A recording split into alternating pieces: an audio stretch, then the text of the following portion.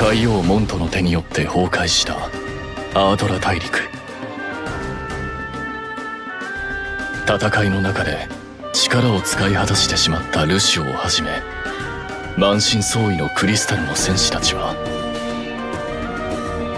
ラフの起点でアードラ大陸を離れ、異界の城へと身を寄せる。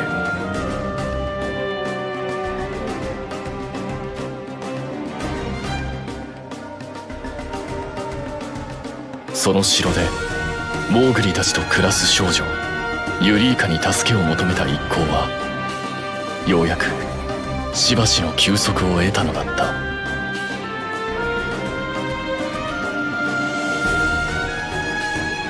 英気を養った一行が次に向かったのは、とある無人の異界であった。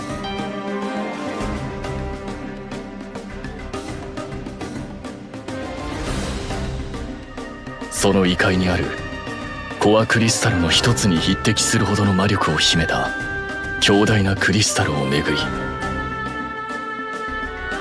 クリスタルの戦士たちは海王軍の戦士灰の角層ことボルケと激突することになる。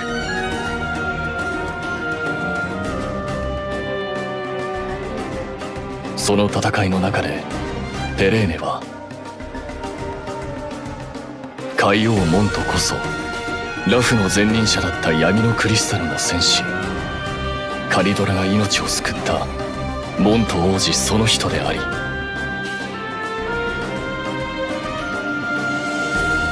カリドラが命を落とした原因を知る存在であることを確信するのだった。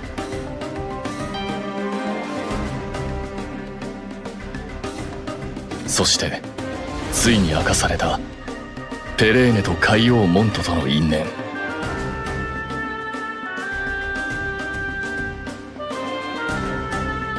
祖国を捨ててでも平和を求めたモントが海王モントとして決起するに至るまでの壮絶な過去。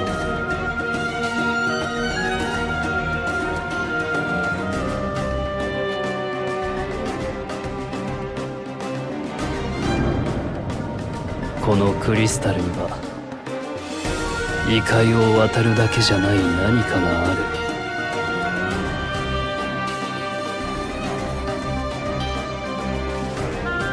もっと巨大で世界を望むように作り変えられるほどの力の根源につながっている。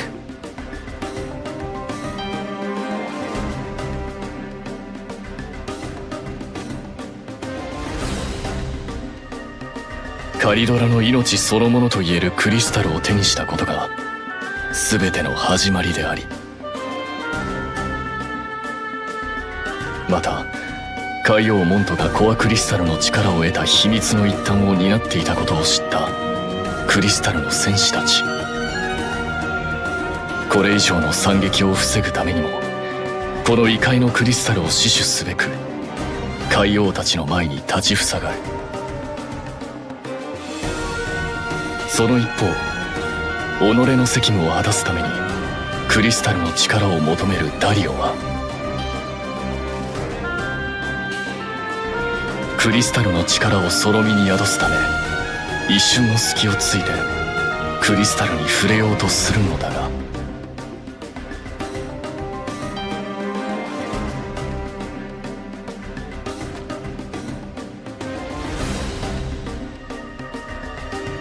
無駄です。あなたの行動を感情に入れていないとお思いか。二人仲良くあの世へお行きなさい。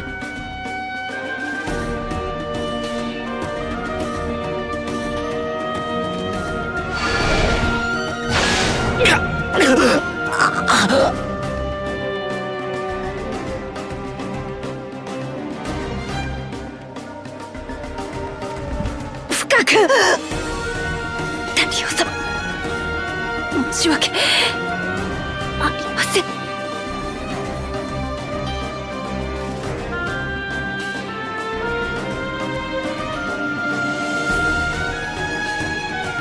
ダリオたちの行動を読んでいた灰の軍師によって致命傷を負わされてしまう。ダリオとシャドウリンクスの命運、ついに尽き果てたかと思われたその時、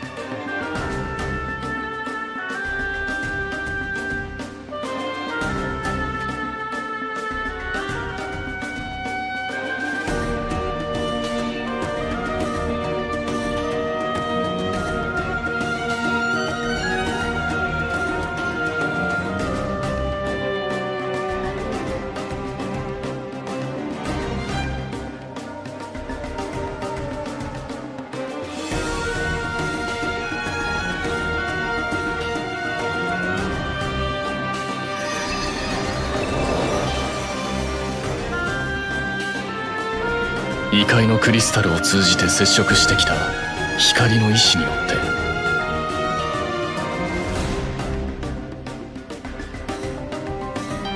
てダリオとシャドウリンクスは避け得ぬ消滅の運命と引き換えにクリスタルの力を手にするのだった。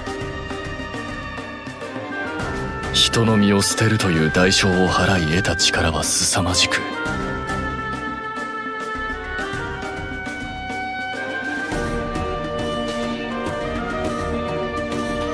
仮面でその正体を隠していた灰の月剣ことキトン、灰の軍師ことオルドアを圧倒し、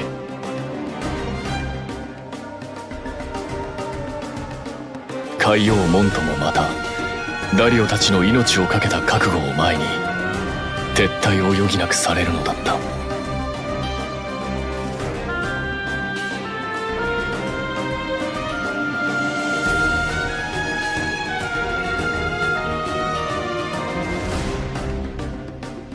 ダリオとシャドウリンクスの覚醒。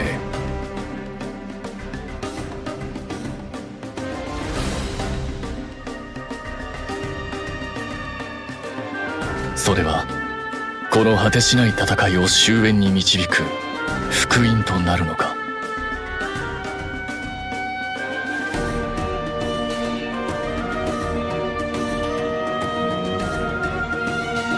それともさらなる混迷へと誘うのか。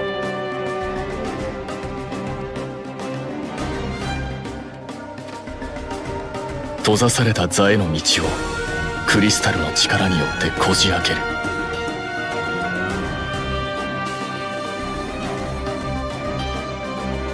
その目論見を潰された灰の軍師オルドアであったが、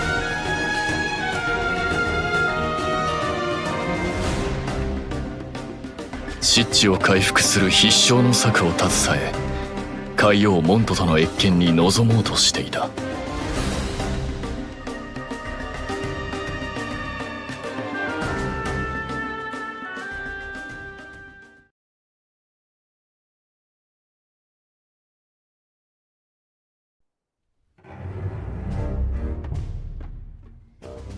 聞こう、お前の策を。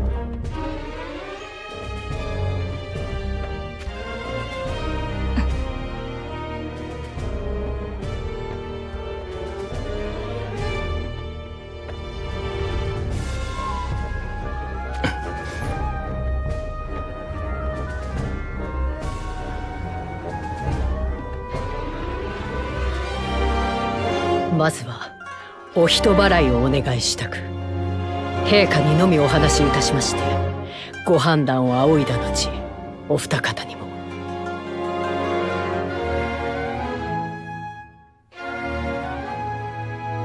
よかろう。月剣、覚醒、呼ぶまで下がっていろ。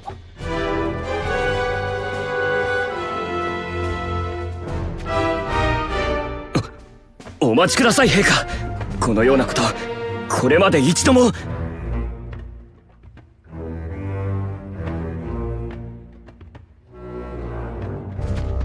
黙れ覚醒。陛下の命だ。来い。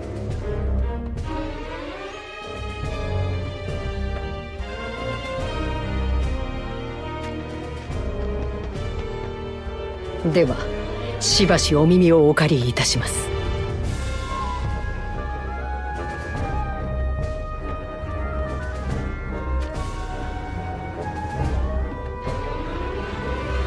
以前軍師たるは常に世のそばにあれと命じたことは覚えているな。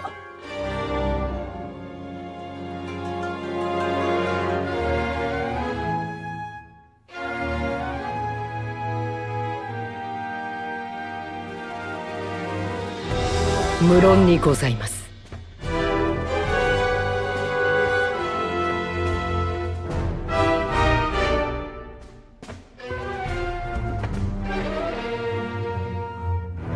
その命を曲げてまでこの策に打って出る理由は何だ。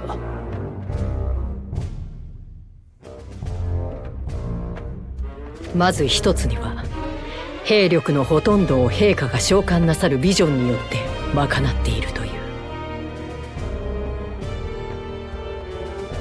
我が軍唯一にして最大の弱点を補うためにございます。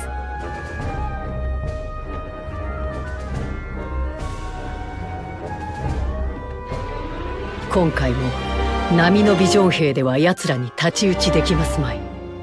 しかし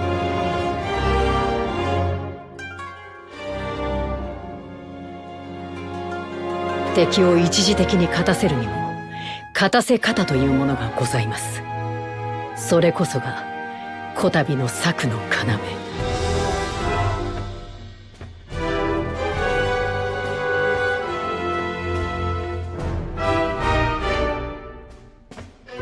一理あることを認める。その見極めは確かにお前にしかできまい。だが月剣たちを下がらせてまで世に判断を仰ぐべき内容とも思えぬ。お前の真意を明かすがいい。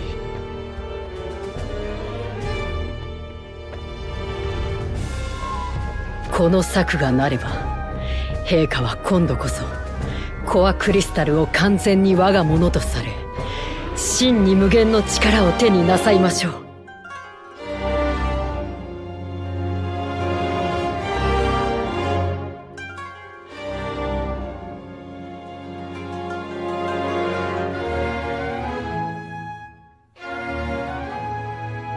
そうなればもはや真ごときの愚策など陛下にとって無用の長物にございま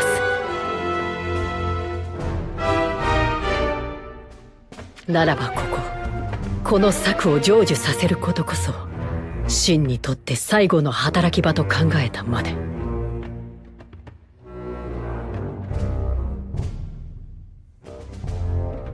何をバカな。最後などと二度と口にすることは許さぬ。分かったな。陛下。力はあれど力に伴う知と理がなくば何の意味もないことはお前が一番よく分かっていよう。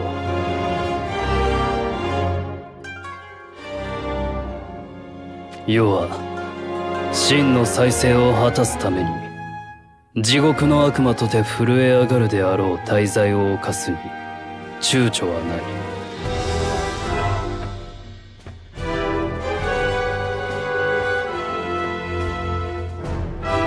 だがその先再生なった後世が判断を誤りし時は世をいさめ正しき道へと戻せるのはお前だ。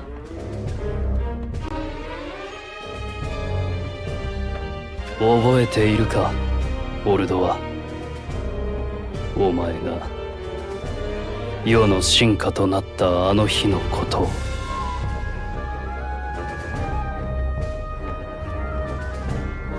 もちろんでございます。片時たりとも忘れたことはございません。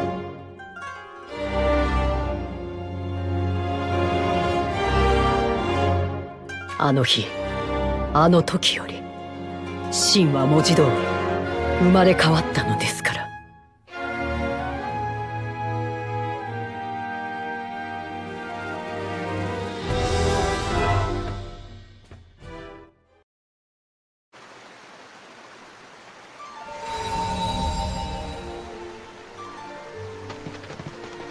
ここはまたアードラ大陸に出てしまったか。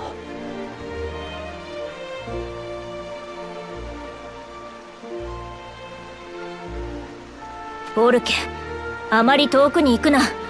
目の届くところにいろ。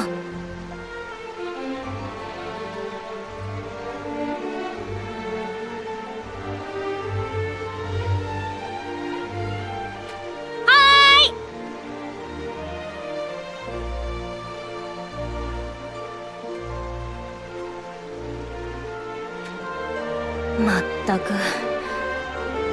しかし陛下、なぜこうも別のアードラ大陸ばかりに。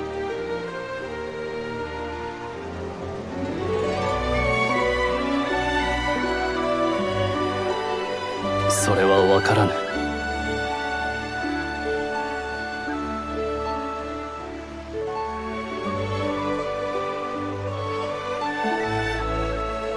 まだ完全にクリスタルの力を使いこなせていないのが歯がゆいところだ。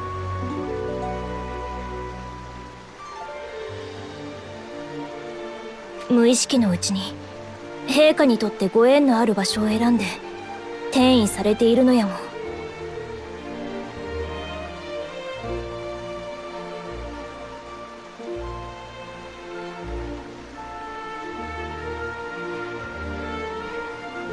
なるほど、そういうこともあるか。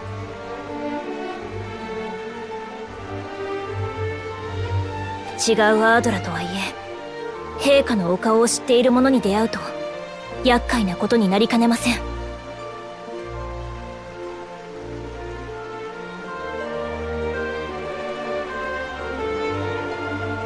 最悪、この異界にいる陛下ご自身に出会ってしまう可能性も。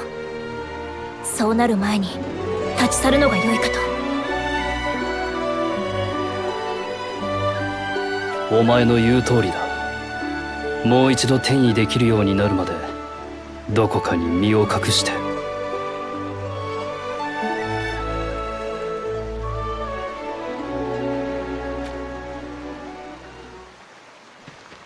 私は見た。見てしまったでございますよ。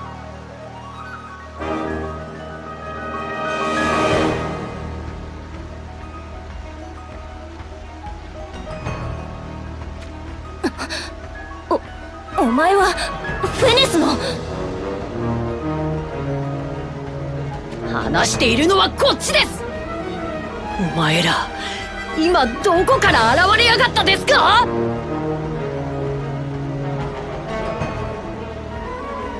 私の目が確かならば、お前ら何もないところからふわっとふわっと。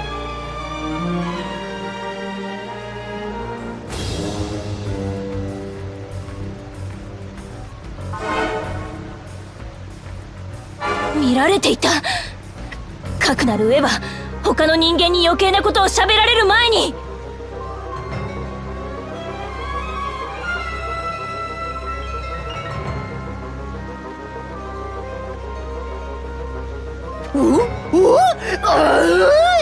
やりやがる気でございますか、このオルドアちゃんと。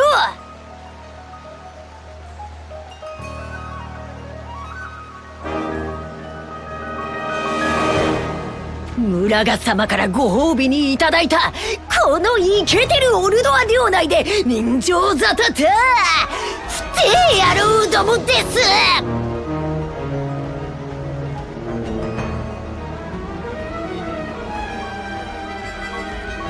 待て、こちらに戦う気は。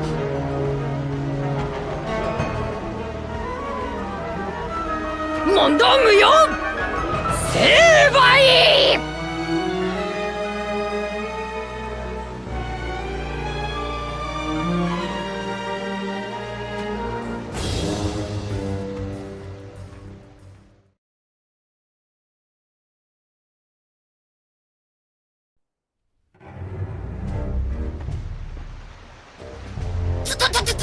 すえー！お前さん方、何者でございますか？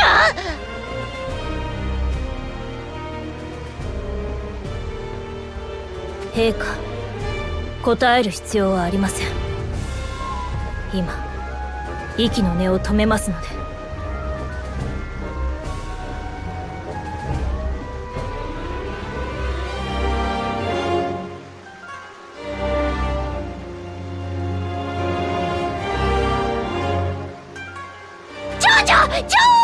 待つでございます。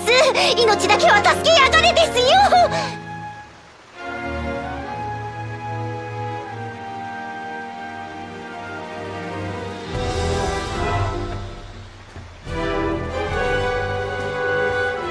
問答無用と言ったのはお前の方だ。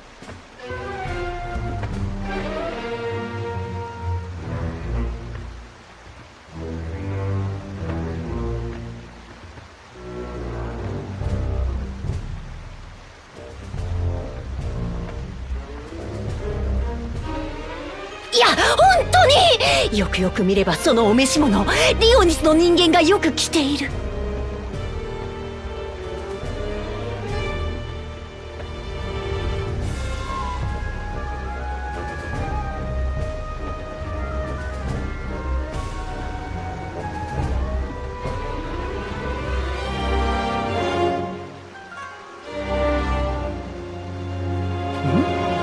リオニス？殿方、もう一度よく私にお顔を見せやがりくださいませ。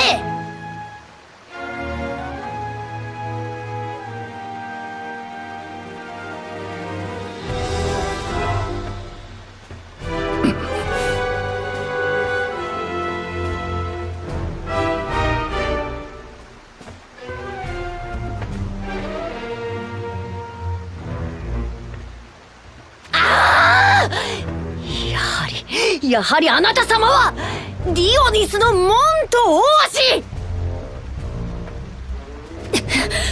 子。やはり生かしては。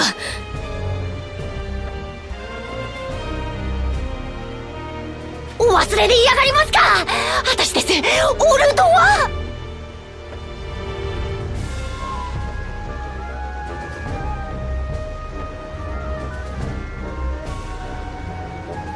フェネス・リオニス連合王国の成立式典の時にご挨拶し上がりましたでしょうが。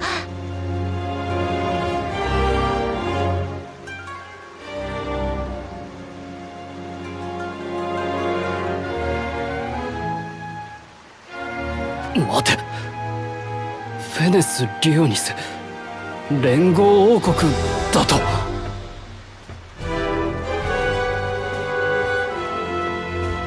はいはい、それにしてもよくぞ生きてやがりました。モント王子がホルンとの戦で戦死しちまいやがったと聞いた時は、そりゃ驚いたもんでございますよ。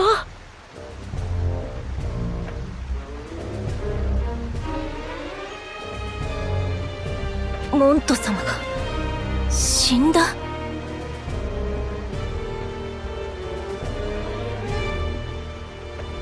いやー、なんだか前にお見かけした時とは人相が違って見え上がりましたので、ご無礼つかまつりでございます。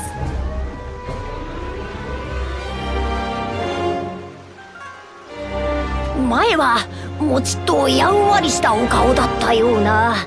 それで全然気づきませんで。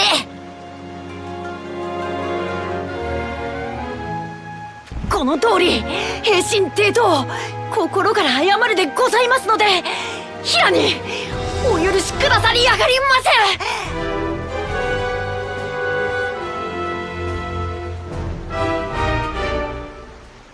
せ。陛下、いかがしましょ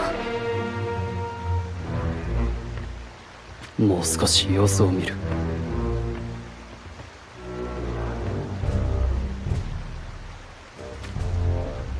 モント王子が生きていると知れば、村賀様も大いにお喜びになるのは間違いなし。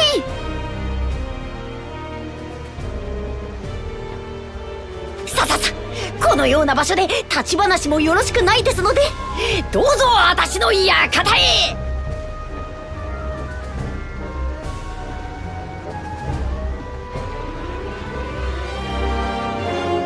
安全は保証いたしますですよ。さあさあ、いやー、それにしてもめでたい。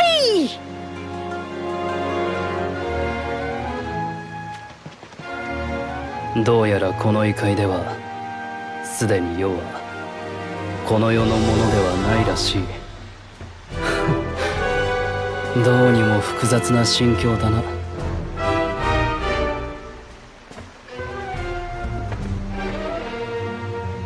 笑い事では。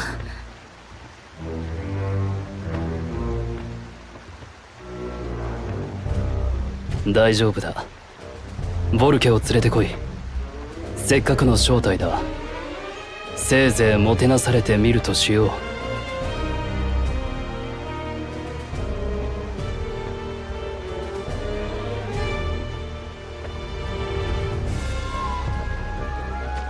お二人様、何してやがりますか。お早くなさいませ。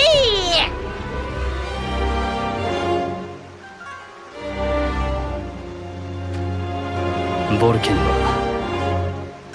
久しぶりにうまいものを食べさせてやりたいからな。はっ。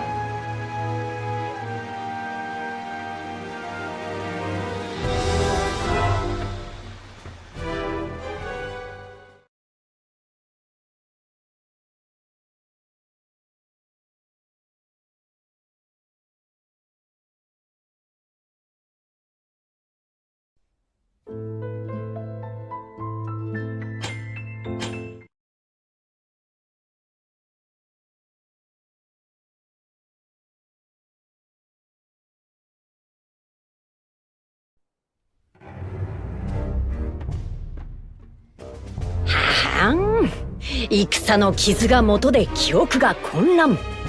そういうこともあるんでございますね。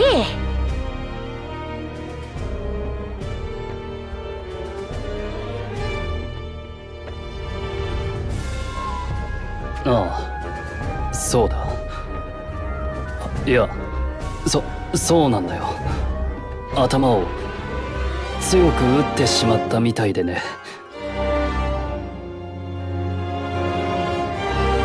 僕も君と気づかずに悪かった。許してほしい。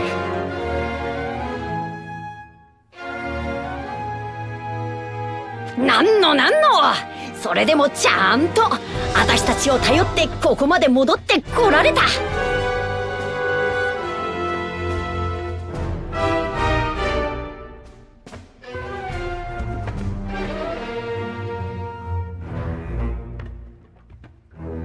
それで十分ですよ。それにしても運の強い方ってのは嫌がるもんですな。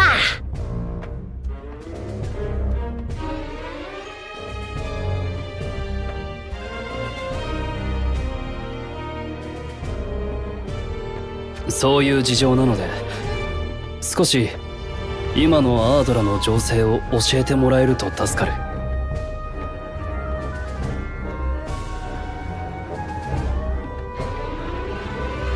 情勢と言われましてもな。我らがフェネス・リオニス連合王国が大陸の覇権を取るのは時間の問題ですぜ。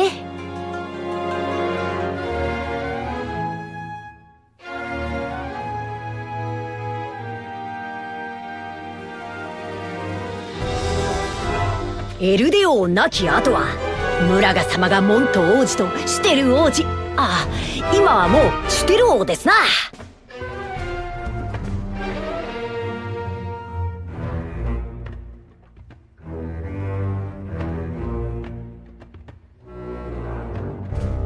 とにかくお二人の後見人をムラガ様が務められ、両国の関係はもう最高ですから。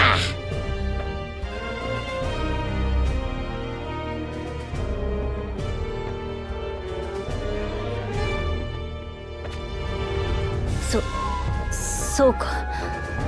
そんなこともあるのか。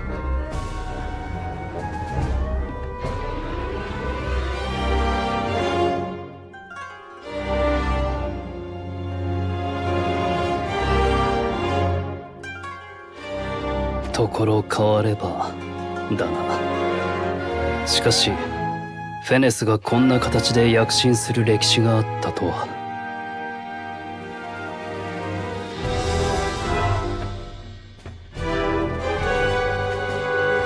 おいおいおい、本当に大丈夫でございますか？相当頭こんがらかってやがりますね。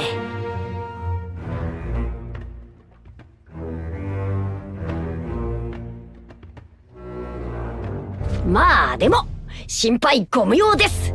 今ランダルに遠征に行っているムラガ様がジェーダンを倒せば、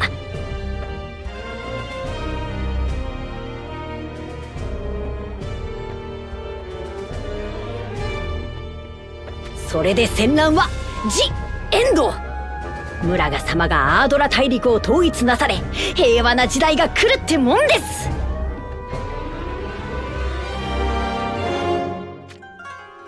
ムラガが大陸を統一、平和な時代を。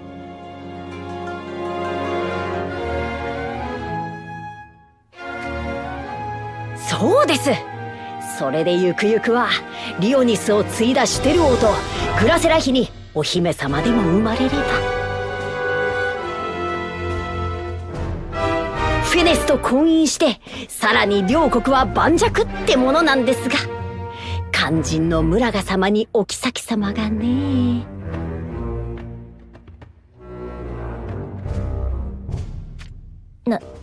なんだか聞いていてめまいがしてきました。まったくだな。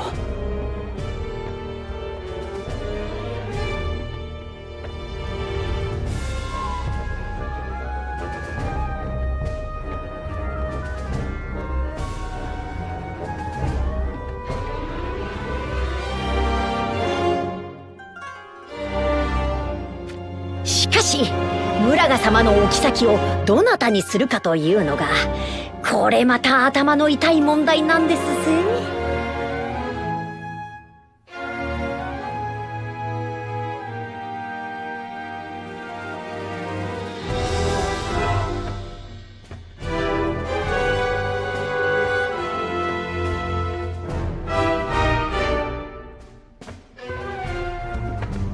何しろ大陸の覇王になられるお方のお妃ですから。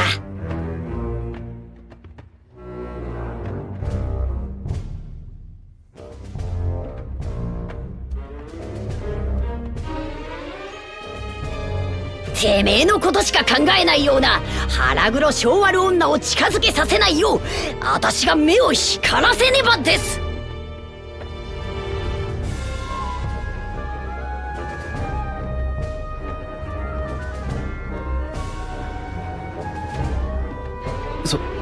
そうか。それは大変だね。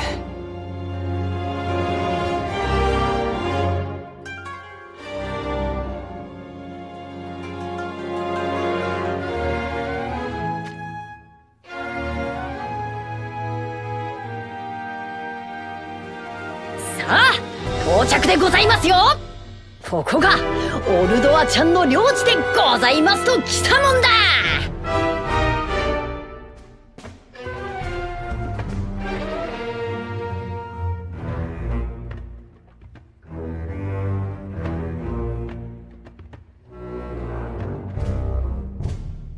活気のある町でございましょう。これも領主の人徳がなせる技というものです。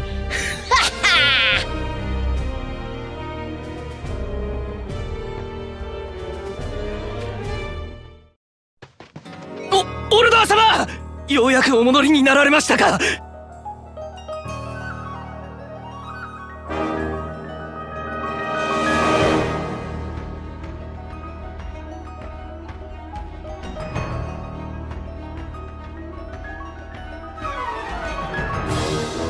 なんだよ、騒々しいですね。ちょいと狩りに行ってただけでございますよ。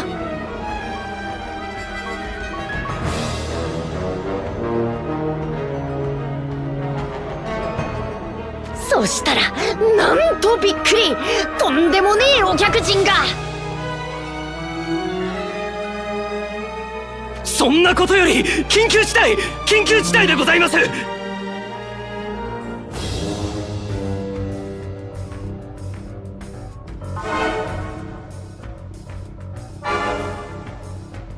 先に制圧したオイス軍の残党が旧国境付近に集結しているとの情報です。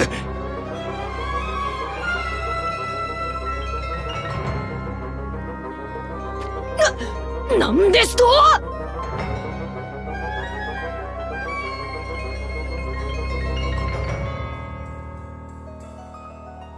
連中が攻め込むとすれば、まずはこの領内。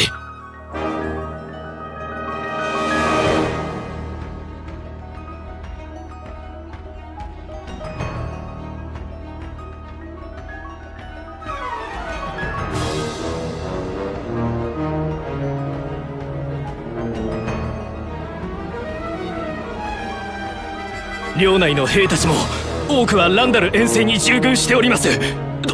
どうすれば。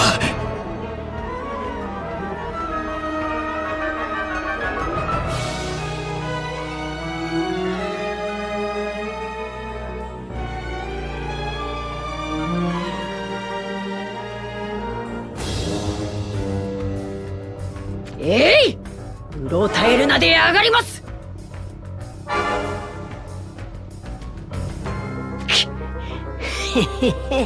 なるほど、ようやくわかりましたぜ。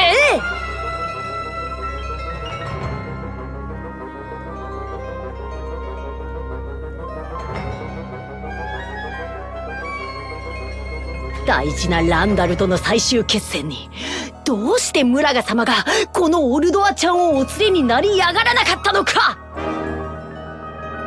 なんでキルフェはよくて私だけと悔し涙で枕がびっしょりになっちまった日もございましたが、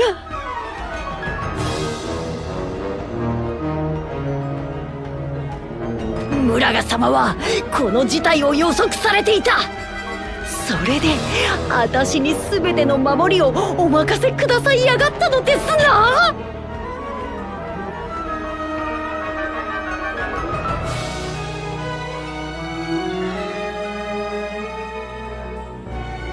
ならばそのご期待に応えないでどうするのかってことですぜ。おい！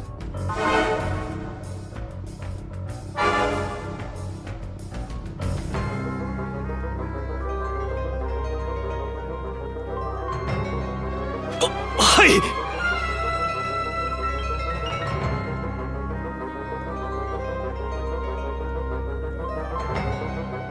今すぐ戦える兵を集めやがれです。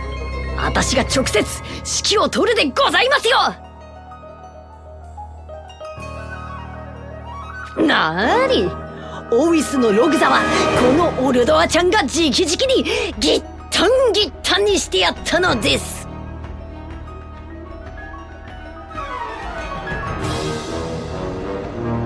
その手下どもがいくら集まろうが負けるはずがあるわけねえでございましょうが。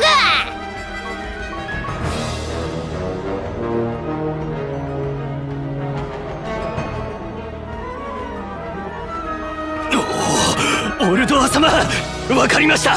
急ぎ兵たちを招集します。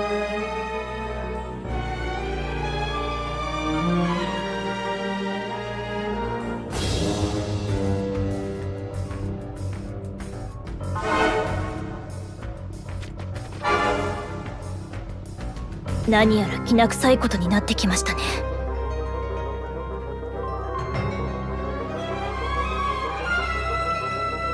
このどさくさに紛れて姿をくらませてしまうのも手かと思いますが。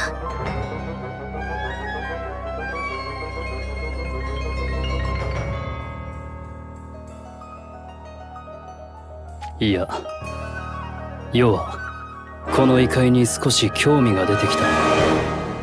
ムラガにもな。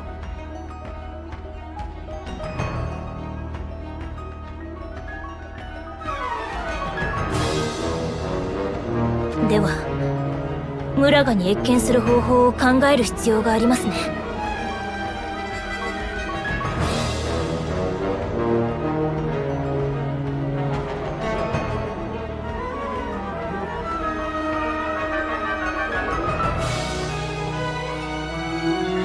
それならば簡単だ。オルドは聞いてほしい。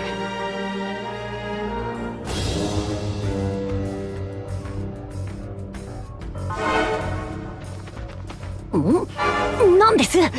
見ての通りちょいと忙しくなっちまいそうなんですが。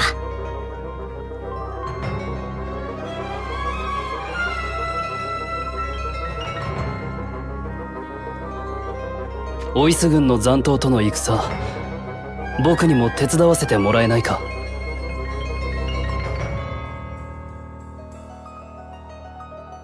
ここでいくらか手柄を立てられれば、村が陛下に再会した時により喜んでいただけると思うんだ。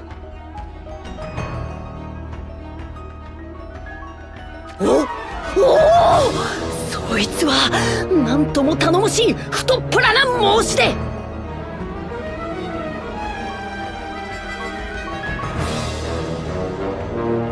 しかし傷の方はいや、さっきの戦いぶりを見れば問題ないでございましょうな。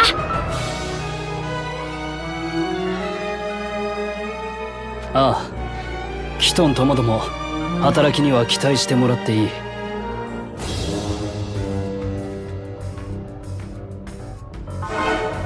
そういうことでしたらぜひお願いさせてくださいませ。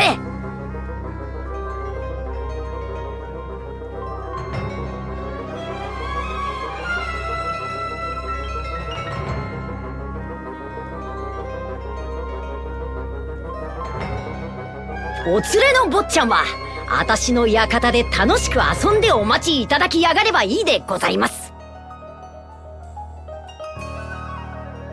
そうさせてもらえると助かるよ。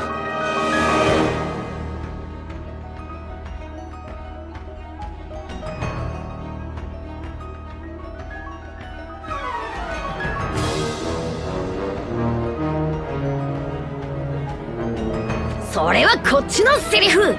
門と王子に助太刀してもらえれば100人力です。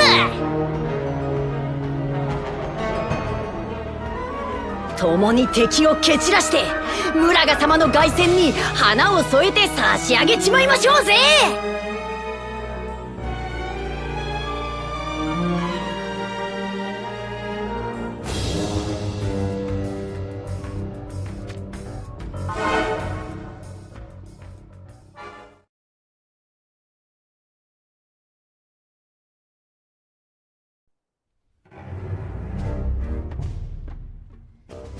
思い知りやがりましたか、オルドアちゃん。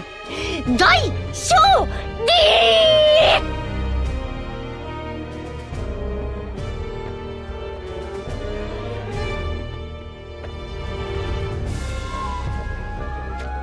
利。オルドア様、捕虜はいかがしましょうか。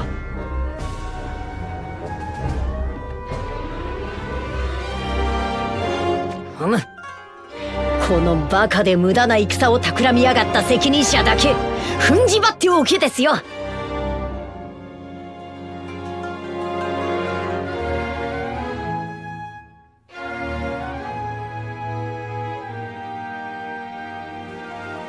他の兵たちは先導されただけでしょう。念のため武器を取り上げてから話して差し上げなさいませ。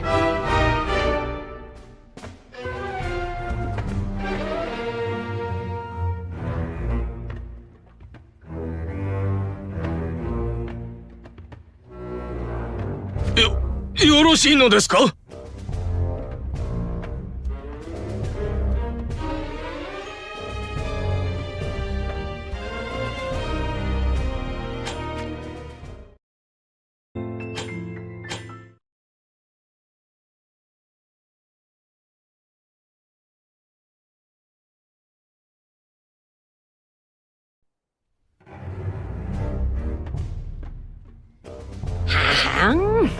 戦の傷が元で記憶が混乱。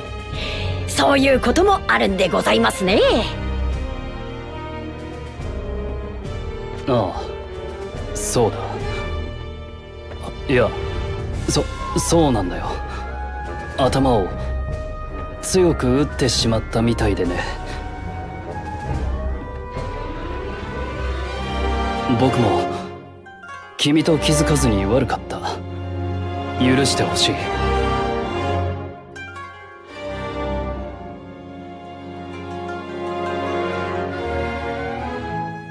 なんのそれでもちゃんと私たちを頼ってここまで戻ってこられた。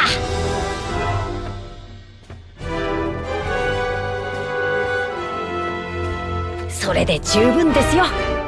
それにしても運の強い方ってのは嫌がるもんですな。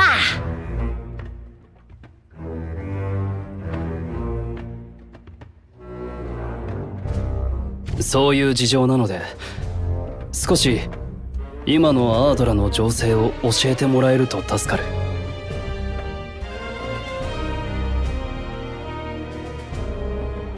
情勢と言われましてもな。我らがフェネス・リオニス連合王国が大陸の覇権を取るのは時間の問題ですぜ。エルデ王亡き後はムラガ様がモント王子とシテル王子、とにかくお二人の後見人をムラガ様が務められ、両国の関係はもう最高ですから。そうか。そんなこともあるのか。ところ変わればだな。しかしフェネスがこんな形で躍進する歴史があったとは。おい、本当に大丈夫でございますか？相当頭こんがらかってやがりますね。まあでも心配ご無用です。今ランダルに遠征に行っているムラガ様がジェーダンを倒せば、それで戦乱はエンド。ムラガ様がアードラ大陸を統一なされ、平和な時代が来るってもんです。ムラガが大陸を統一、平和な時代を。そうです。それでゆくゆくはリオニスを継いだシュテル王とグラセラ妃にお姫様でも生まれれば、フェネスと婚姻してさらに両国は盤石ってものなんですが、肝心のムラガ様にお妃様がね。なんだか聞いていてめまいがしてきました。まったくだな。しかしムラガ様のお妃をどなたにするかというのが、これまた頭の痛い問題なんですぜ。何しろ大陸の覇王になられるお方のお妃ですから。てめえのことしか考えないような腹黒性悪女を近づけさせないよう、私が目を光らせねばです。そうか。それは大変だね。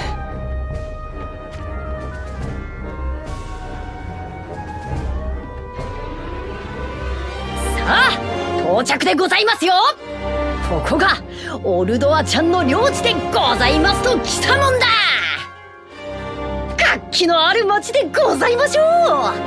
これも領主の人徳がなせる技というものです。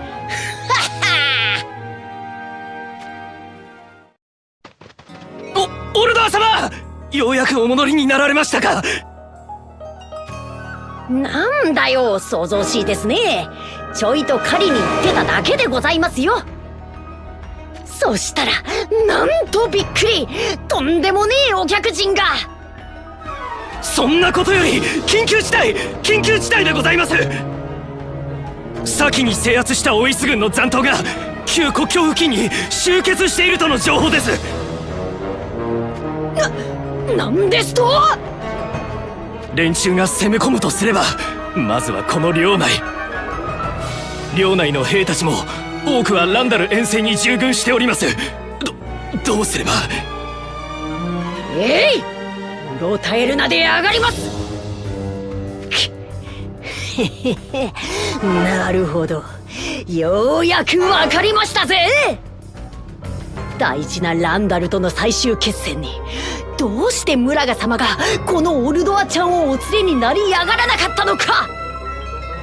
なんでキルフェは良くて私だけと悔し涙で枕がびっしょりになっちまった日もございましたが、村賀様はこの事態を予測されていた。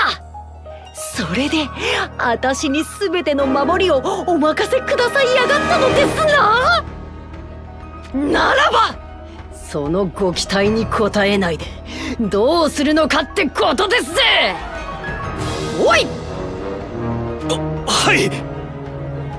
今すぐ戦える兵を集めやがれです。私が直接指揮を取るでございますよ。なーに、オウイスのログザはこのオルドアちゃんが直々にギッタンギッタンにしてやったのです。その手下どもがいくら集まろうが負けるはずがあるわけねえでございましょうが。オルドア様、わかりました。急ぎ兵たちを招集します。何やらきな臭いことになってきましたね。このどさくさに紛れて姿をくらませてしまうのも手かと思いますが。いや、要はこの異界に少し興味が出てきた。村賀にもな。では村賀に謁見する方法を考える必要がありますね。それならば簡単だ。オルドは聞いてほしい。なんです。見ての通りちょいと忙しくなっちまいそうなんですが。オイス軍の残党との戦、僕にも手伝わせてもらえないか。ここでいくらか手柄を立てられれば村が陛下に再会した時により喜んでいただけると思うんだ。おお、そいつはなんとも頼もしい太っ腹な申し出。しかし傷の方は、いや、さっきの戦いぶりを見れば問題ないでございましょうな。ああ、ヒトンともども働きには期待してもらっていい。そういうことでしたらぜひお願いさせてくださいませ。お連れの坊ちゃんは私の館で楽しく遊んでお待ちいただきやがればいいでございます。そうさせてもらえると助かるよ。それはこっちのセリフ。門と王子に助太刀してもらえれば100人力です。共に敵を蹴散らして村賀様の凱旋に花を添えて差し上げちまいましょうぜ。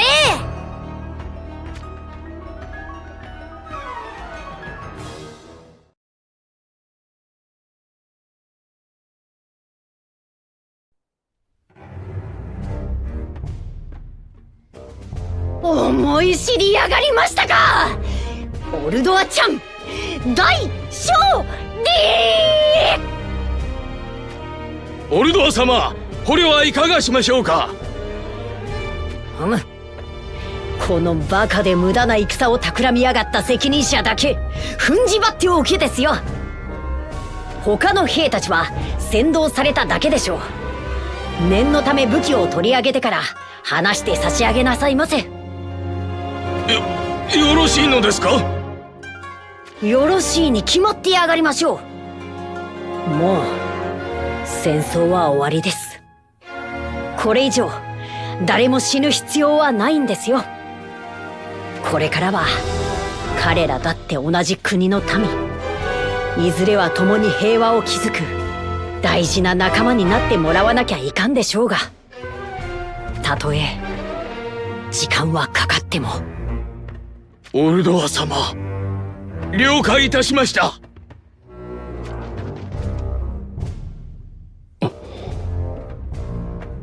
門と王子たちもお疲れ様でございました。まったく見事な働きで改めて感服しちまいましたぜ。これでオービスも二度とバカな真似はしないでしょう。あとは村賀様がランダルを平定してお戻りになるのを待つのみです。それはもう間もなくのことなのかな。私の勘が確かならば早くて数日、遅くても10日ってところかと。それまでは門と王子たちも我が領内でごゆっくりお過ごしくださりやがれです。では私はもうちょいと後始末をつけてきますので、また夕食の時にでも。優秀だな。言動は相変わらずだが、あの器量を村がは使いこなしているのか。世には到底信じられぬ。領内の様子を見ても彼女が前世を敷いているのは確かです。しかし陛下、分かっている。奴一人を見て全ては測れぬ。キトン、このクリスタルの力をいくらかお前に貸し与える。受け取れ。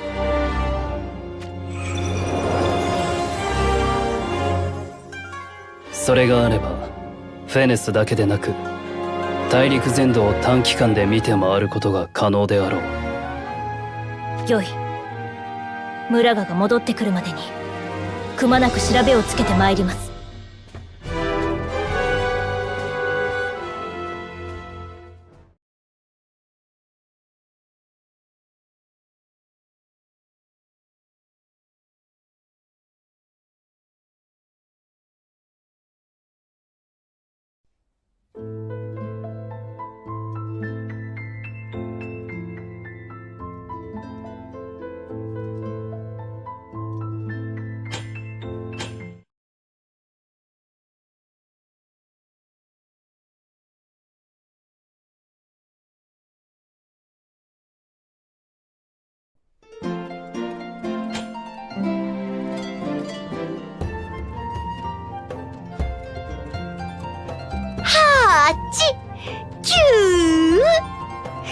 10ボルケ坊ちゃん、もういいでやがりますか。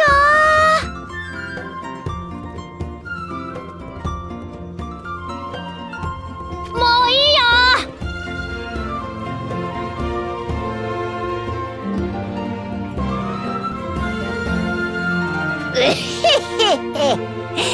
ウルフよりも鼻が利くと恐れられたオルドアちゃんなのですよ。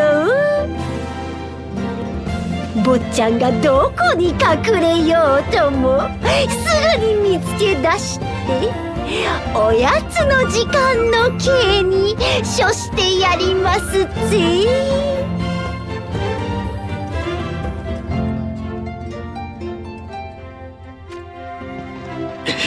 オルドア様、オルドア様！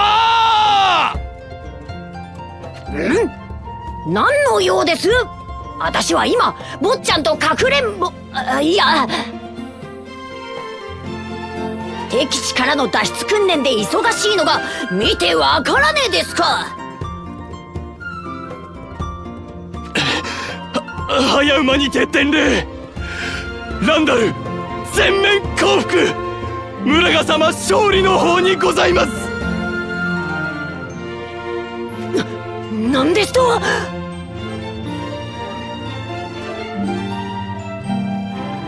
さすがにこれは坊ちゃんと遊んでいる場合では。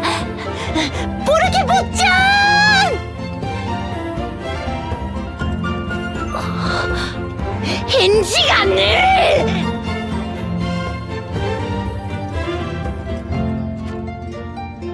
騒々しいな。ボルケがどうかしたか。うお、いつの間に。いや、ボルケ坊ちゃんと遊んでいたんでございますが。そこへなんと村賀様勝利の知らせが。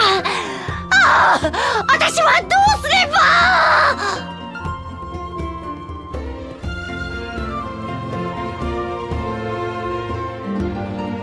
ボルケなら私が探しておく。お前は自分の仕事に戻れ。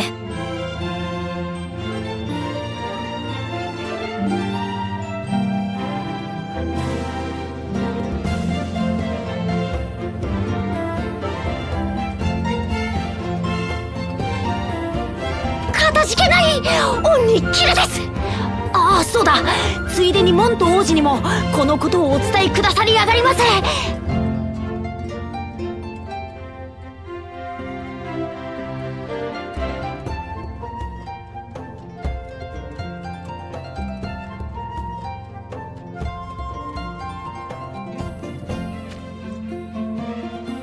ランダルの敗北により、この異界のアードラ大陸においても長きにわたり続いていた戦乱は、ムラガを頂点とするフェネス・リオニス連合王国による全土征服によって終わりを迎えた。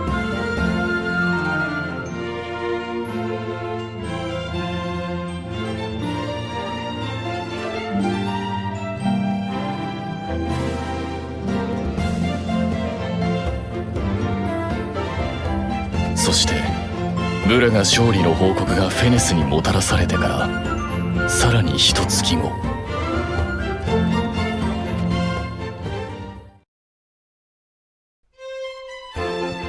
ついにムラガ様が凱旋なされて王宮にお戻りになりやがりました。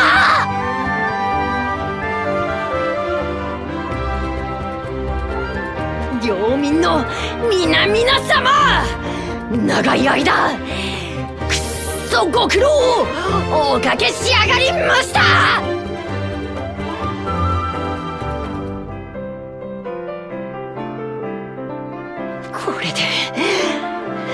これで長く苦しかった戦争もおしまいでございますよ。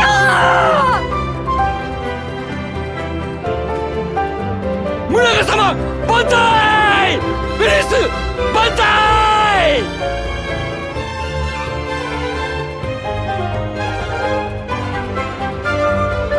ウルドラ様もありがとう。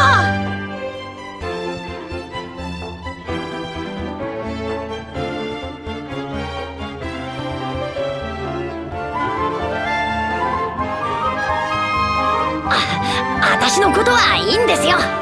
フェネスの将として皆様を守るのは当然なのですからして。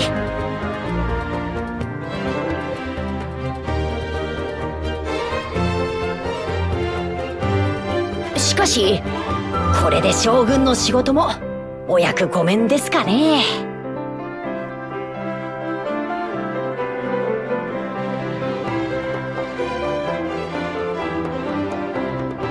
まあそうしたら平和になったこの大陸をのんびり旅するなんてのも悪かないですか。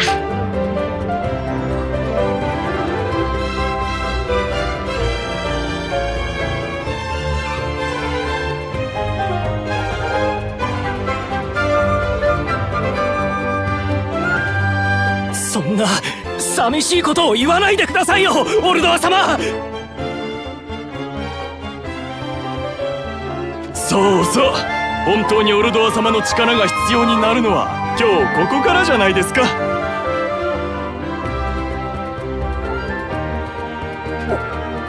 お前たち困っちゃうですね。モテる女は辛いですわ。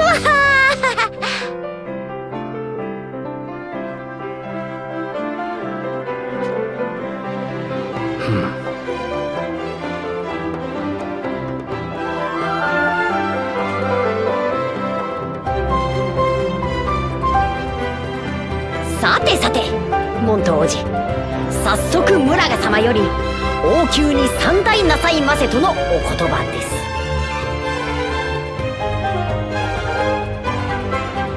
もちろんこの私もムラガ様のお留守を守ったご褒美を頂戴しに参りますですよ。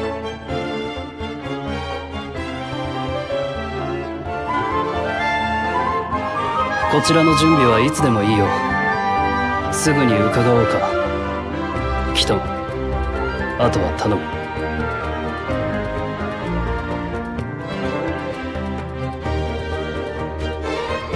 お任せください。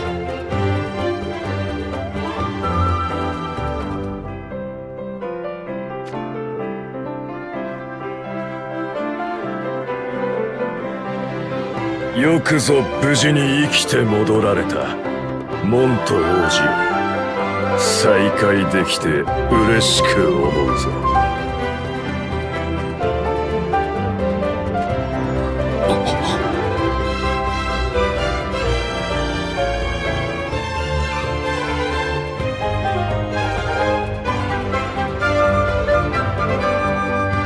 どうした？俺の顔に何かついているか？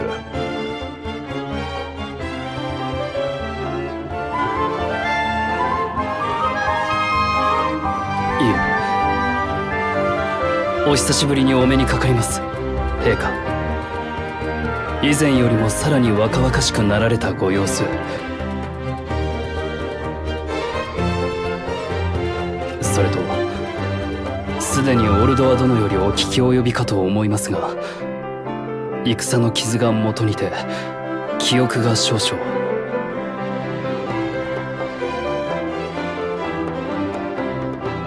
故にご無礼があるやもしれませんが、何卒ご容赦のほどを。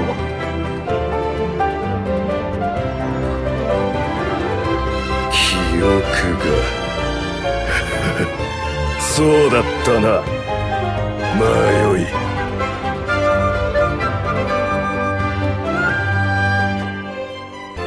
ではここに改めて宣言する。アードラ大陸の戦乱において我らが勝者となったこと。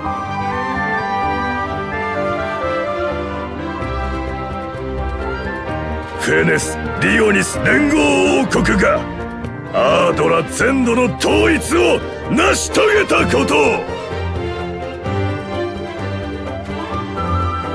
おめでとうございます、ムラガ様。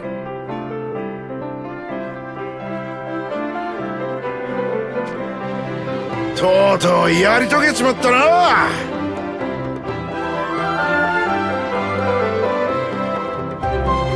リケロス敗北後、ランダルにもハインドラにもつかずフェネスを選んだ我らは正しかった。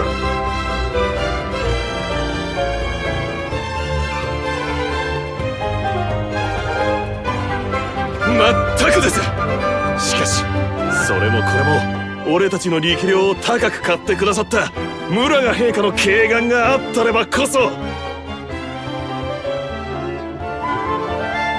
調子がいいことをシャーシャーとよく言うぜ。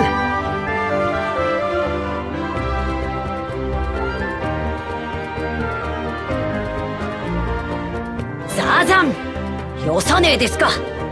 今日はめでたい日なのです。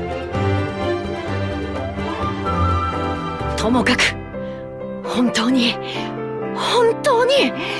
おめでとうございます、ムラガ様。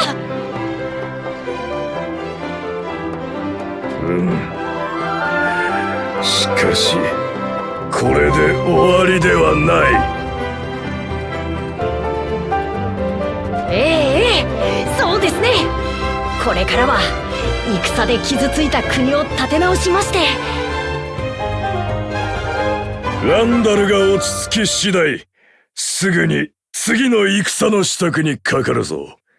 今日はそのために皆を集めた。はい、次の戦のってはい。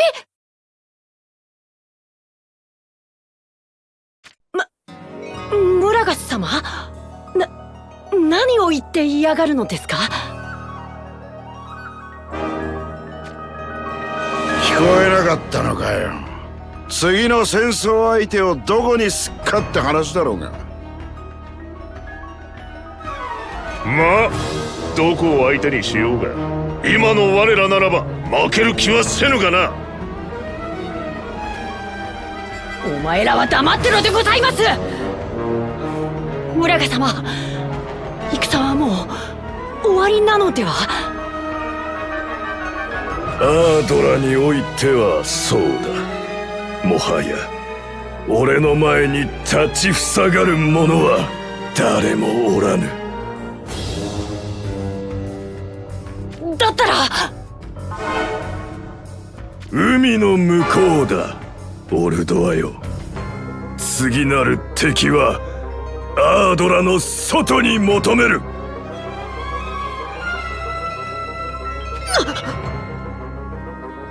ランダルは海の向こうにある国々と交易をしていた。これからはその船も人も俺たちが自由に使えるのだ。これを使わぬ手はあるまい。村賀様、村賀様、村賀様、お願いです。どうかどうか考え直してくださいませよ。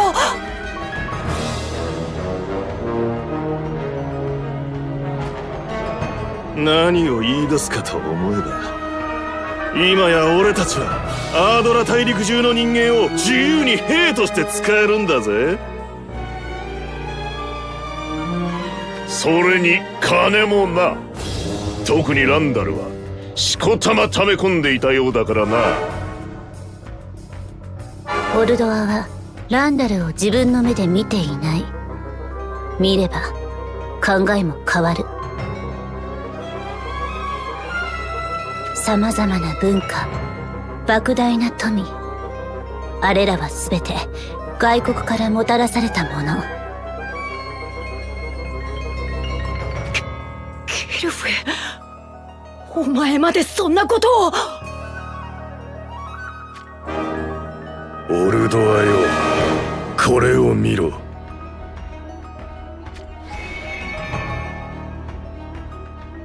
ビジョンを呼び出す指輪、そして俺を不老の存在にする腕輪。神の使いなどと語るあの男からこれらを奪い返した時に俺は悟ったのだ。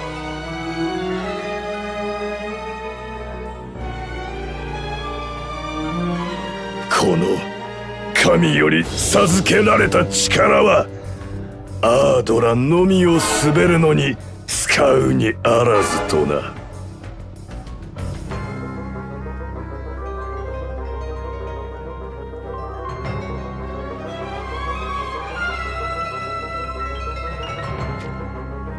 わかるだろう？フェネスが世界を征服して世界中から争いをなくすことは天から与えられた使命。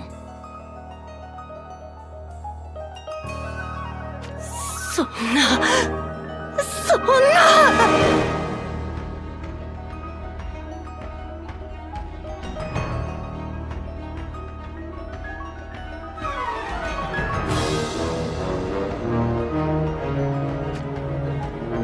やはりこうなるか。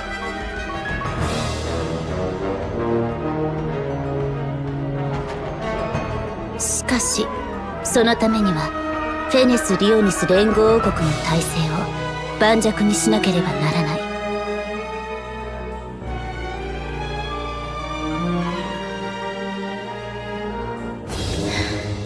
村賀様、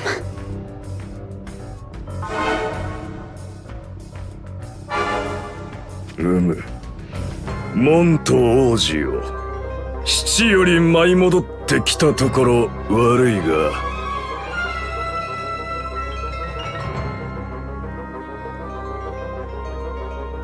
もはやお前に歴史の表舞台に立つ資格はない。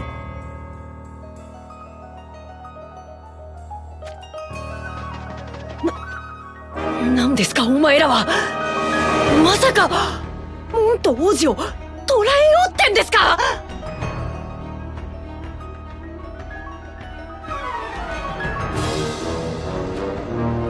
すでにシテル王は村賀様の傀儡。でもそこにモント王子が存命という情報が伝わればリオニスに余計な火種をまいてしまうことになる。それでは困るのだ。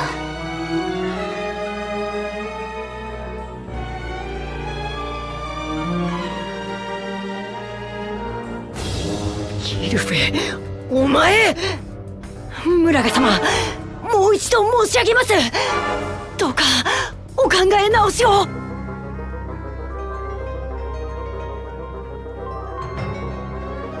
外国への侵略などおやめください。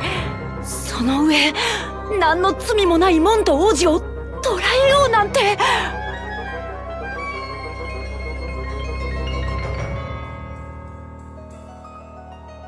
村賀様のなさり上がることとは思えませ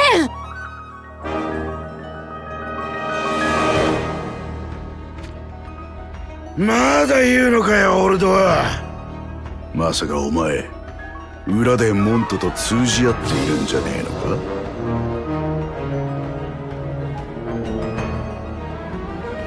ふざけるんじゃねえです、ザザン。言っていいことと悪いことが。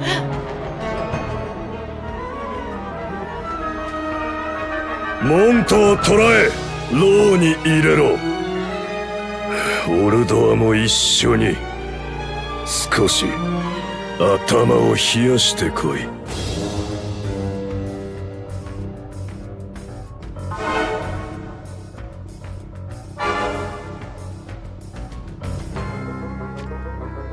村賀様、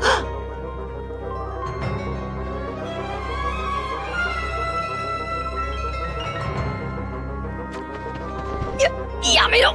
話しやがれ。村賀様、どうか私の話を。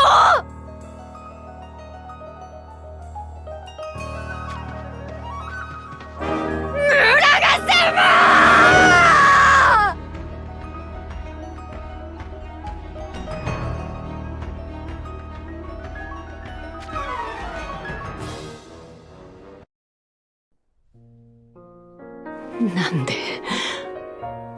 なんでこんなことになっちまったんですか。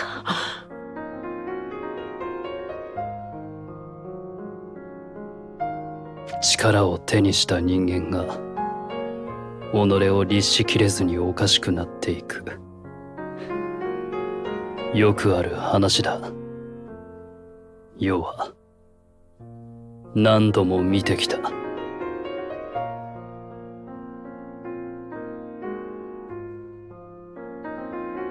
世ってモント王子。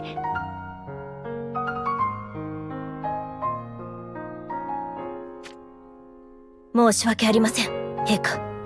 遅くなってしまいました。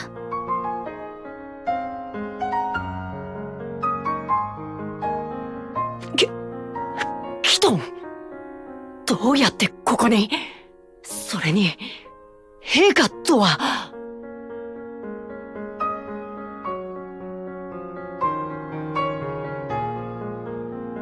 騒ぐな。衛兵に気づかれる。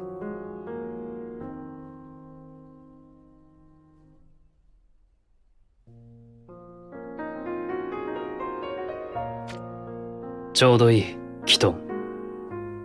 お前が調べてきたことをオルドアに教えてやれ。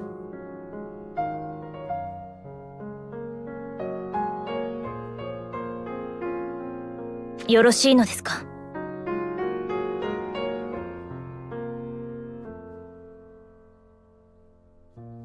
オルドアには知る資格がある。目を覚まさせてやれ。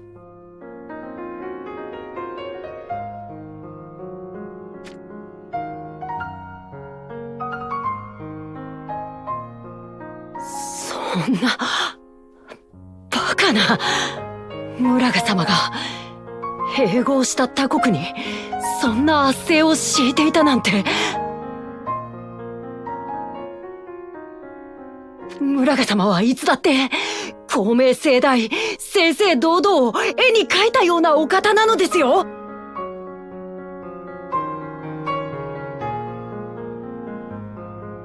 確かにこの異界の村賀は立派な王としての資質を備えていた。しかしそれはフェネスだけでのこと。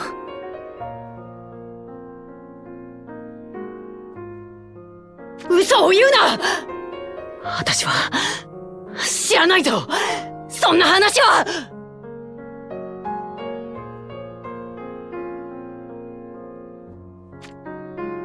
お前が遠征から外されたのは単にフェネス本国の守りを託されたからではないということだ。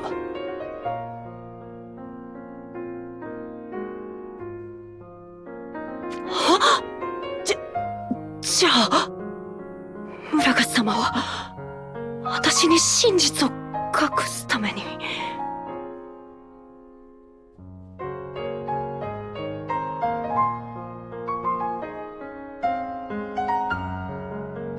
村賀様だけでなくキルフェもザザンもカムラルたちも、私以外はみんなそのことを。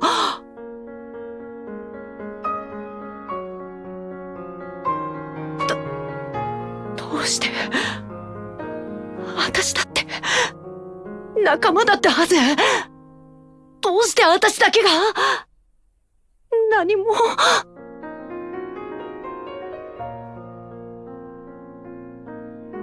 お前の武勇と領内を治める確かな見識、それに何より民を思いやる心。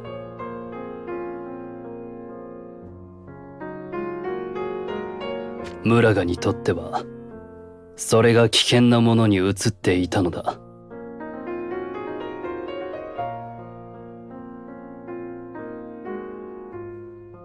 お前がいずれ己の地位を脅かす存在となることを危惧した。大方そんなところであろ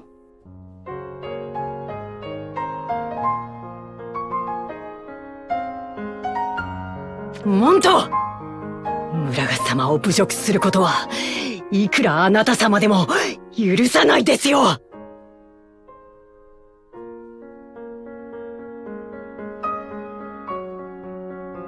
つまらねえ憶測で物を言うなら、それなりに覚悟してもらう必要があると知り上がりません。そうだな。余計な世話であったやもしれぬ。キトン。はっ。もうよい。期待していたわけでもないが、興味は失せた。所詮人の本質などそう変わるものではないのだ。ボルケを迎えに行こかしこまりました。どうぞ陛下、剣をここへ来る前に取り返しておきました。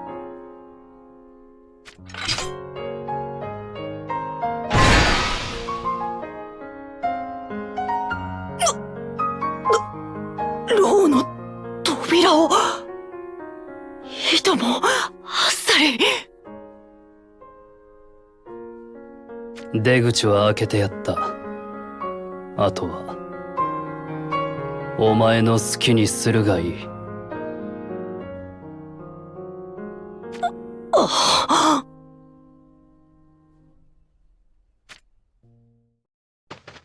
おい、何の騒ぎだ。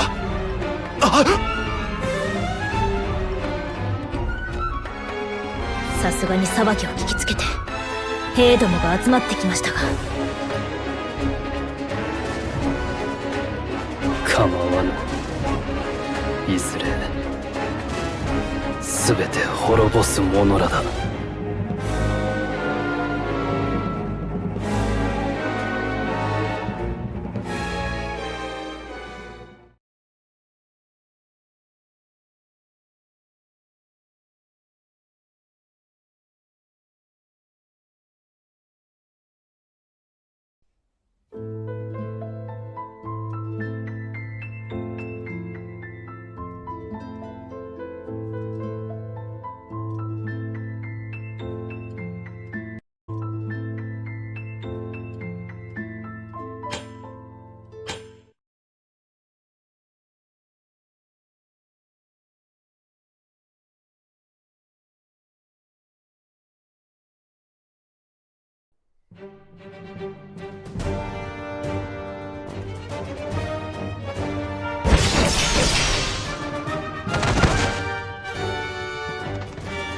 脱獄だ。リオニスの門当時が逃げた。増援を呼べ。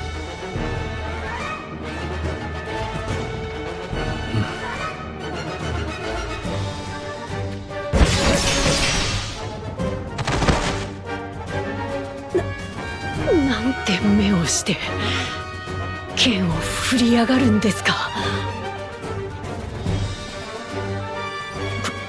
これがモント王子とは。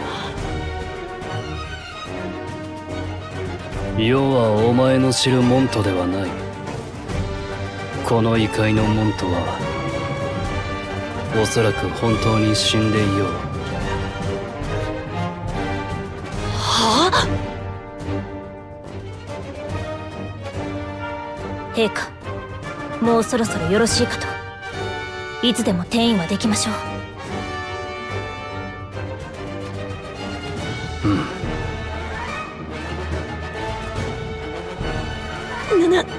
なんですか。このまま進む。陛下、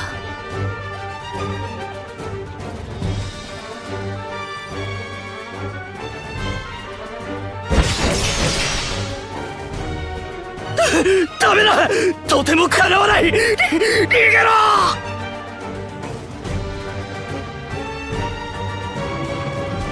待て。待ち上がれですよ、モント王子。まだついてきていたのか。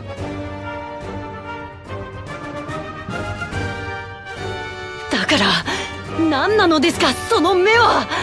一体どんな地獄を見てきたらそんな目になっちまうんですか。それにその剣、無慈悲で残酷で、それ以上に何かとてつもない覚悟を定めている剣です。これまで数えきれない敵と戦ってきた私ですが、そんな剣は見たことがない。地獄か。もういくつ目であろうな。もはや数えてはおらぬ。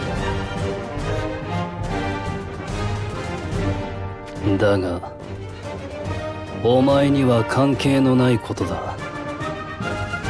世と共にいればお前の立場は悪くなる一方だぞ。私一人で逃げろと。そいつはできない相談です。あなたが村賀様のもとへ向かっている以上は。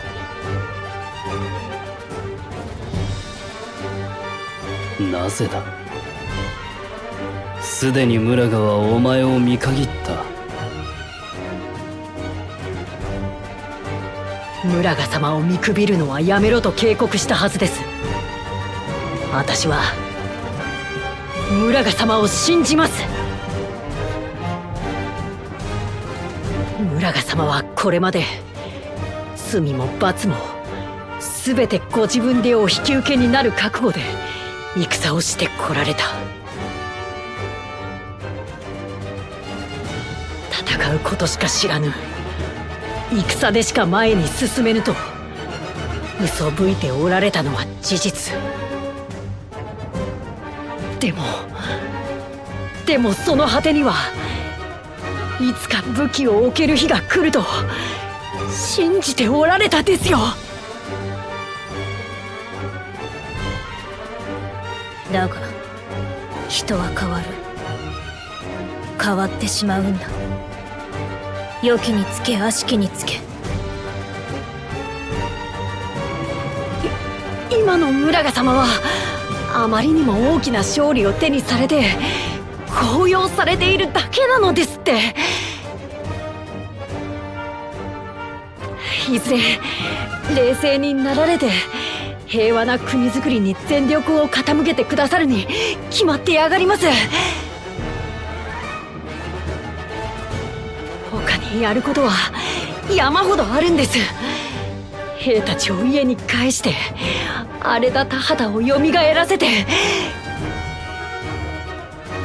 子を産み育てて国の明日を作るんですよ。分かっていますよ、村賀様も。国の明日を作ると言ったか。お前の方がよほど王の器だな、オルドは。村賀ではなくお前がこの異界でフェネスの王として生きる気があるのならば、世が力を貸してやってもよいのだが。陛下、何を。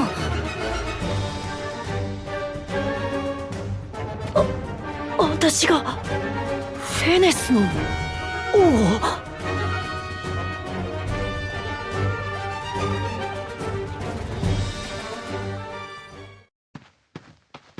おいおい、聞いたかカムラル、ジノーク。確か一言一句はっきりと。まさかオルドア殿の口からそのような言葉を聞くことになるとは。いくらオルドア殿であろうと、さすがに聞き捨てるわけにはいかねえよな。やはりモントと通じて村賀様への反逆を企てていたってことか。どうなんだオルドアさんよ。ザザン、カムラル、ジノーク。よくもそんなことを口にできるもんでございますな。私が村賀様に反するなど天地がひっくり返ったってありえないことぐらい。これまで共に戦ってきてわからないですか。もちろん俺たちもお前のことは信じたいぜ。けどよ、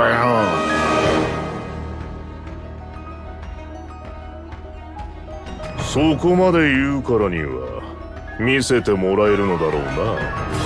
オルドア殿の忠義の証というやつを。簡単なことさ。そこにいるモントをあんたが殺す、それだけだ。災禍の忍びを密かに城へと招き入れていることからも、モントに後ろ暗いところがあるのは確実。さらに言えば、いかなる理由であろうとも、その者が王宮でフェネスの兵を切ったのは確かなことなのだぞ。それも村賀様の凱旋記念日に。フェネスの将軍としてこんな蛮行を見過ごせるはずがねえよな。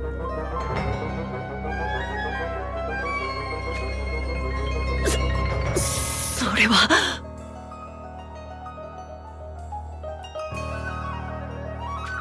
考えるまでもねえだろオルドア。問答無用でぶっ殺さなきゃ示しがつかねえってもんだろうが。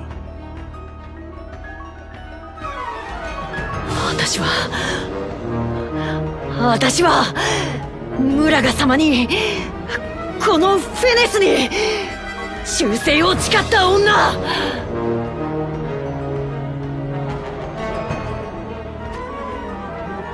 モント、お前は確かにフェネスの兵を殺した。その罪は。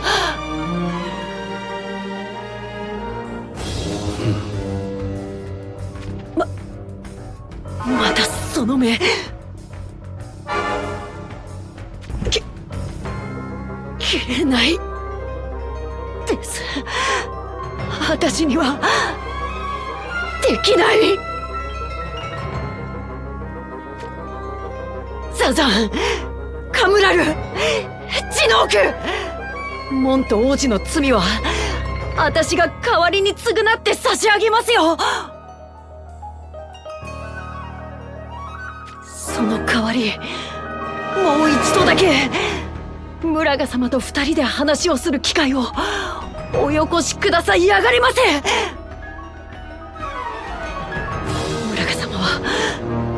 ムラガ様なら私が話せば分かってくれる、そういうお方です。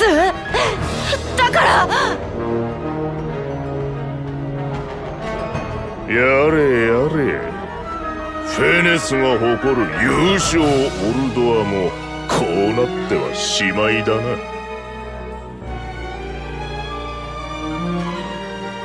哀れで見てられねえぜ。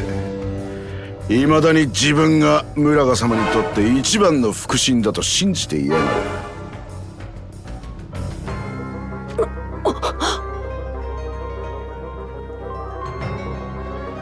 気づけよ。ランダル遠征に連れて行かずに留守役を任された時点でよ。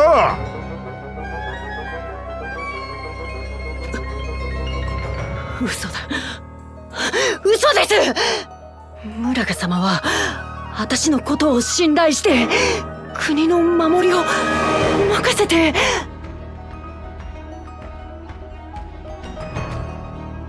まあそう信じているうちに死ねるんだったら本望だろう。とにかくお前は千載一遇の機会を自分から捨てた。自分から反逆者になったんだ。俺たちを恨むのは筋違いだからな。分かったらおとなしくあの世に生きな。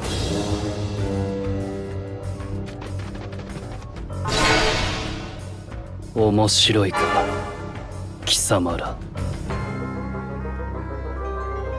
なんだと。自分の命を投げ打ってでも主君の過ちを正さんとする者をいたぶるのは面白いかと聞いている。答えよ。何を偉そうに。大体てめえだって同じだろうが。最後までフェネスとの連合に反対しやがった挙句、疎まれ暗殺の的にかけられた野郎がよ。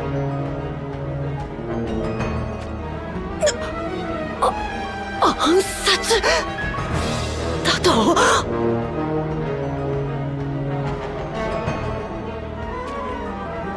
黙って死んでおけばいいものの、のこのこ舞い戻ってくるとは魂胆が見えすぎておるわ。まともに質問に答える知性すら持ち合わせていないか。もうよい。キトン、特に命じる。このリケロスから寝返った恥知らずどもの首をはねよ。もう片方、人の皮をかぶった獣は世が切る。ご命令しかと。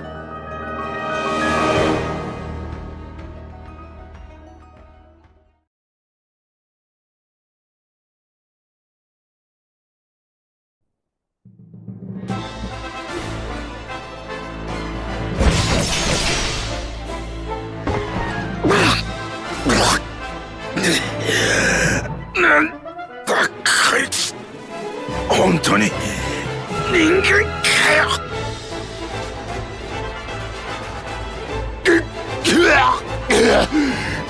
こんなしょんべんくさいガキに。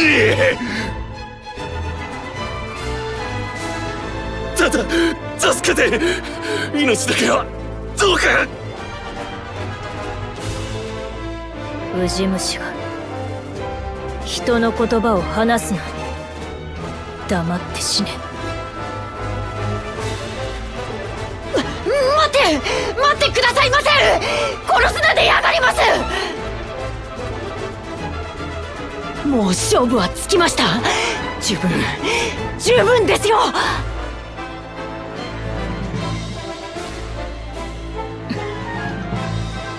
陛下、いかがいたしますか。オルドワに免じ捨ておくことを許す。確かにこのようなものら殺す値打ちもあるまい。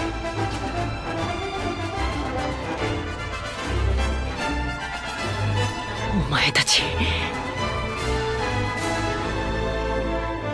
そうか、これで恩を売ったと思うなら大間違いだぜ。逆だ。これでもう貴様は一切の言い訳も聞かない本物の反逆者だ。ざまそうですね。でもどうせ殺されるなら村賀様の手で。私の命と引き換えに無益な戦を避けられるなら。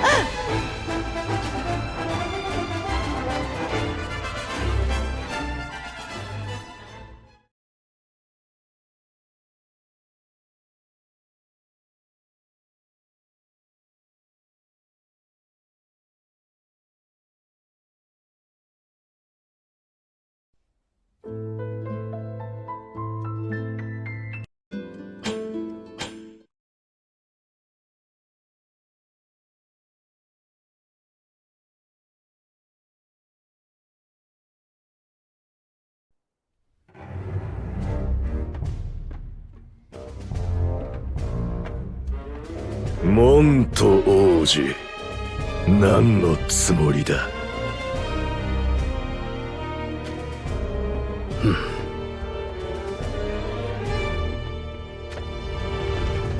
待てでございます。村賀様もモント王子もどうか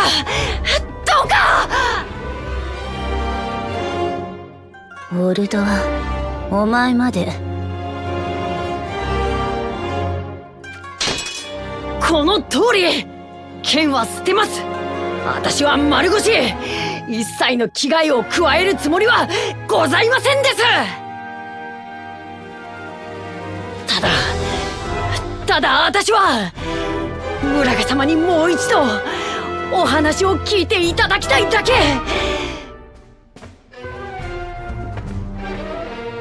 この騒ぎの責任は必ず私が取りますです。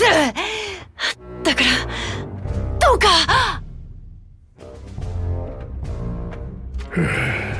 聞こう。申してみよ。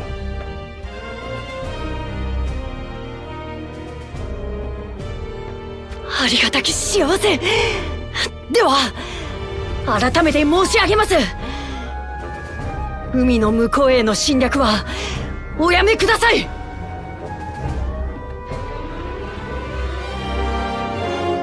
長い戦いでフェネスの民の皆様は疲れ切っちまっておいでです。これ以上の戦は無理というもの。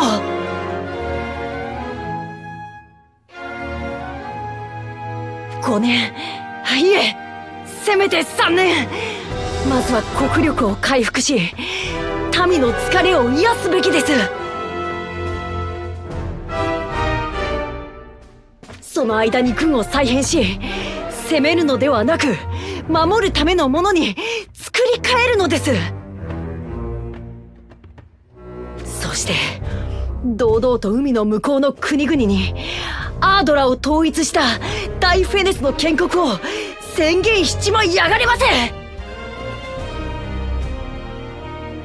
さすれば一つの大陸を統一したその意向に外の国々もブルっちまうこと間違いなし。わざわざ争わずとも向こうから村賀様に使者を使わして進化に加えてくれと頼み込んでくる国だってありましょうよ。そうして仲間を増やしていけば、あら不思議、いつしか世界中が村賀様のもの。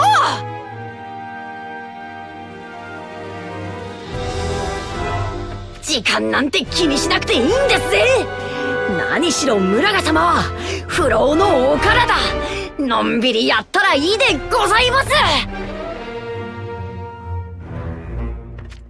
俺とはやはりお前こそ。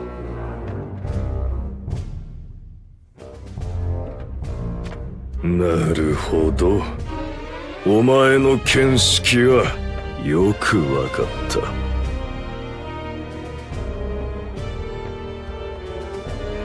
疲弊した民を癒し、豊かな暮らしを約束することこそ王の務め。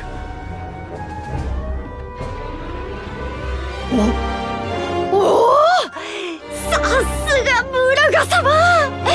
そうですよ、村賀様は話せば分かってくださるお方です。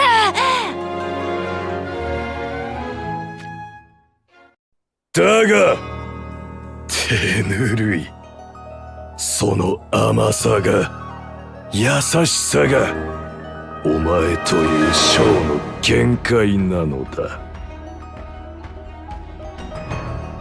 え？お前を遠征から外したのは正解だったというわけだ。惰弱な将などフェネスには不要。フェネスの民を癒すならば、それに代わる労働力が必要になるとなぜ理解できぬ？外から奴隷を連れてくれば、もはや我がフェネスの民が苦役にあえぐ必要もない。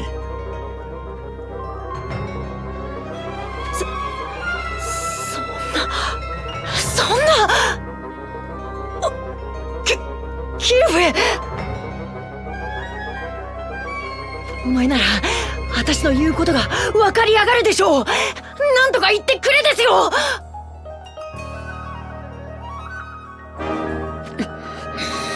兵力ならば心配はない。併合したランダル、ベズエット、ホルンなどから吐き出させればいい。お前が案じるようにフェネスの民が戦場に行くことはないんだ。いくらでも国力は回復できる。本気で言っているのですか？もうランダルもウェズエットもない、皆同じフェネスの民ですぞ。違う。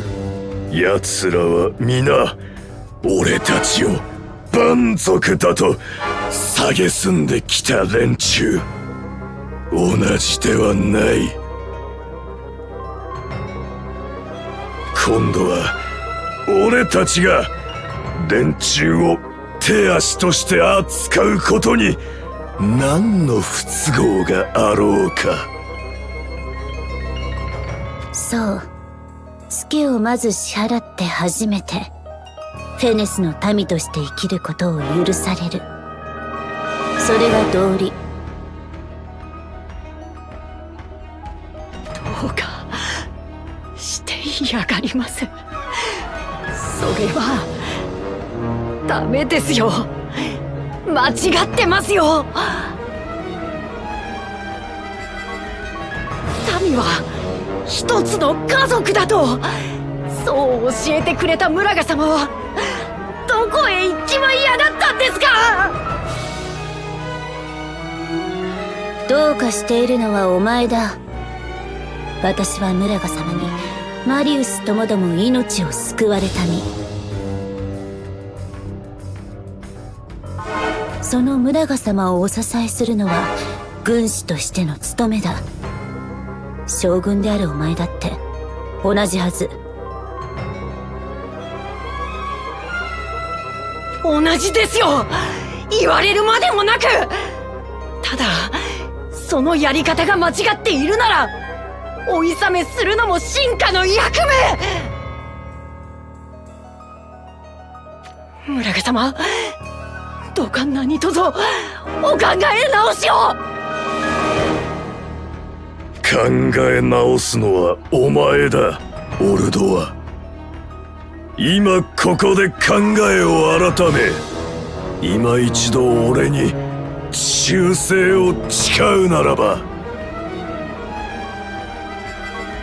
これからも俺のために働かせてやってもよいのだぞ。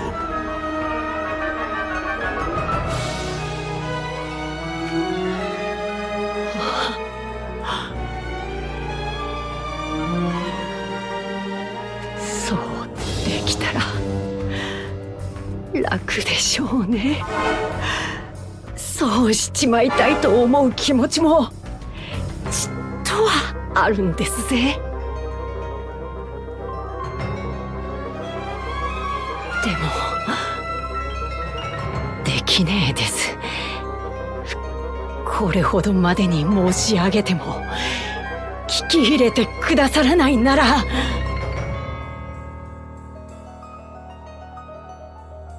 私はもうフェネスの将として戦うことはできないでございます。どうか将軍の任を解き上がりください。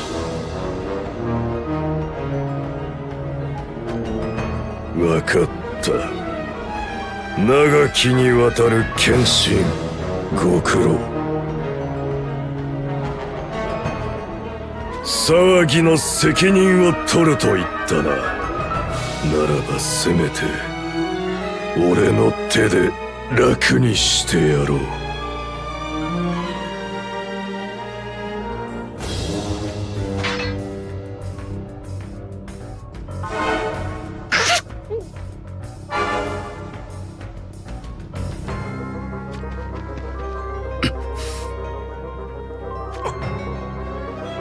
本当王子、なぜ。なぜであろうな。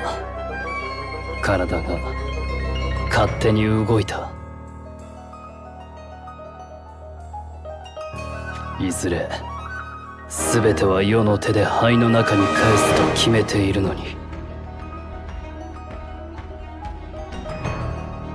灰に返すって本当に。あなたは一体。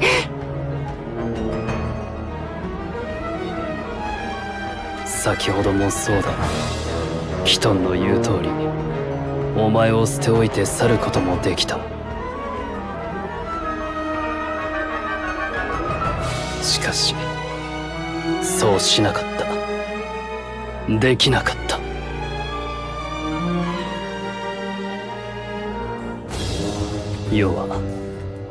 世はお前の中に自分を重ねて見ていたのかもしれぬ。オルドは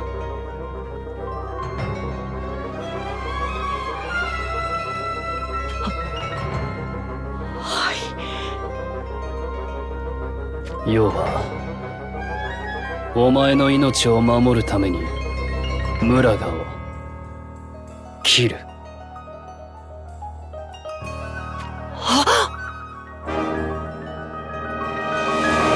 俺を切るだと。すでに死んだ者が神の使いたるこの俺を切る。少子、本当にお前のようなものを選んだのなら、この世界の神もたかが知れている。恐るるに足らぬ。貴様！貴様が真に神に選ばれし者というならば証明してみせるがよい。その代わり世も貴様の命で証明する。世に大いなる力の根源を得て新たな神となる資格があるかどうかを。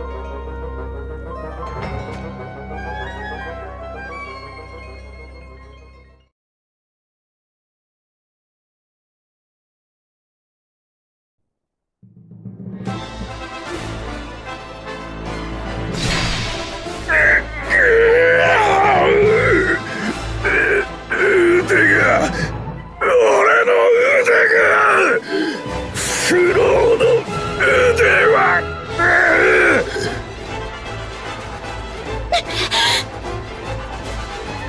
神の加護はやはりまやかしであったな。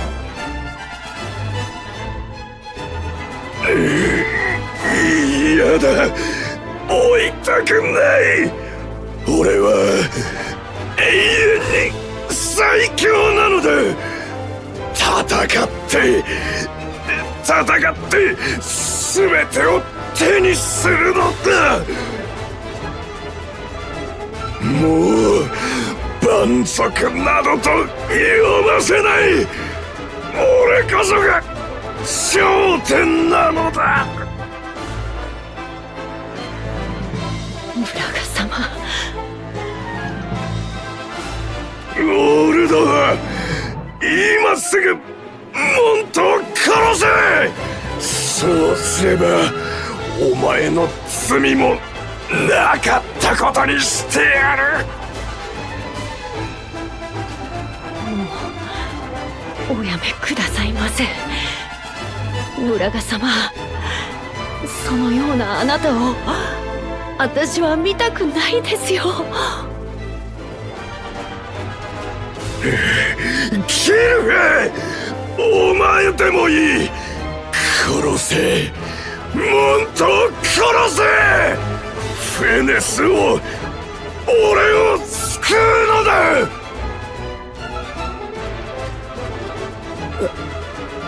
私はマリウスを守らねば。ここで死んでマリウスを一人にするわけにはいかない。マリウスが弟が幸福に暮らせることが私の全て、私の希望。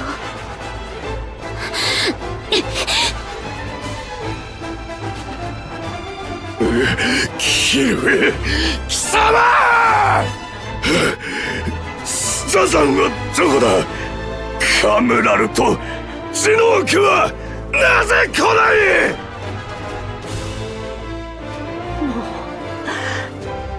やめろって言ってるのがお分かりになりやがらないですか、ムラガ！先ほどの言葉そっくりそのままお返しさせてもらいますぜ。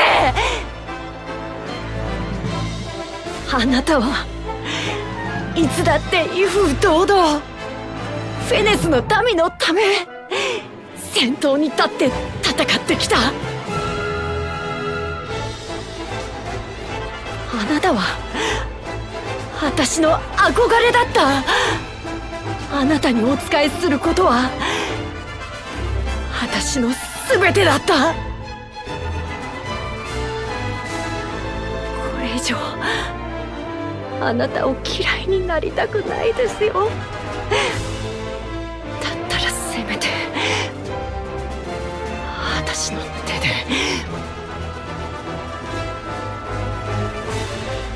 私の手で殺してで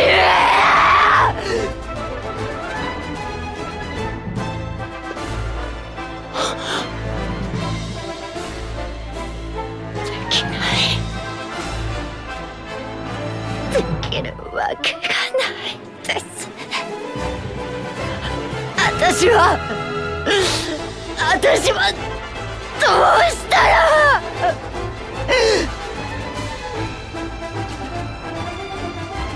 恨んでくれても構わぬ。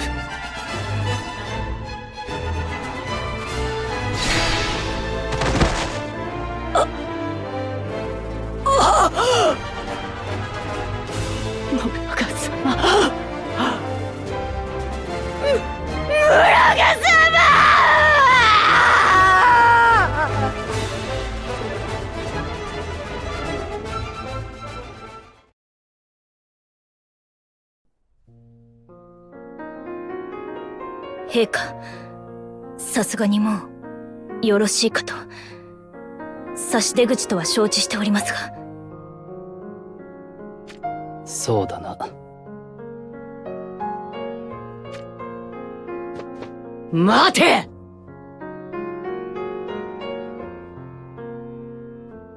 待ちやがれですよ。モントは我が主君の敵！ホルドは貴様！敵。憎い敵。そのはずなのに。なぜでございますかね。敵を討とうって気が全然湧いてこないのは、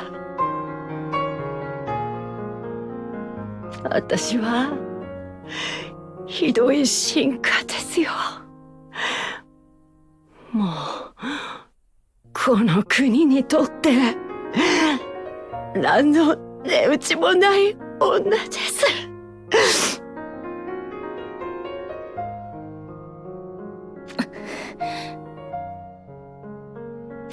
フェネスはもう終わりです。でももうどうだっていいです。私は疲れたですよ。最後の頼みです。私を村賀様のもとへと送ってくださいませ。わかった。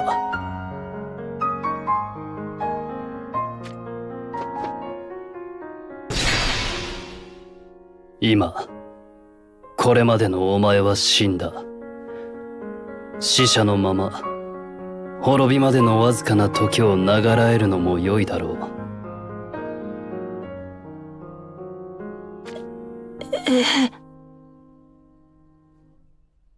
だがもしお前の見識と理想真に生かし叶える道を求めるならば、世と共に来い。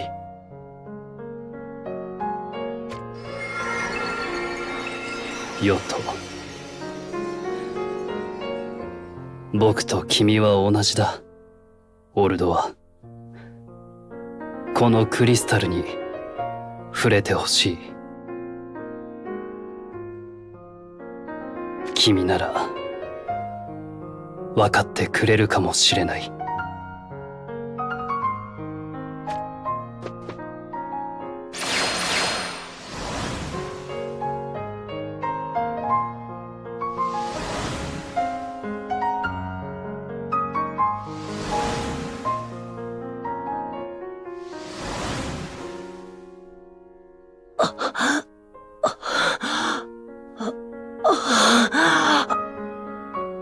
同じ私とあなたは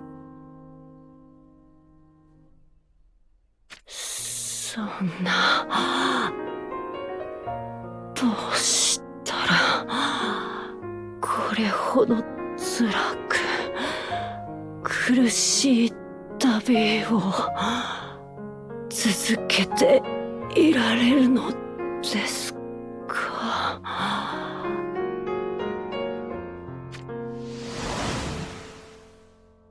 今すすべて理解いたしました。理解いたしましたとも。あなたの怒り、悲しみ、苦悩、すべて。そして、あなただけは、決して、私を裏切らないことを。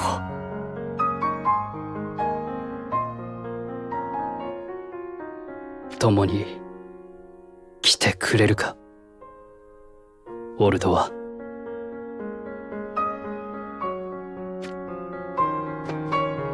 参ります。どうかあなた様の遥かなる旅路に、私を臣下としてお連れください。私の真の全身全霊をもって、あなた様にお仕えすることを誓います。モント陛下。なんという陛下、これはまるで別人では。それでよい。オルドアは今この時より生まれ変わったのだ。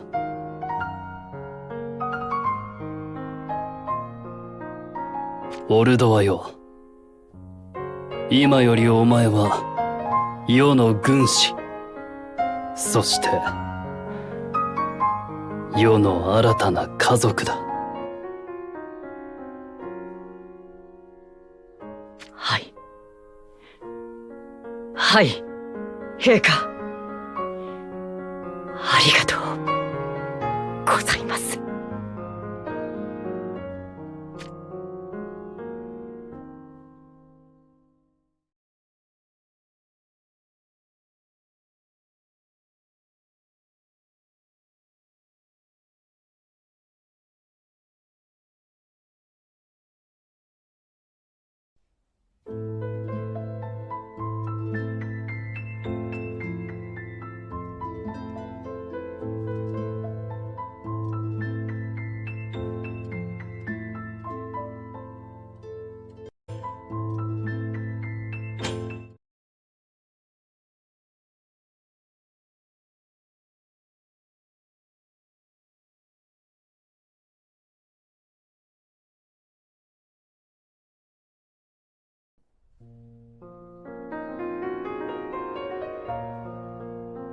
あれからお前には随分と助けられてきたな。滅相もございません。真の方こそ、あの日陛下に命を拾われて以来、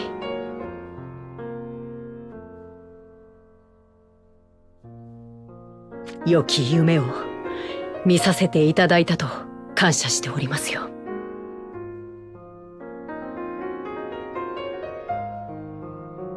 オルドアよ、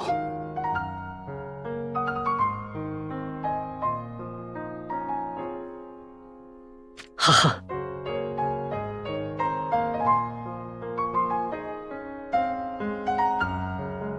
夢で終わっては意味がないのだ。世はあの日お前を帰化に迎えたことは運命であったと信じている。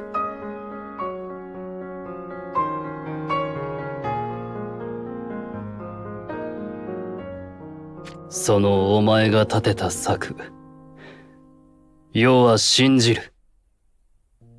夢は現実にしてこそ価値があるのだ。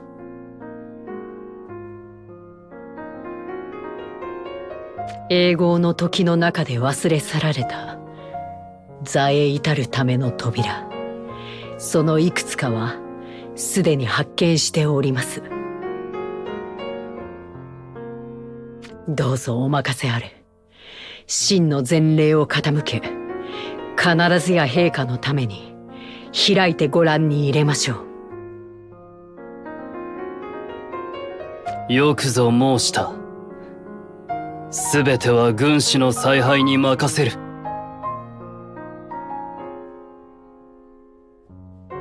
はは。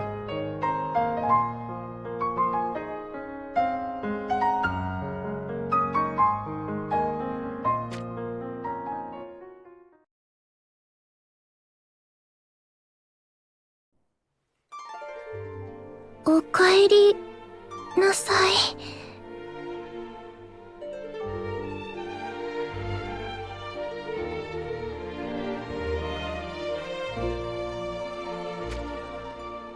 あれは気づいてる顔だよね、ダリオたちのこと。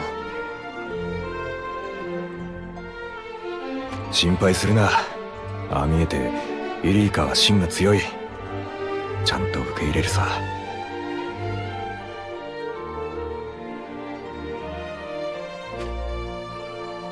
ユリイカ、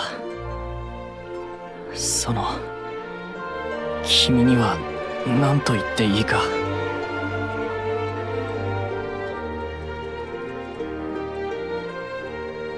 謝っちゃダメですよ、ダリオさん。あなたは何も悪いことはしていません。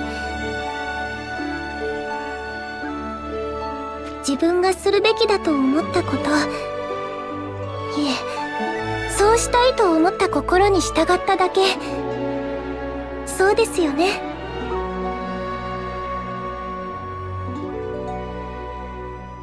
ああ、その通りだ。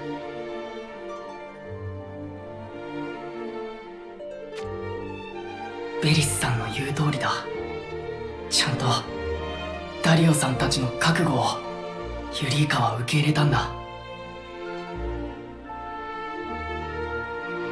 悪いことはしていない。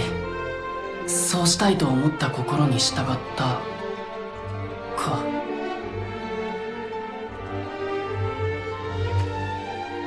皆さんが無事に戻ってきてくれた。今はそれだけで十分ですよ。お疲れ様でした。ありがとう、ユリイカ。私たちがいない間、ずいぶん不便を強いてしまったね。せめてもの礼代わりにこの魔力を受け取ってほしい。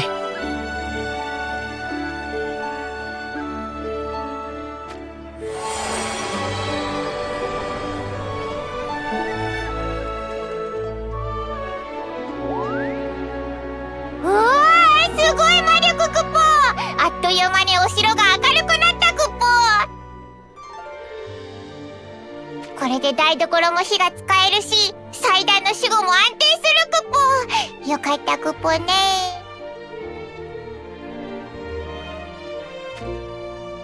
ダリオ様、よろしいのですか？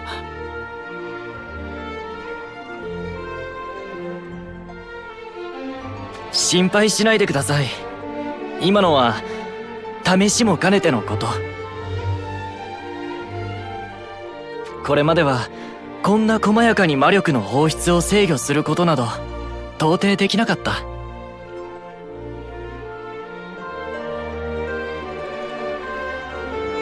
単に溢れさせ暴走するのみ。周りの人を傷つけることばかり心配していましたが、今は違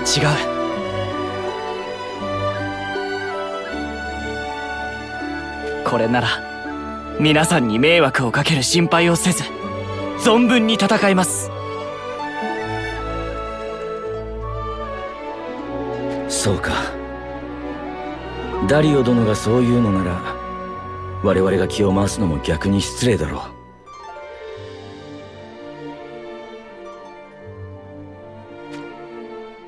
シャドウリンクスもそれでいいんだな。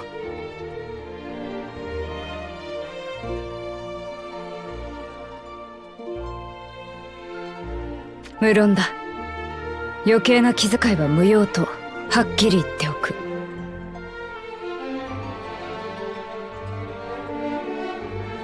キコーラには私たちが得た力を存分に役立ててほしい。すべては海王を倒すためだ。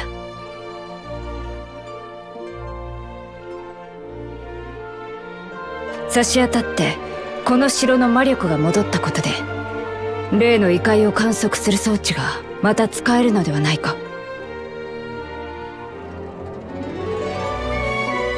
そうね。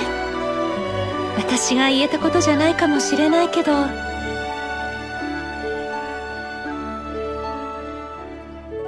今は前に進みましょう。ユリイカちゃん、お願いできるかしら？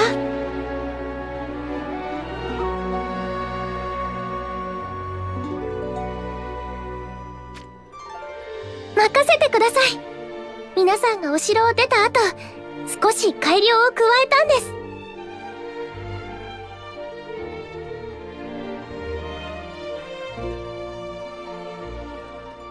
精度も上がっていますから、海王たちがどこに隠れていてもすぐに見つけ出しちゃいますよ。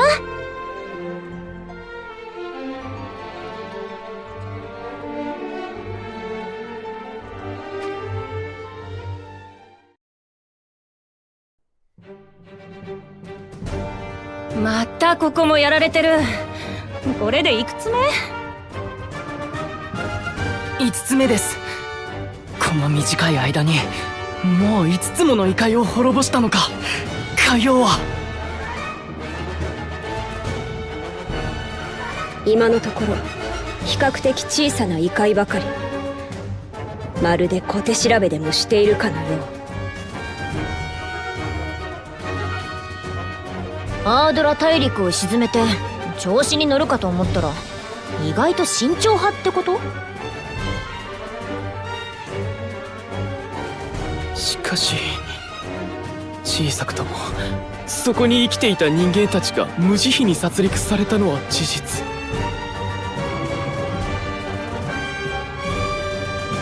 いたたまれないな。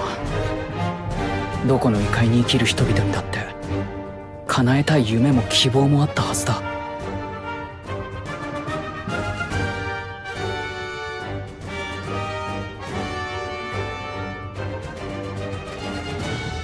ユリイカ、どうだ？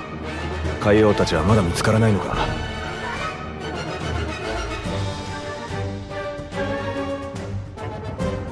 待って、もう少し魔力の痕跡を追いかけて。ここ見つけました。海王たちは今この異界に間違いありません。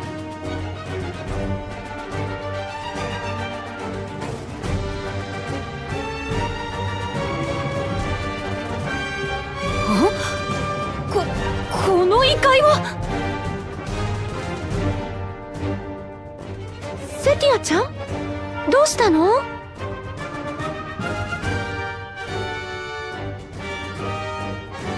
この異界行ったことがある。前に国務の人たちが国務の力をばらまいた時に。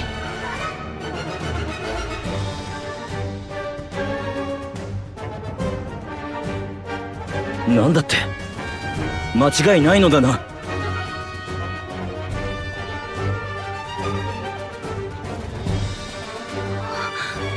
行かなきゃ。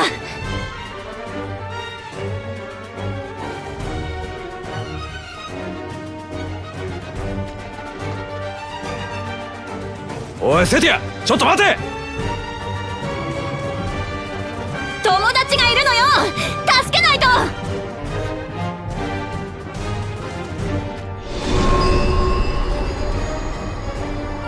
セティア殿を追いましょう。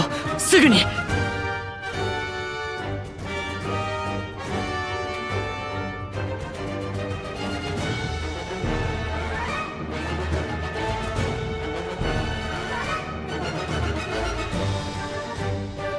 セティアちゃん、お友達がいるって言っていたけど、どこにいるかわかるの？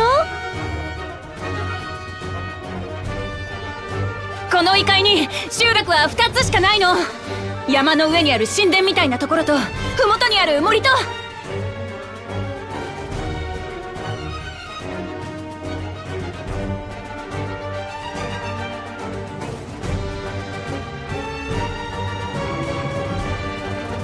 そりゃまた随分とこじんまりした異界だね。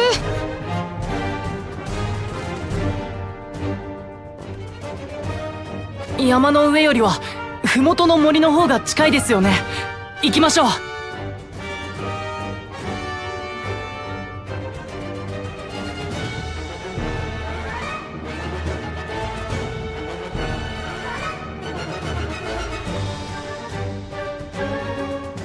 ダリオ様、ビジョン兵です。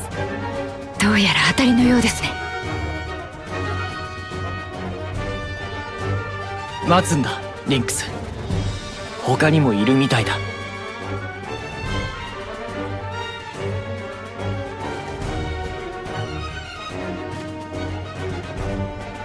人間と魔物？なぜ人間と魔物が一緒にビジョン兵に追われているの？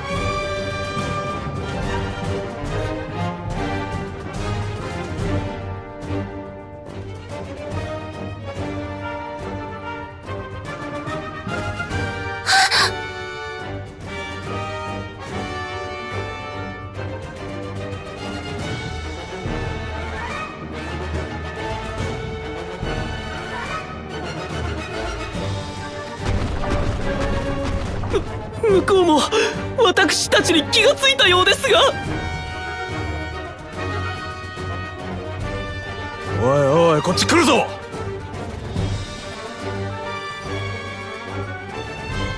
魔物はともかく人間の方は助けないわけにはいくまいが、どうも様子がおかしい。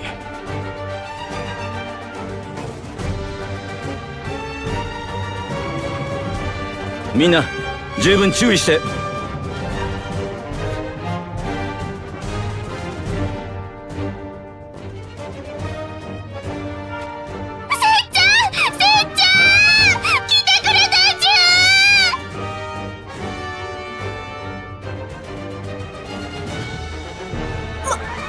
魔物が喋った？しかもなんかかわいい声！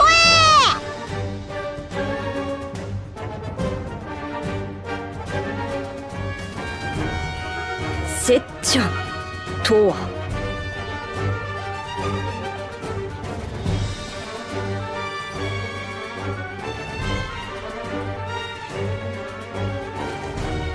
私のことお待ちなのね。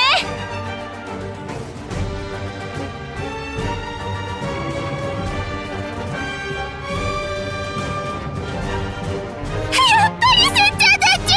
せっちゃん助け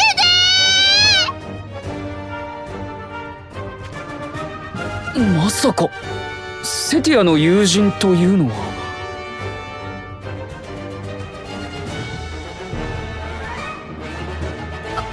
あの魔物のことか。ダリオ様！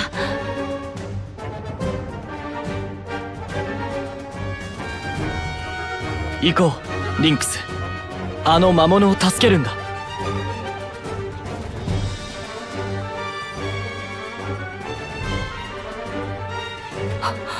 本気でおっしゃっているのですか？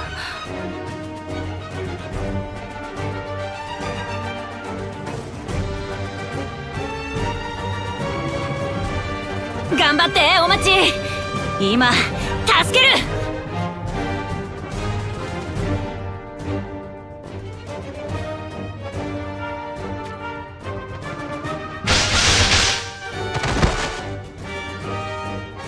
無数に存在する異界の中には人の言葉を介する魔物がいてもおかしくはない。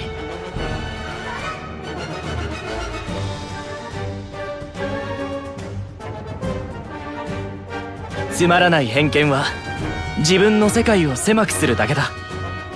私は多くの書物からそれを教わった。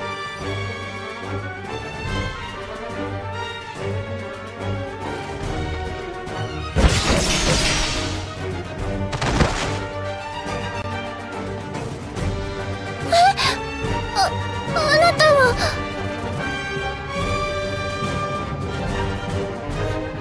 私の名はダリオですが、今は私のことより身を守ることを考えて。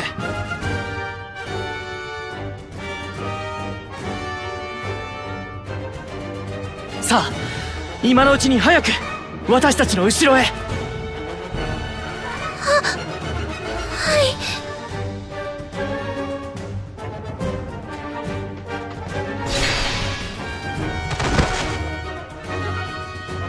ダリオ様。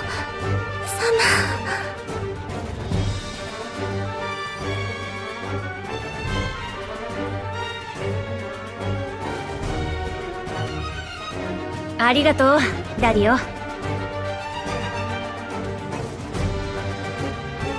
礼には及びません。それより敵はまだまだ来ます。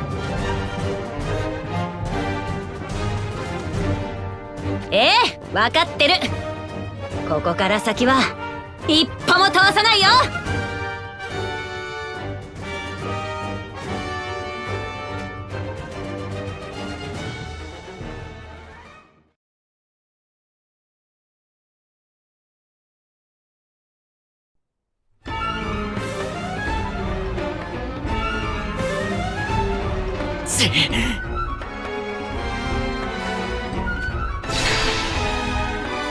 まずい、ダリオ殿が前に出過ぎだ。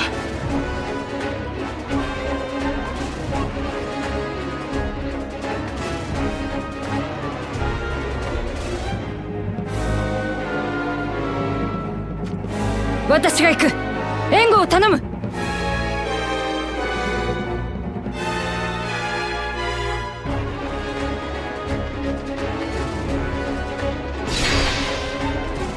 敵の体勢が崩れました。一気に畳みかけましょう。分かった、行くぞ。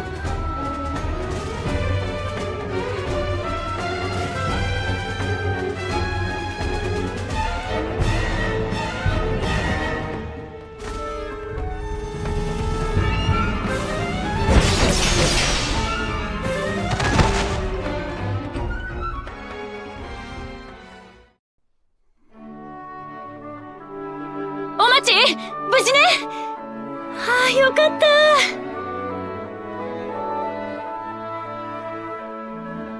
せっちゃん、怖かったちゅ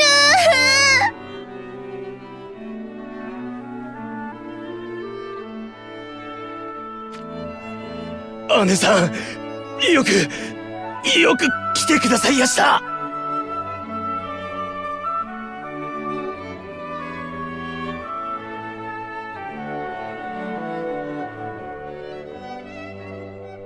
イージマ、よく頑張ったわね。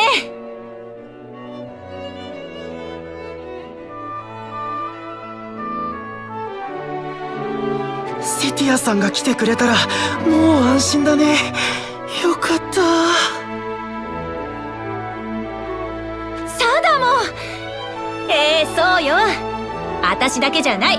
頼りになる仲間もいるわ。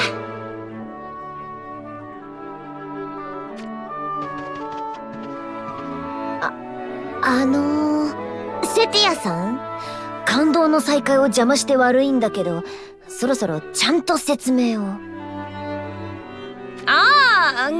ごめん。この子たちは前に私がこの異界で助けてあげたのよ。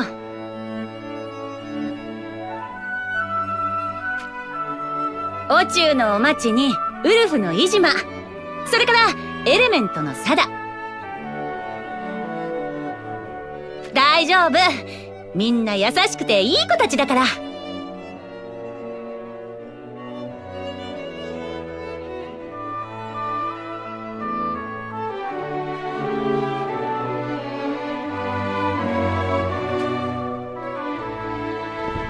お引け出すって。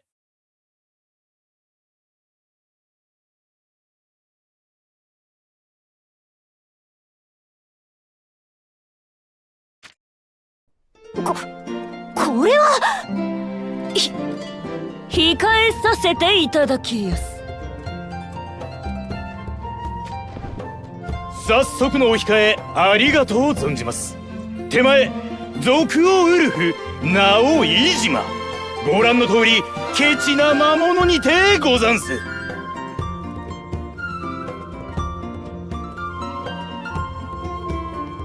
この度は手前の兄弟分ともども基地をお救いいただき感謝の言葉もございやせん。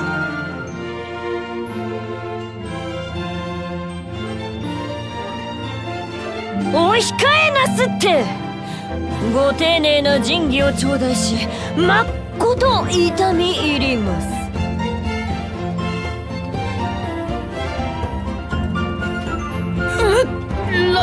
ラフさん。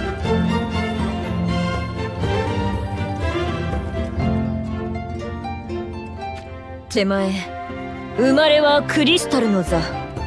家業ご縁もちまして、闇のクリスタルの戦士にござんす。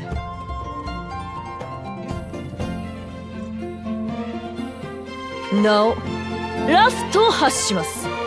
お兄さん方におかれましては万事万端、ざっくばらんにお頼み申します。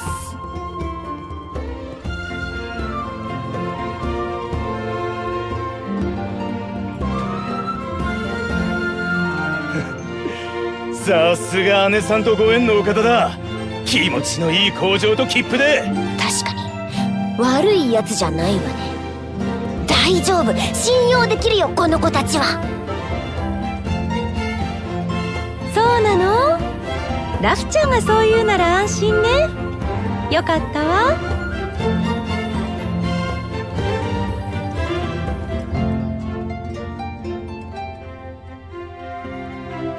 そういえばラフちゃん、昔こういう方向もちょっと研究してたわね。もうどこから突っ込んでいいかわかんねえなこれ。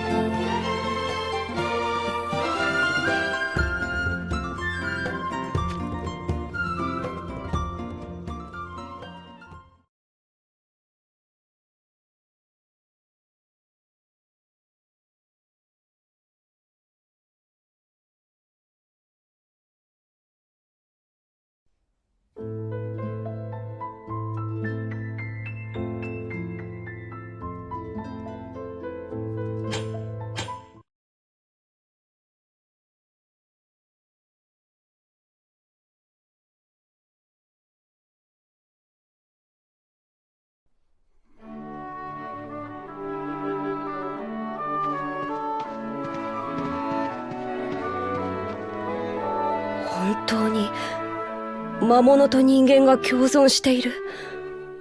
こんな異界があったなんて。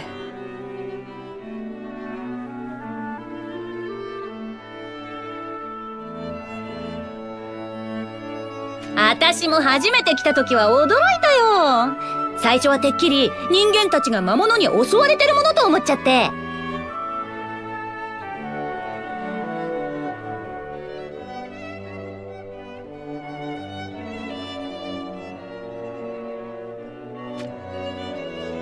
せっちゃん、最初は火がついた矢を向けてきて怖かったっちゅう。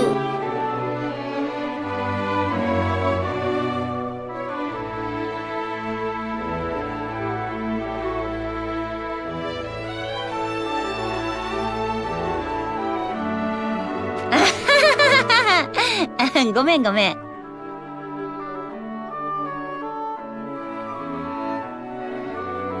それにしてもお待ち。ちょっと見ない間にずいぶん大きくなったわね。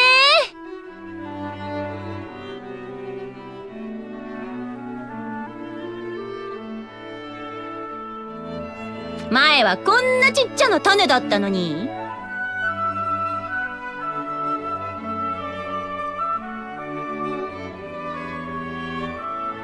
成長期だっちゅ。すぐにもっと大きくて素敵な大人のレディーになるっちゅ。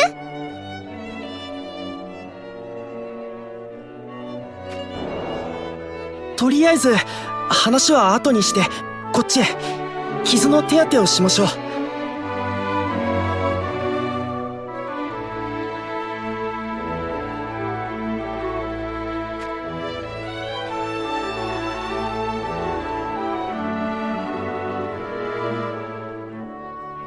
それじゃあお待ち。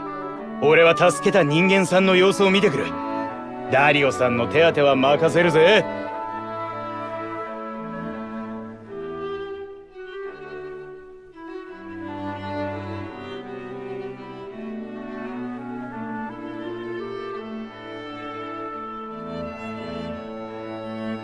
僕も行くよ兄貴。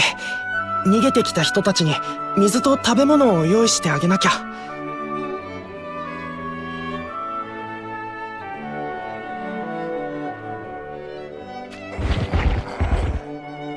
それじゃあダリオ様、傷を見るから服をめくってほしいっちゅ。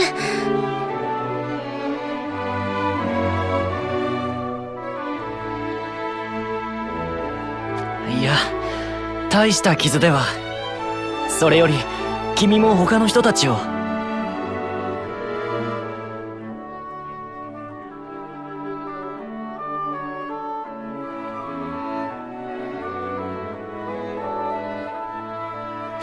そうはいかないっちゅ。あたいのことを助けるために怪我しちゃったっちゅ。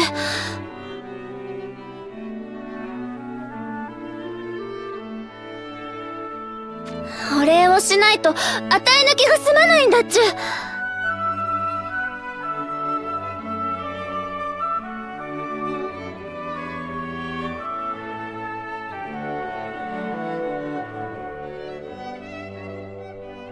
しかし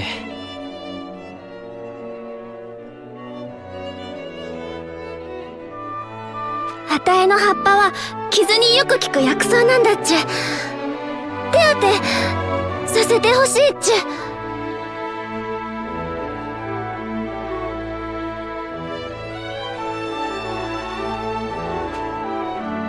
せっかく可愛い女の子が手当てしてくれるって言うんだから、好意は素直に受け取っておきなって。そうですか。ではお願いします。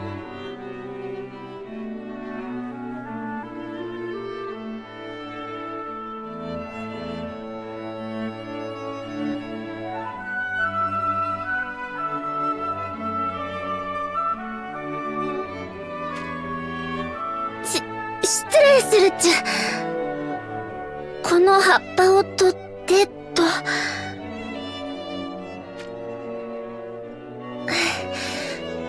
こうして貼っておけばすぐに治るっちゅ。あれ？これは何だっちゅ？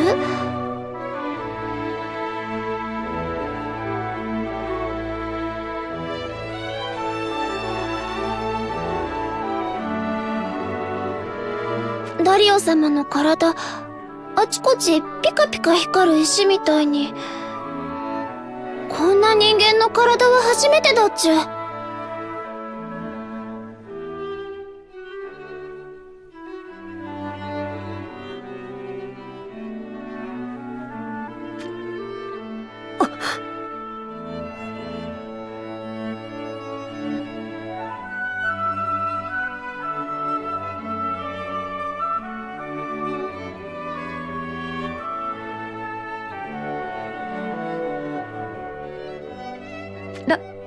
ラナン君、これって体がクリスタル化して。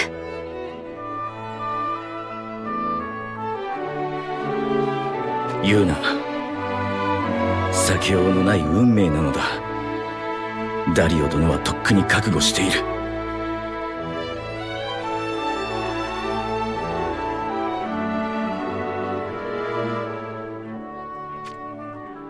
もしかしてシャドウリンクスさんも。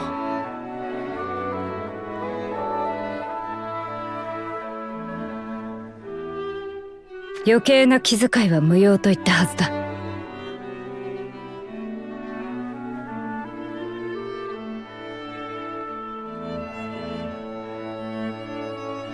だがダリオ様にも私にも残された時間は少ないことは事実。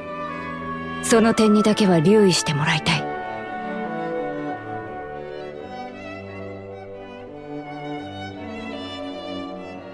一休みしたらすぐに状況を把握して動かなきゃならなそうだな。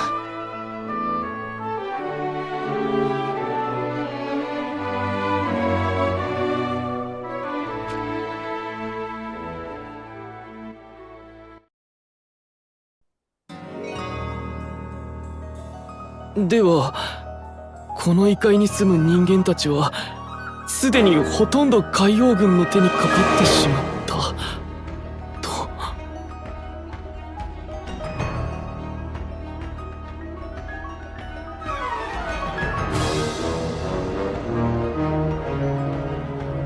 へえ、残念ですが、人間さんたちは山の上にある輝きの神殿で暮らしていなすったんですが、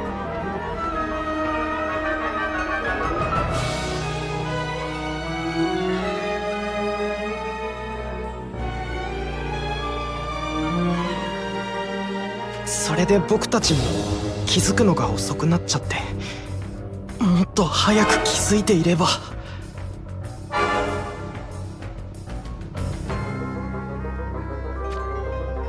あなたたちのせいじゃないわ。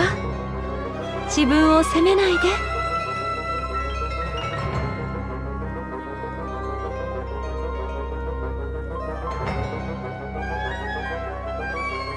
それでその輝きの神殿というのは？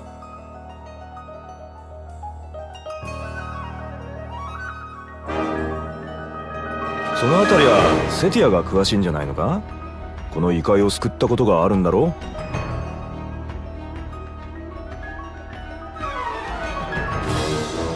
う。この異界の人間はせいぜい1000人程度で、魔物たちよりずっと少ないの。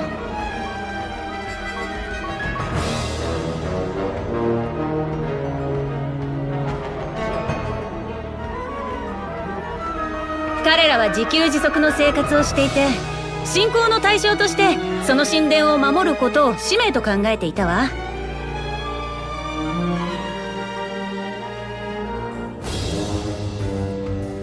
ただ、輝きの神殿がどういう場所なのかまでは、あの時きちんと調べる余裕がなくて。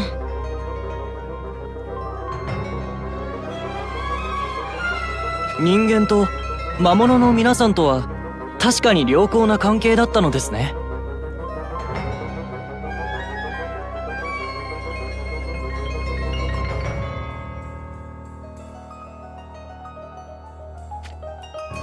それはもちろんで、大昔に人間さんたちが言葉を教えてくださったのがきっかけと聞いておりやす。僕たちエレメントは肉も果物も食べないけれど、人間さんたちは食べるでしょう。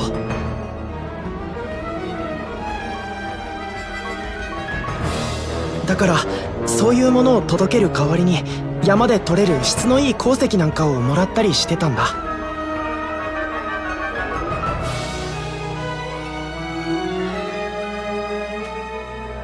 あたいの大好きな肥料も人間さんたちが作り方を教えてくれたんだっちゅ。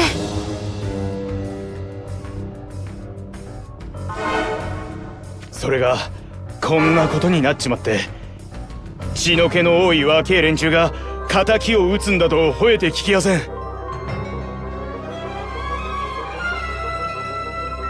短気を起こすもんじゃねえと押さえつけるのも一苦労なぐらいで。せめて山を降りて逃げてきた人間さんたちをあたいたちの村にかくまってあげようと思ったっちゅ。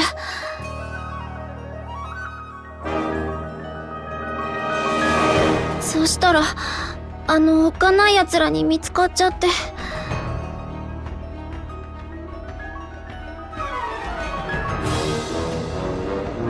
それであの時逃げていたのね。なんとか助けられてよかったわ。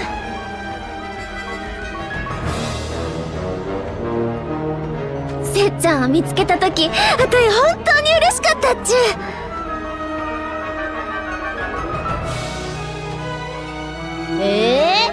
そうその割にはあんたさっきからずっとダリアのことばかり見てない？そん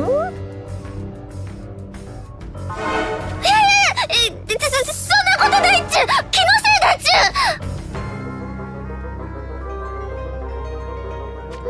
ラフちゃん意地悪だっちゅ。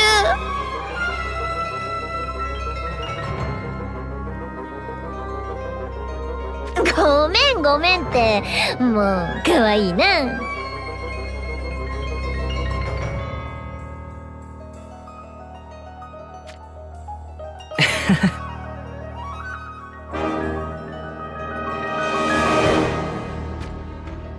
話を戻そうか。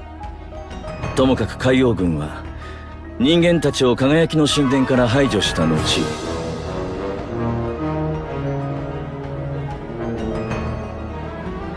基本的にはその場を動かず、ずっと占拠し続けているのだな。そういうことになりやすね。そりゃもう厳重警備ってやつで。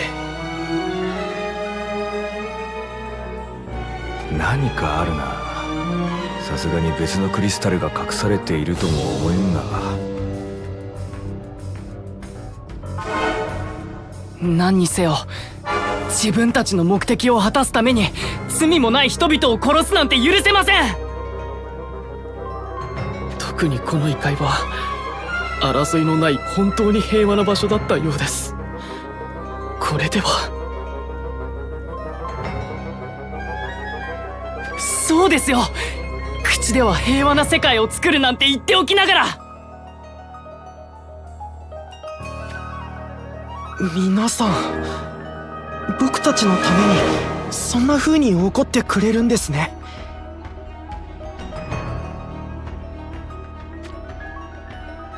せっちゃん、前みたいにあたいたちのこと助けてくれるっちゅう。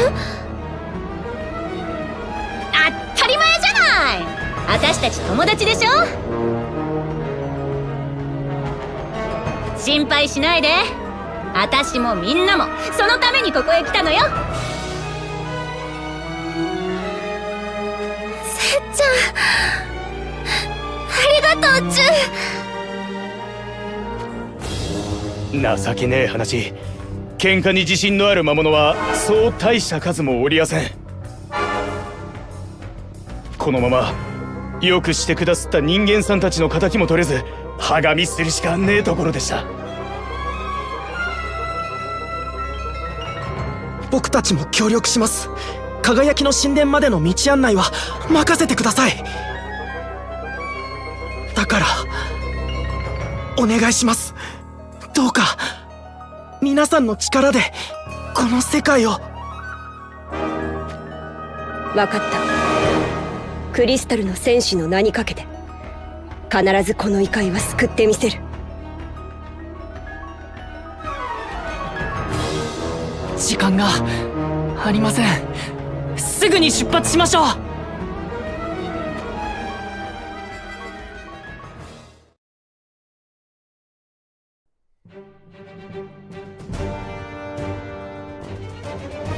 ビジョン兵現れたね。撃ち漏らした人間がいないかどうか探しているのかもしれない。やり過ごす手もあるが、どうする？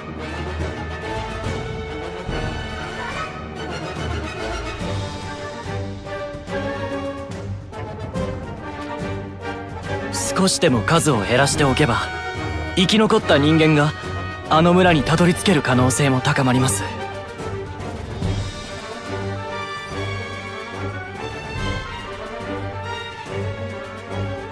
そうだな。それに俺たちの魔力を回復する時間も必要だ。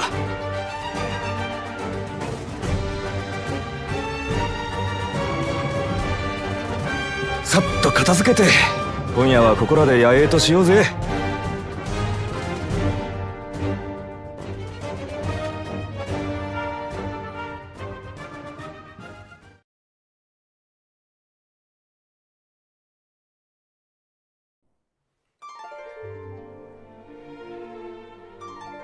日が落ちて冷えてきたな。もう少し火を足すか。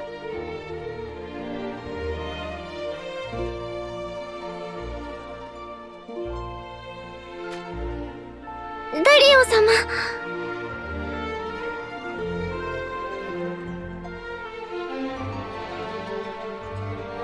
様。お待ち。どうしたんだい？ああ、すまない。火が強すぎたかな。君の体に燃え移っては大変だ。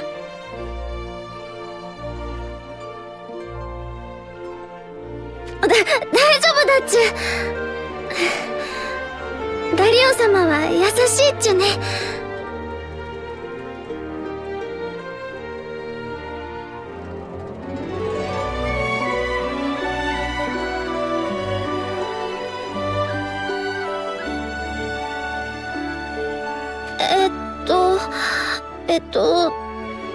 そうだ、戦ってお疲れっちゅよね。あたいに咲いてるお花の蜜を飲むといいっちゅ。疲れが取れるっちゅ。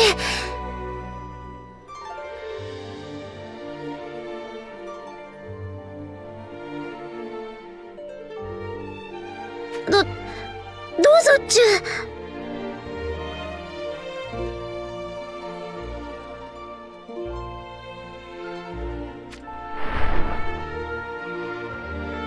ありがとう。君の方が私などよりよほど優しい心を持っているようだ。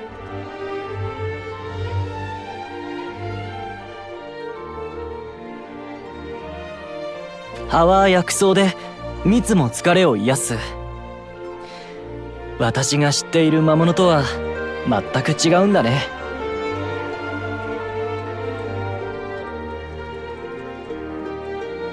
せっちゃんにも前に言われたっちゅ。あたいには人間を襲う魔物がいることの方が信じられないっちゅ。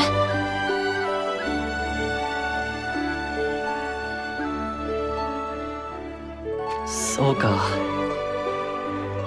本当に世界というのは広いね。私の知らないことが山のようにある。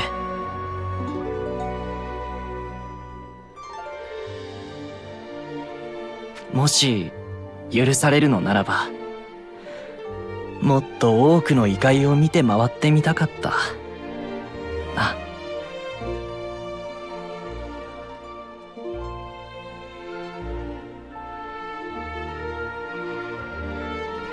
ダリオ様？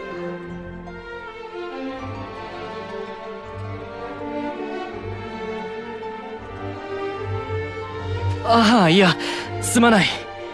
今は君たちの住む世界を救うことに集中しなければね。そういえば他のみんなは？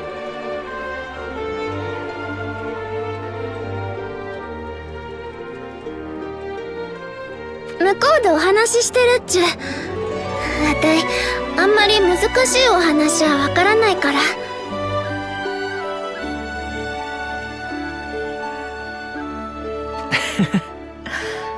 ではみんながいつ戻ってもいいように、ここで私と火の番をしてくれるかい？わかったっちゅ。大丈夫。あたいちょっとやそっとじゃ燃えたりしないっちゅ。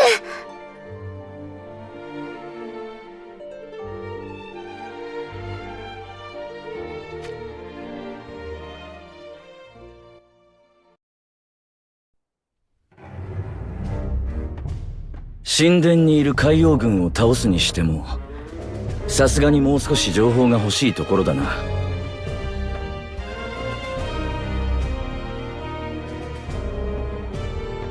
お前さんたちは実際に行ったことはないのかい？神殿って言っても普通の村だよ。人間たちが住む家っていうのがあって。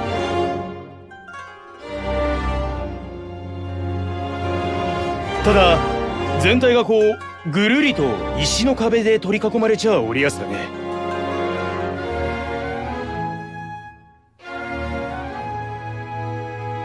聞いた話じゃ実際に重要な場所は地下深くにあるとか。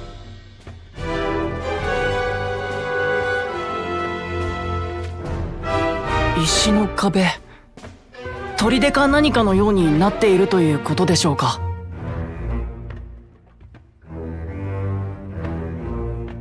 前にちょっと見た時は確かにそんな感じだったわ。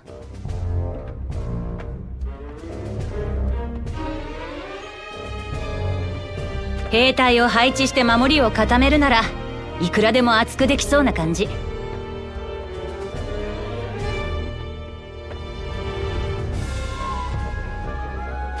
そうなると少々厄介ですね。当然海洋軍はビジョン兵を要所に配置しているということに。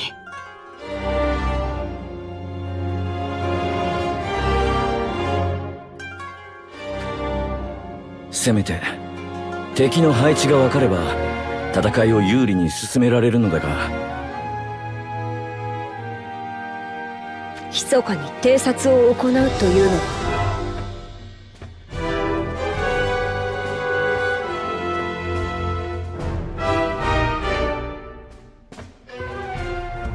そういうことであれば私が様子を探ってきても構わない。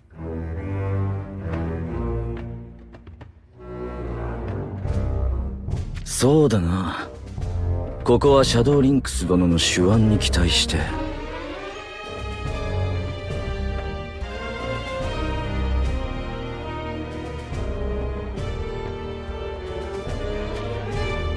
待った。でしたらその仕事あっしらに任せちゃいただけやせんでしょうか。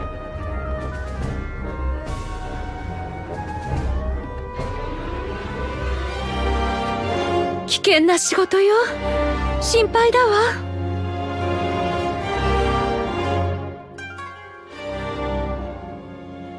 それなら大丈夫だと思います。あの兵隊たちは僕たち魔物には攻撃してこないんです。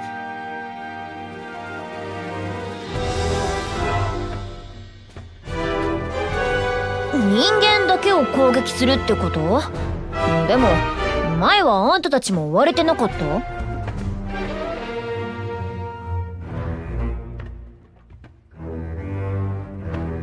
それは助けた人間と一緒だったから。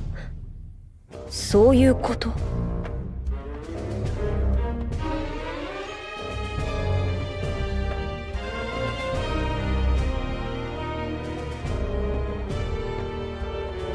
ええ、理由は分かりやせんがあっしらのことは眼中にないようで。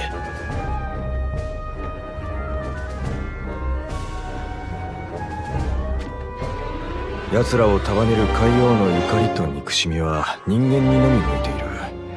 だからビジョンもってこと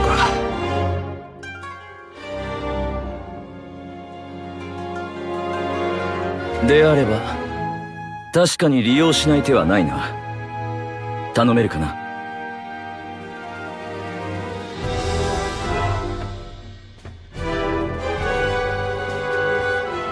お任せを。皆さんにばかりご苦労をおかけしちゃあっしらの立つ瀬がございやせん。お待ちはちょっと大きすぎるけど、僕と兄貴だけなら目立たずに行動できると思います。そうと決まりゃ善は急ぎだ。行くぜサダ。夜明けまでには戻ります。それまで皆さんはここで体を休めていてください。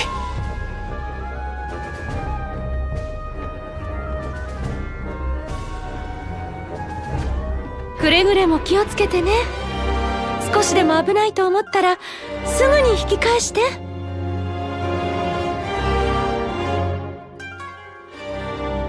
お心遣い痛み入りやす。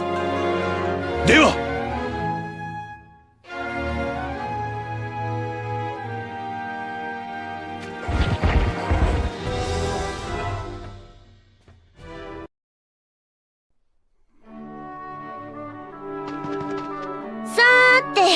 偵察はお任せできるって話になったし、こっちはありがたく日に当たって休憩を。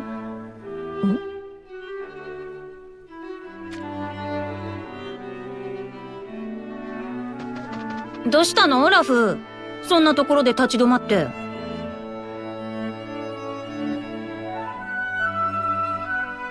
んかお腹空かない？せっかく焚き火あるんだしさ、肉取りに行こう。肉。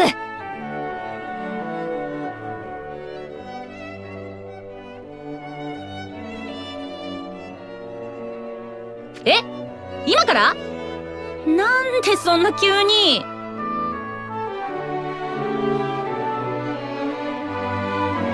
別にいいじゃん。あんたのの弓なら獲物はいくらでもパパッと取れるでしょ。ほら早く早く。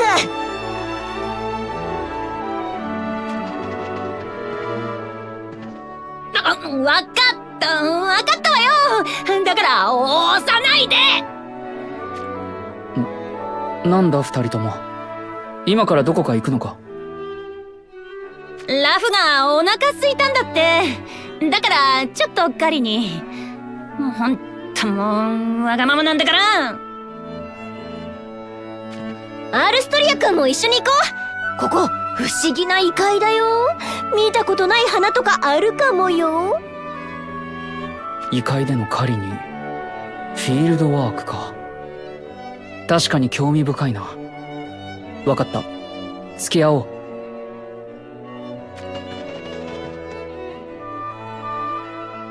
みんな来ないっちゅう。お話長引いてるっちゅう。この世界を救うために知恵を絞っているんだろうね。ダリオ様は参加しなくてもよかったっちゅう。ああ、心配しないで。リンクスが優秀だからね。助けられているよ。助けられているか。あたいたちもせっちゃんたちに助けてもらってばかりだっちゅう。本当は自分の世界は自分で守らなきゃダメなんだっちゅう。そうだっちゅう。どうかな。私はそんなことはないと思うよ。君たちが戦う術を持っていないのは、私はむしろ誇るべきことじゃないかと思っている。どうしてっちゅう。あたいたちせっちゃんやダリオ様に迷惑をかけちゃってるっちゅよ。迷惑だなんて思っていないよ。本当だ。君たちが戦えないのは誰とも戦う必要がなかったからだ。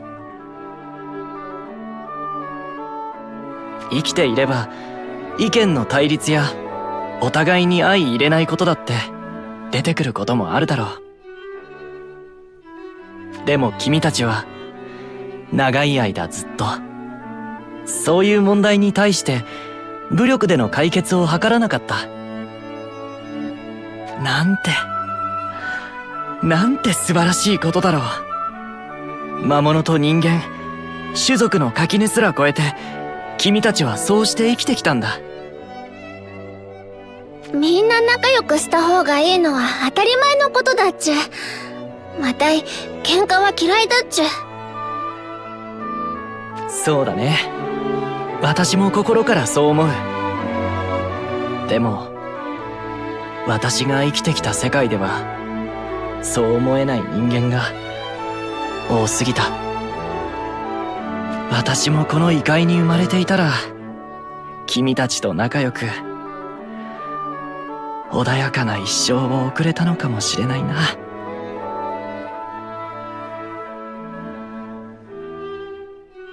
じゃあそうしたらいいっちゅう。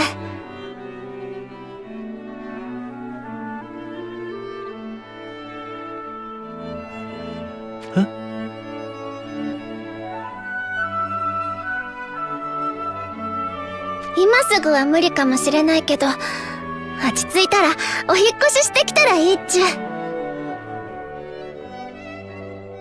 リオ様ならあたい大歓迎だっちゅう。大歓迎か。嬉しいな。ありがとう、お待ち。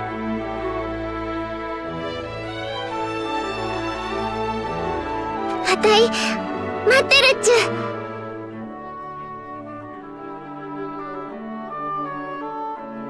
う。そのためにはまずこの世界を元の平和な世界に戻さなければいけないね。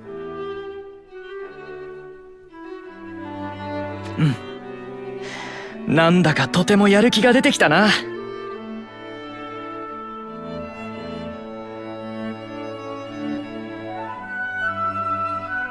君たちの穏やかな暮らしを取り戻したい。これは私の心からの望みだよ。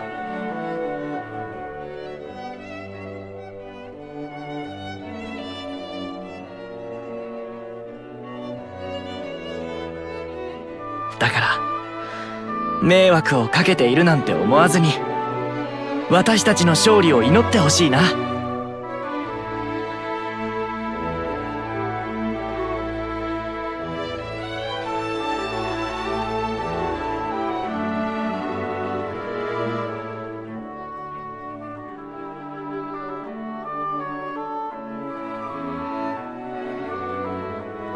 ダリオ様。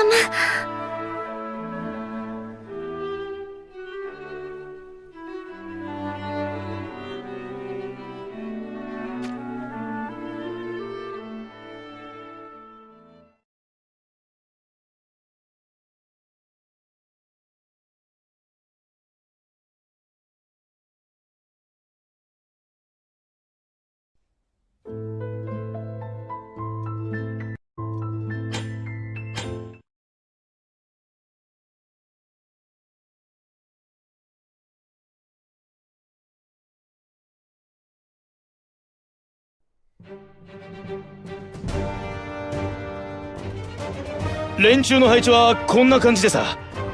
こんなもんでお役に立ちやすか分かりやせんが。いや、この短い時間でよくここまで詳細に調べ上げてくれた。値千金の情報だ、これは。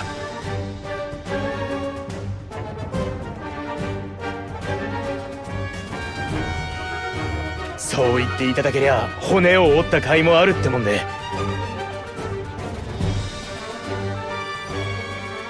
もっともどこを調べてどうお知らせしたらいいかを考えたのはサダでございやすが。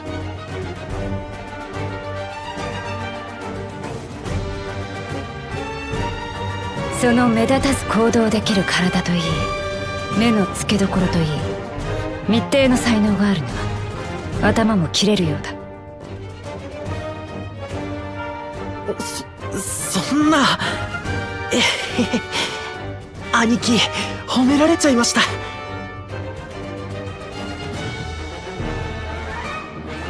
またいの知らない間に二人ともそんなことしてたっちゅ？なんかずるいっちゅ。おめえにはダリオ様や姉さん方のお世話をするって大事な仕事があったろうがよ。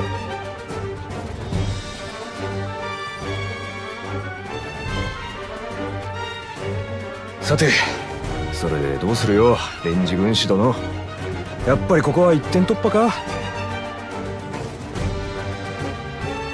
確かにこちらは少数です。戦力の分散は避けたいですね。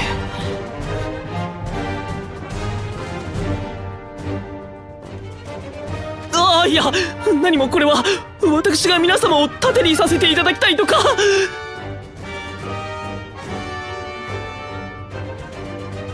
背中に隠れて安全に攻撃させていただきたいとか言いたいわけではなく。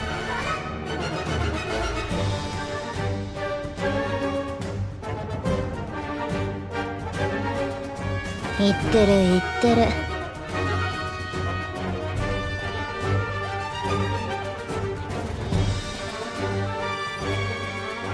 ルルギアの気持ちは尊重してやりたいところだが、一点突破は難しいかもしれないな。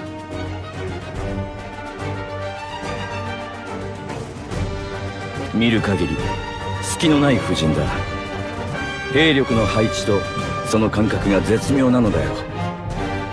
灰の軍師とやらの差配だな、これは。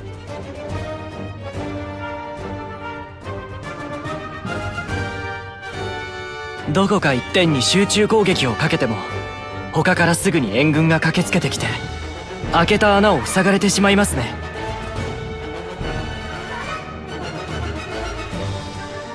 となると数箇所を同時に攻撃してお互いに援護に回りにくくするしか手がないように思えるが。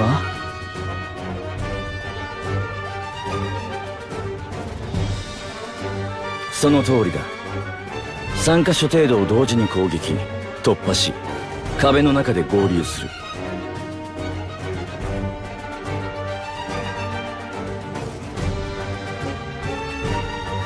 だが当然向こうは俺たちの攻め手は織り込み済み。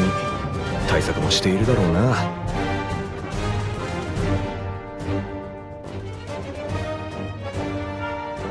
最初から私たちに選択肢を与えず、狙った形に誘導する。これでは罠にはまりに行くようなもの。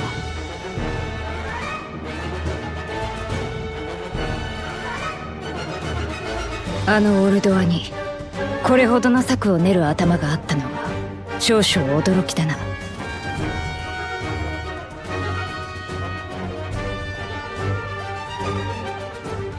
おそらく彼女は海王モントたちと違い、私たちのいたアードラ大陸とは別に枝分かれした場所にいたもの。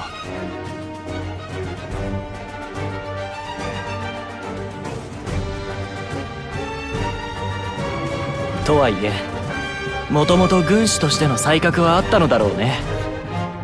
それを海王モントが引き出したか。だがその知恵者たる灰の軍師でもダリオ殿とシャドウリンクス殿の力量については未知数の要素だろう。私はそこに勝機を見出している。ルシオにジューム、それからアルストリア。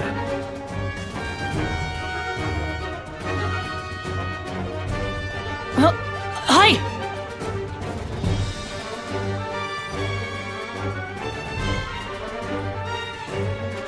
君たち3人にダリオ殿たちを加えた一帯がこちらの主力だ。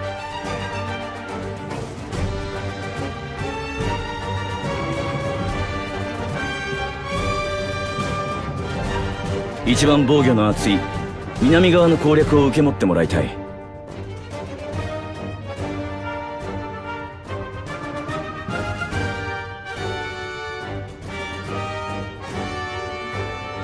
分かった。望むところ。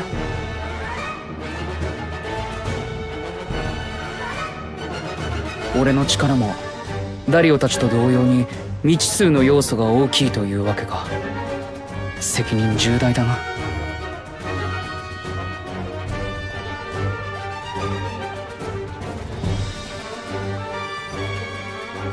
ラフ、ペレーネ、ルルギアの3名は西側の防御陣を攻撃。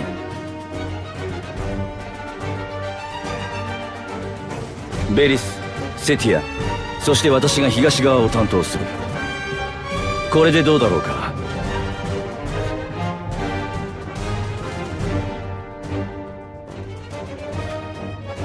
任せて。ラフちゃんもルルギア君も私がちゃんと守るわ。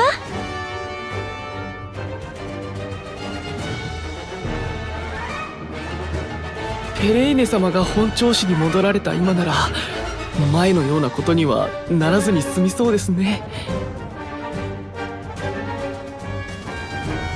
あ、何？ルルギア、あんた今露骨にホッとしたような顔したでしょ。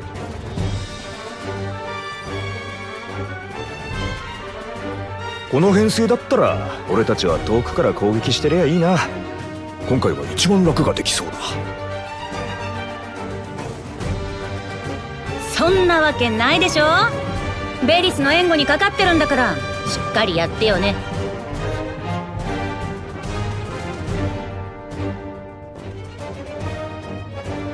へいへい。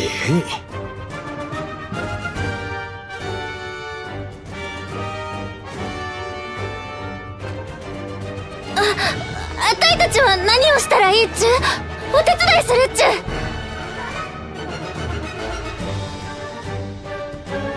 ちょっとお待ち。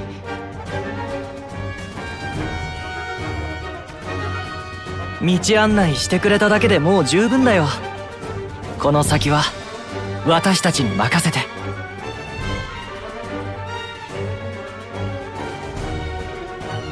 道中の海王軍は排除してある。村に戻っているといい。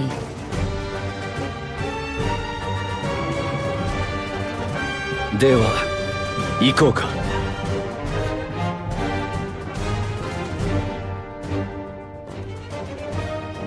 皆さんくれぐれも気をつけて。必ず中で合流しましょう。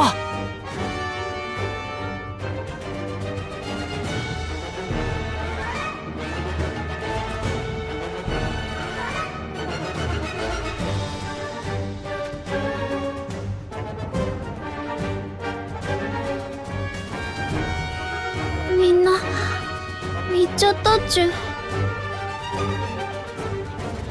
大丈夫だよ。セティアさんたちの強さは僕たちもよく知ってるじゃないか。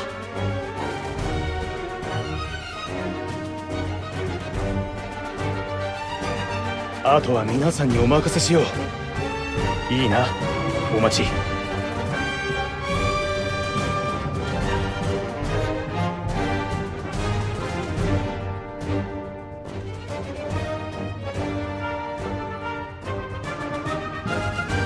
本当にそれでいいっちゅ。せっちゃんやダリオ様に全部任せて、あたいたち何もしないなんて。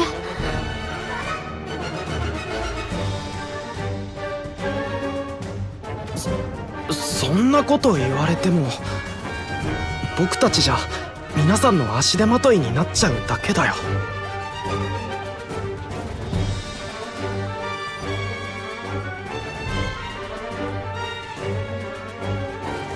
ダリオ様、あたいに言ってくれたっちゅ。あ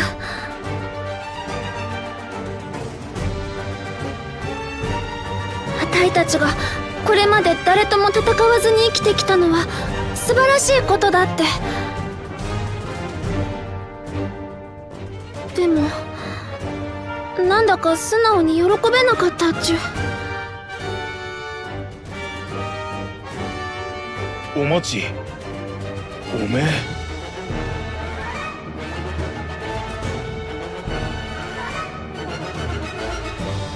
二人も本当はあたいと同じ気持ちなんじゃないかっちゅ。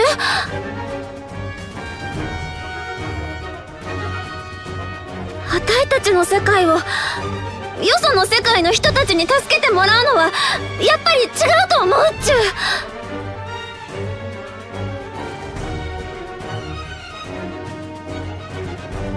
あたい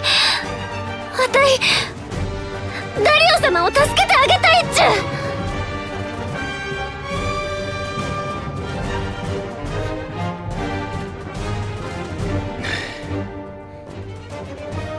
行くか。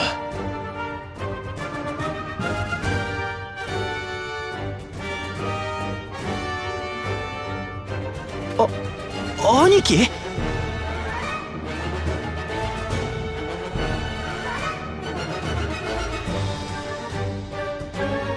お待ちの言う通りだ。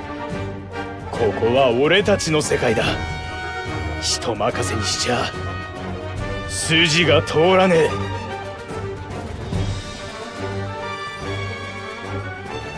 そうだね。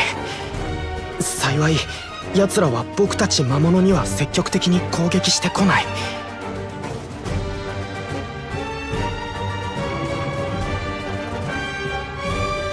だったら何か手伝えることが他にもあるかもしれないね。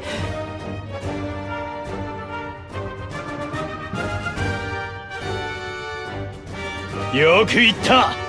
それでこそ俺の弟分よ。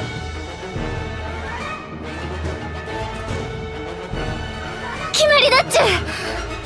あたいたちの世界はあたいたちの手で守るっちゅ。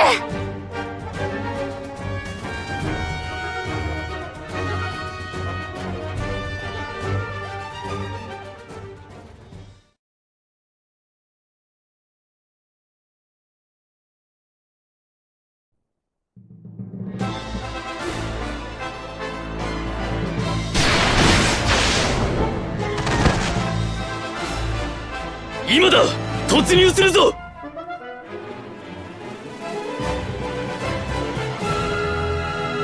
そうはさせん。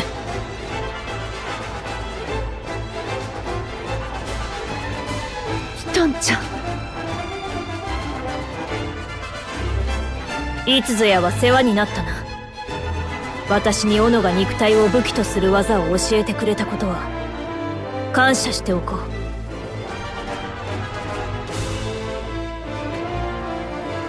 あんたペレーネに教わったのは技だけなの？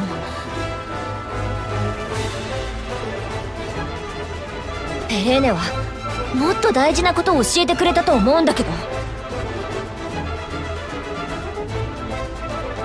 心なき技はただの狂気。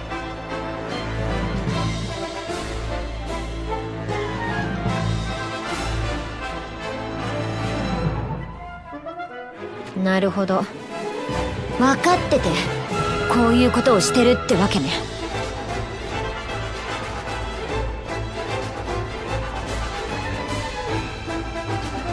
腕がうずくわ。あんたもその歪んだ魂を食らわせろと獣が吠えている。子供の遊びに付き合う気はない。かかってくるなら相手になろう。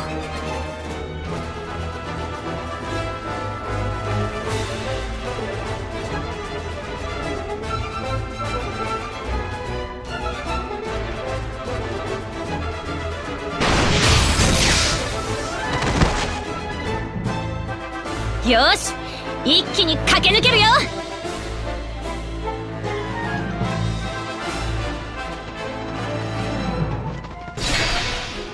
おっと、さすがにそう簡単には先へ進ませちゃくれねえってか。お前たちは必ず三方に分かれて攻撃してくる。軍師殿の言った通りだな。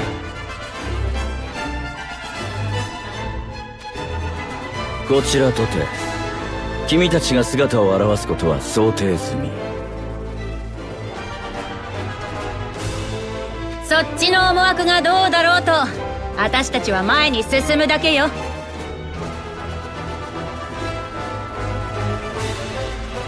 それは俺も同じだ。俺は陛下に与えられた役割を全うするだけ。さあ来い。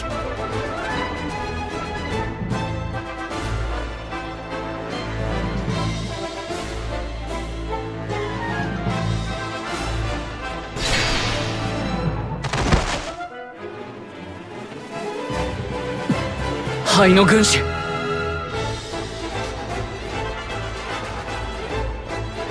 想定していた時間よりも早かったですね。お見事な戦いぶり。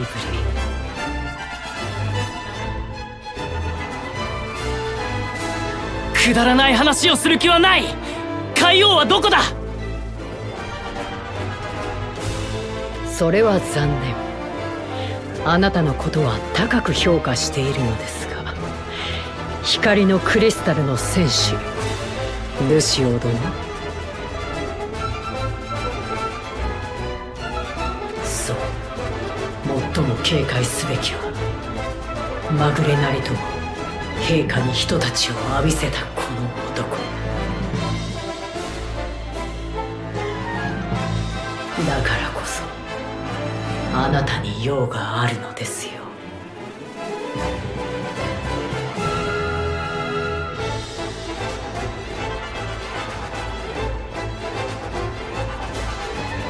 来るぞ、警戒しろ。まあ私がどのように言葉で評価しようとも伝わるまいというのも分かります。なれば陛下の臣として陛下の名に恥じぬ戦いで示すより他ありませんか。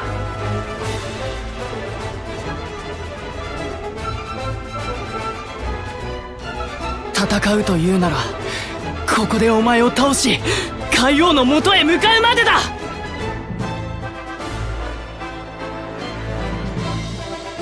思った通りまっすぐなまっすぐすぎる性格の様子、立ち位置までも読み通り。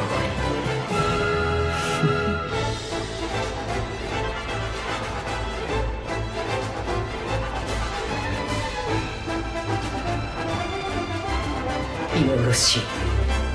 伏兵は完全に彼らの死角、私の勝ちのようですね。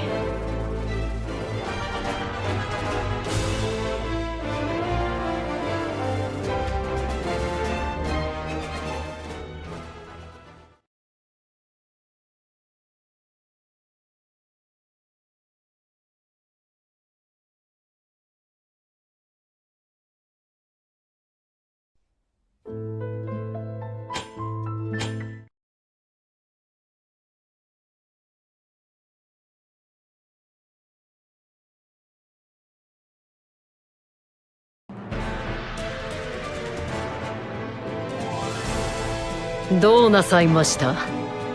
かかってこられないのですか？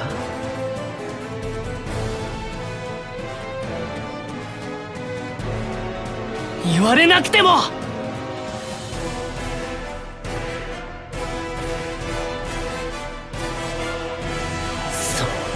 それでいい。さあもう一歩。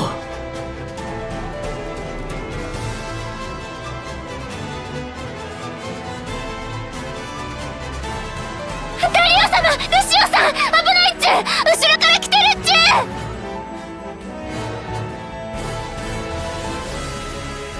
その女、手下を潜ませてますぜ。お気をつけください。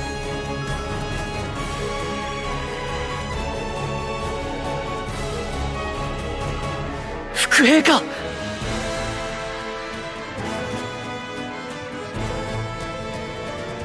ダリオ様に近づくなっち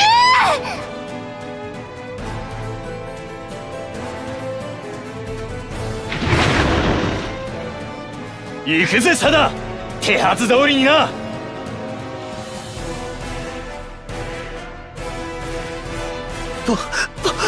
僕だってやればできるんだ。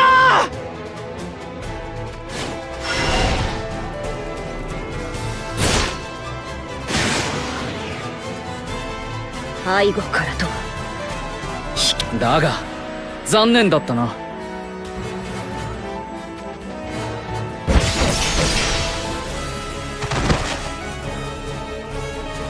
ダリオ様、まだ他にも潜んでいるやもしれません。お気をつけください。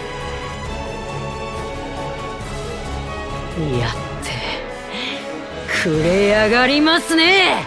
しかしこの私に抜かりなどないのですよ。すでにお前たちは私が練り上げた高速用魔法陣に足を踏み入れていやがるのです。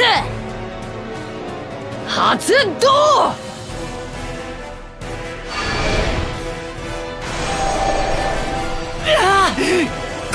これは。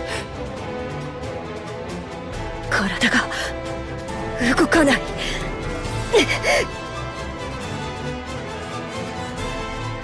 この一体何をしやがった。近づいちゃダメだ兄貴。魔法だよ。あの輪の中に入ったら僕たちも同じ目に。動けない相手をなぶり者にしようってのが卑怯だぞ。恥を知りやがれ。お待ち、イジマ、サダ、逃げるんだ。早く。ダリ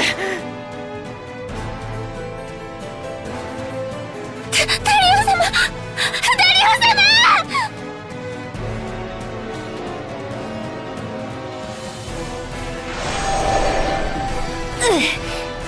動けない。いいざまだな。卑怯と罵りたければそうするがいい。今さら汚れた手を拭おうとも思わん。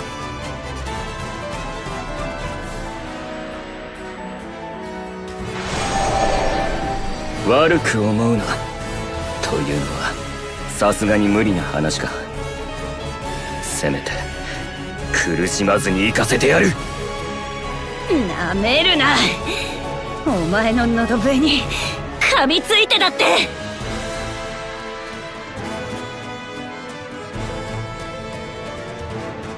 うすればダリオ様たちを助けられるっちゅ。サダ、教えてほしいっちゅ。魔法陣の外に皆さんを押し出せれば。でもどうやって。中に入ったら僕たちも動けなくなっちゃうのに。押し出せばいいっちゅね。だったらさっきみたいにきっとできるっちゅ。何をしている。逃げろ。逃げるんだ。私に構うな。お待ち。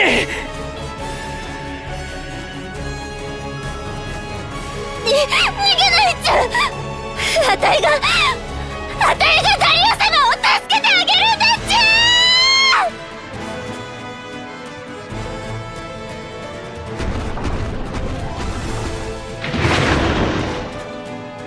ちやったお待ちのやつやりやがった。喜んでる場合じゃないよ兄貴。お待ちが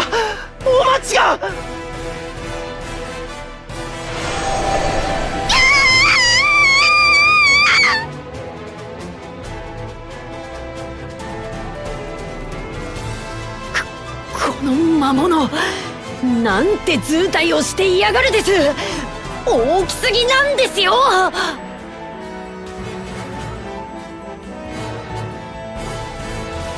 このままでは蓄積した魔力がこいつ一匹に。早くそいつを始末しやがれです。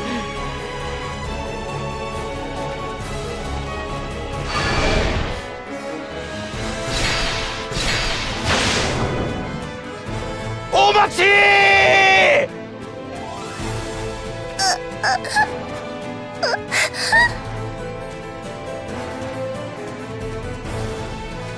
魔法陣が消えた。間に合わなかったですか。今なら灰の軍師を攻撃できる。ルシオ、分かってる。で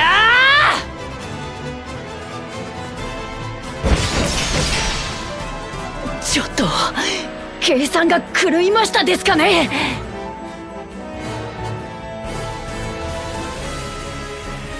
邪魔だ。お待ち、しっかりするんだ。ダ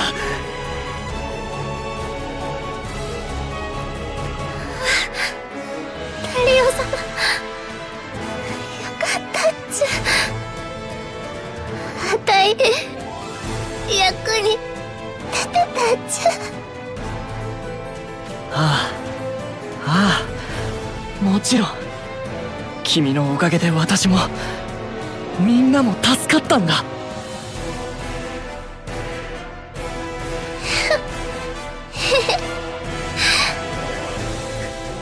たい頑張ったっちゃ。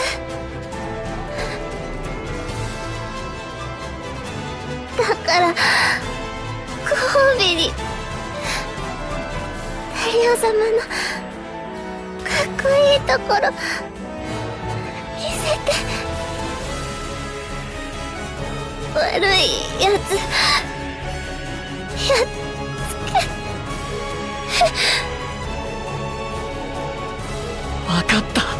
分かったからもう喋らなくていい。ここで待っていてくれ。すぐに戻る。飯島、サダ、お待ちを頼む。へい。お待ち、死んじゃダメだよ。お待ち。お待ちの剣士、無駄にはしない。オルドア確保。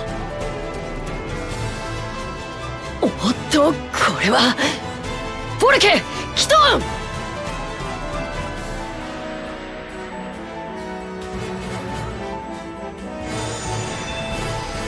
少し誤算が出てしまいやがりました。一部作戦変更です。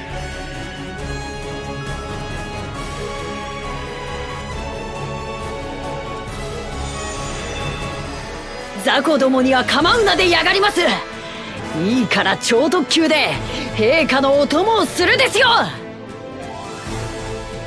扉は必ず私が開いてみせるです。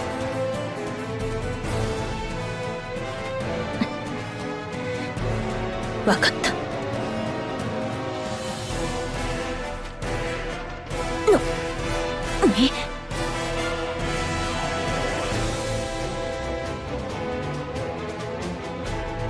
さて、ここは私も捨て身でかからないとやべえ感じになっちゃったですね。ウォルトワ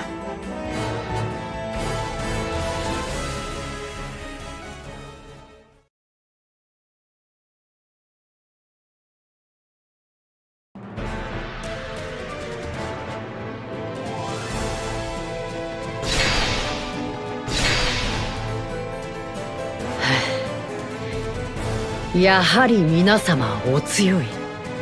私一人では少々手に余るというもの。ここは不本意ながらやはり陛下のお力におすがりするほかなさそうですね。やはりこの先に海王がいるのか。待て！何をしているオーゾン。海王と合流されると厄介なことになる。すみません、先に行ってください。私はお待ちをあのままにしておけません。わかった。酷なことを言うようだけど、なるべく早く来て。はい、すぐに。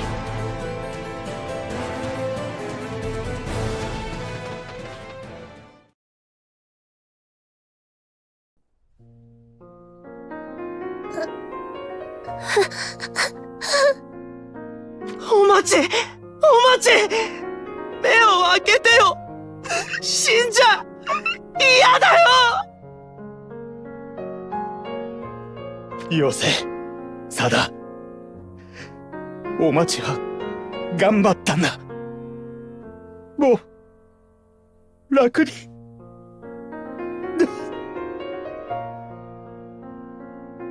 何言ってんだよ、兄貴。僕は嫌だ。僕たちの大事な妹じゃないか、兄貴。すまない。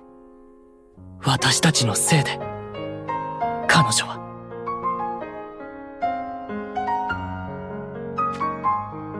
私たちのせいなんてよしてください。それじゃあおばっちが浮かばれやすい。あっしはこいつを褒めてやりて。おばちは生まれてこの方誰とも喧嘩なんてしたことのね優しい子でした。そのおまちが命を張って皆さんをお助けしたんです。そりゃつまり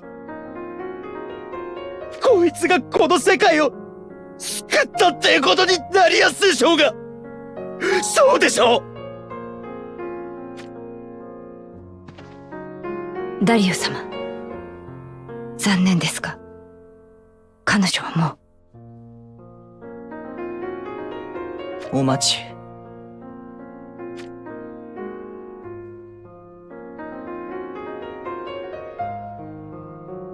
私たちは行かねばならない。お待ちの思いに報いるためにも。へい、言ってください。ご分をお祈り申し上げやす。お待ちのことは僕たちが必ず。すまな。いや、ありがとう。君たちの願いは確かに預かった。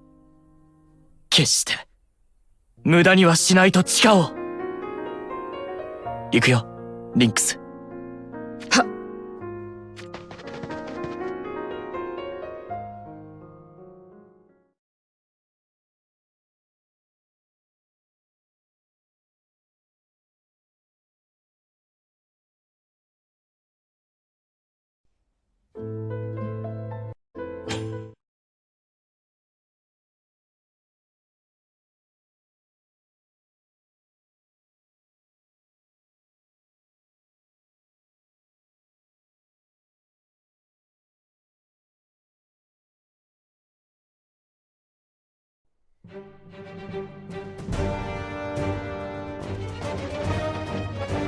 こは輝きの神殿の最深部といったところじゃないか。ジムさん、アレストリア、あれを。巨大な石の扉。とても人間の手で開けそうには思えないが。それよりも今は灰の軍師を探して。見る限り私たちが入ってきた場所以外に出入り口はない。奴が必ずここにいるはず。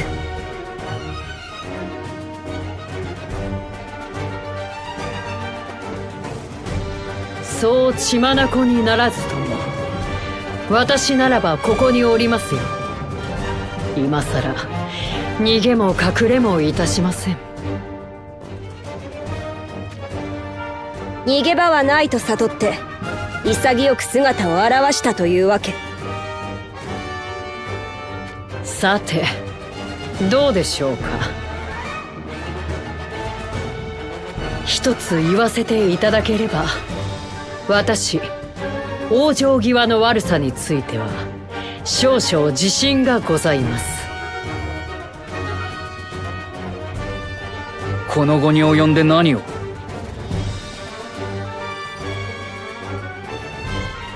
それからもう一つ、罠というものは常に二重三重に構えておくものとお心得ください。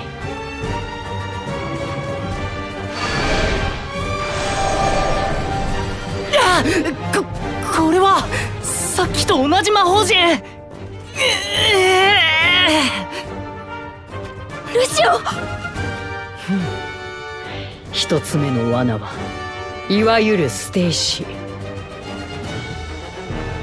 初手を切り抜けただけで油断してくれるおまぬけ野郎どもで助かりましたですよ。光のクリスタルの戦士、お前は危険です。お前が陛下の前で見せた力、陛下にとって真の脅威となる前にまるっといただいてやりますよ。あれはカリドラのクリスタル。ルシオの力をいただくだと。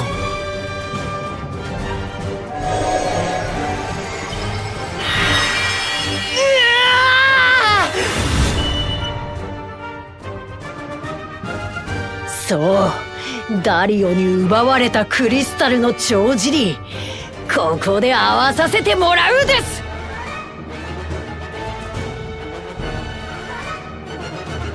光栄に思い上がりなさいませ。お前の魔力が閉ざされた座への扉を開くことになるのですから。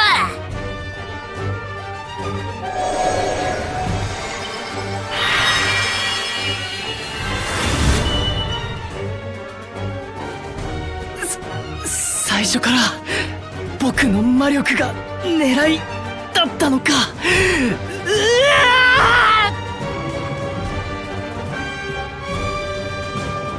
ルシオ。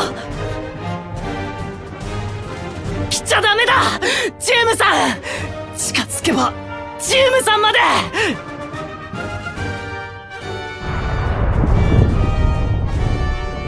座への扉。この振動はまさかあの扉が。気づきましたか。そう、あれこそごく限られた異界に設置された座への道。言うなれば緊急用の連絡通路といったところです。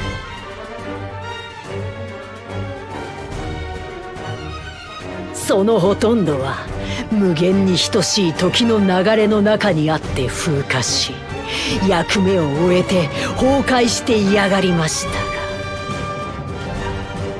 が、ここはご苦労にも人間たちが管理し続けてきたおかげで生きていやがったというわけですよ。もっともここの人間たちはなぜ輝きの神殿と呼ばれているかすらも忘れてしまっていたようですがね。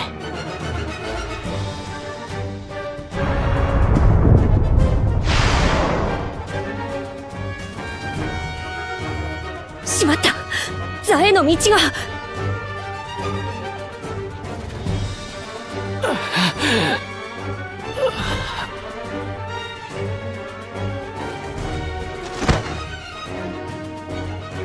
よくやったオルドア。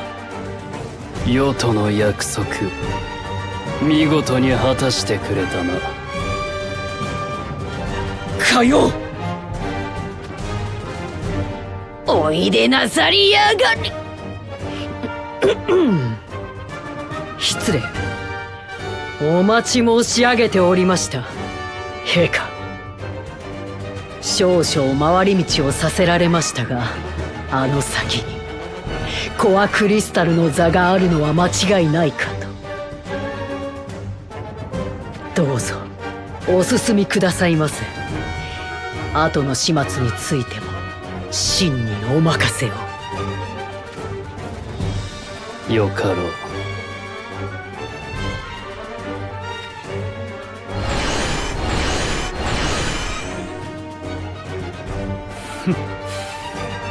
座が近づいたことで我が魔力も高ぶっているようだ。置いていく。好きに使え。これはお心遣い痛み入ります。ありがたき幸せ。座にて待つ。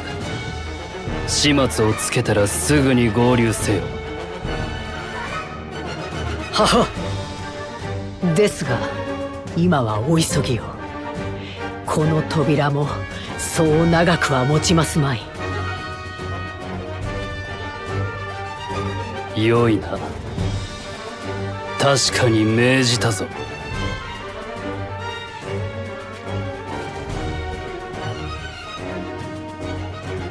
さて、役目を終えた絞りかすにはそろそろ退場していただくことにいたしましょうか。ルシオ、立ちなさい。あなたなら立てる。さ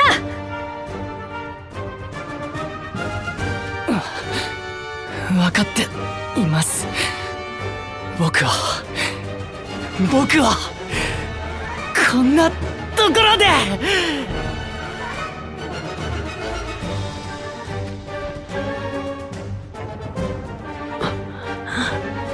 これほどの魔力を吸われても立ち上がりますか。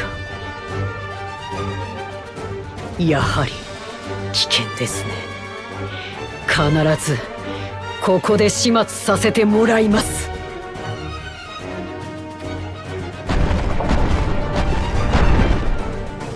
そうはさせるか。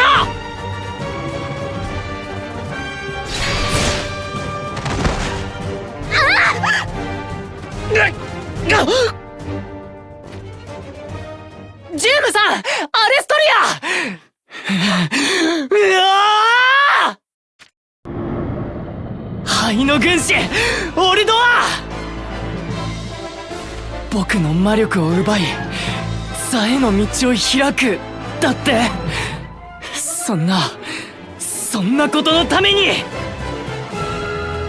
何も知らず戦う術すら持っていなかったこの異界の人々を殺戮し、僕の仲間まで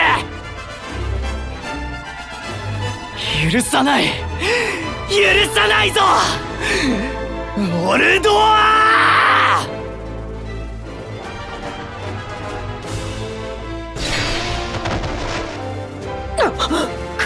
この魔力は。みんな消えて。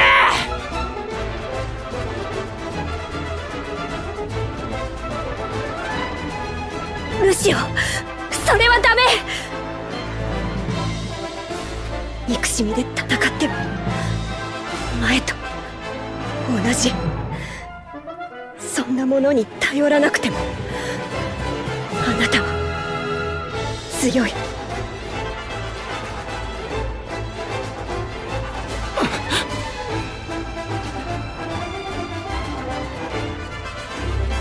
とても強い。ジュームさん。あなただけの本当の強さを私に見せて。僕だけの本当の強さ。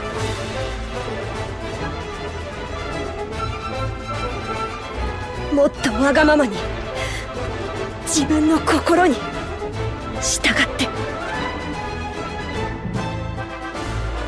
それはきっと天才らしい私にもできないこと。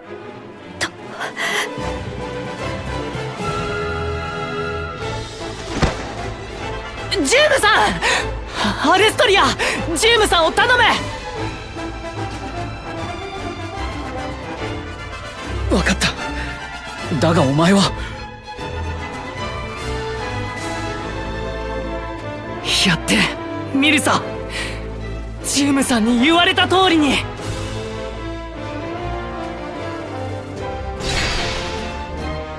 新米の駆け出しで無職の見習いだった頃、ジュームさんに言われたことがある。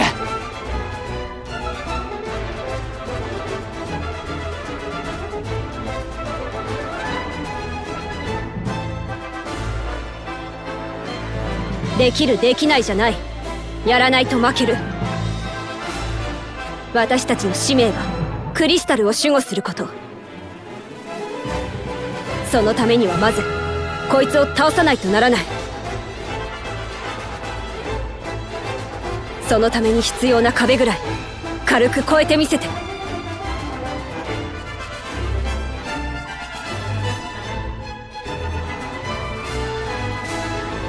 できるできないじゃない。やるんだ。壁を越えるんだ。僕は何のために戦う？いや、違う。僕はどうしたい？クリスタルの戦士としての使命だから。それもある。だけどもっと。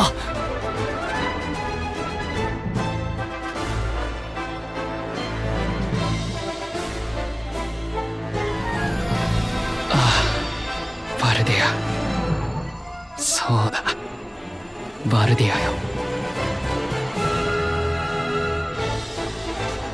俺はただ仲間たちと自由に暮らしたかった。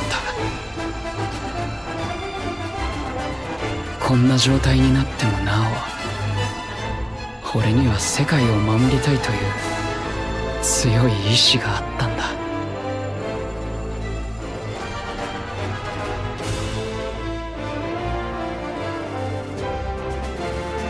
そんなもんね。プレイよ、プレイ。そうやってはあだるめんどくさって空気を全身にまとわせて、それでも世界の平和を守ってみんなにラフはすごいやつだって言ってもらうのが最高にかっこよくて気持ちいいんでしょうが。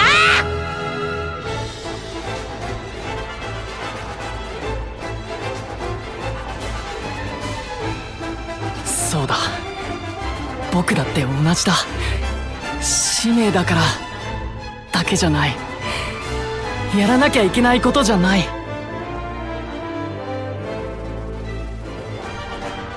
自由に暮らしたかった。世界を守りたかった。みんなに褒めてもらう。い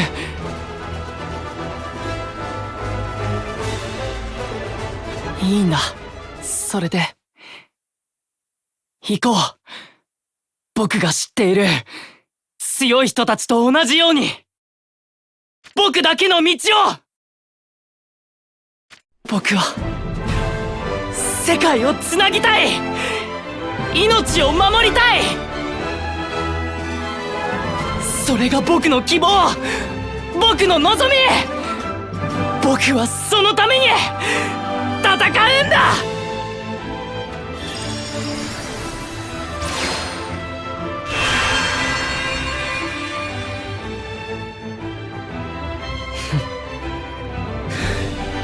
見ているか、俺が後を託した男の姿を。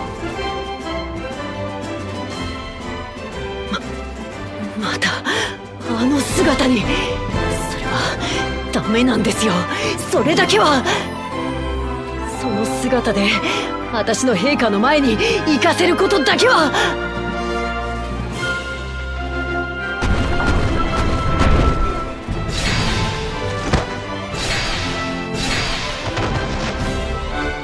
行くぞ、灰の軍師。お前はここで倒す。冗談抜かすなでやがります。この生まれ変わったオールドアちゃんを甘く見やがるんじゃねえです。陛下、モント陛下、私に陛下をお守りする力をお授けくださりやがりませ。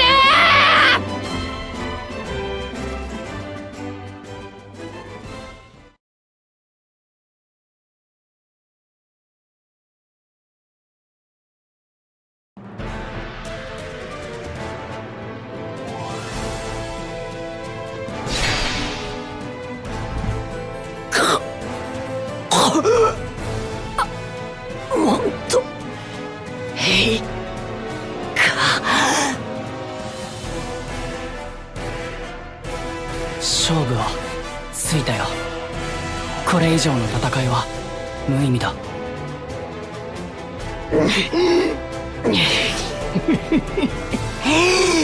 もう忘れたのでやがりますか、おまぬけ野郎か。罠は20、30に張り巡らせてこそ、そういったはずです。すでにお前は私の最後の切り札にとらわれ。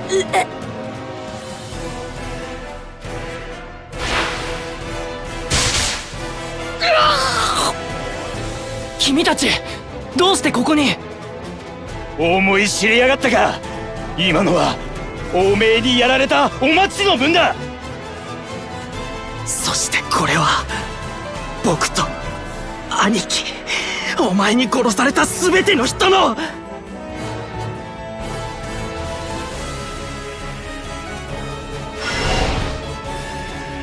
よせ、お前の力をこんなことのために使うな。リンクスさん、なんで。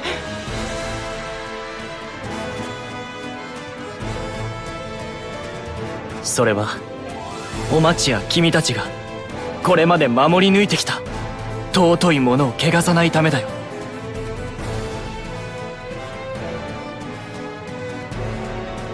分かってくれ。飯島もいいね。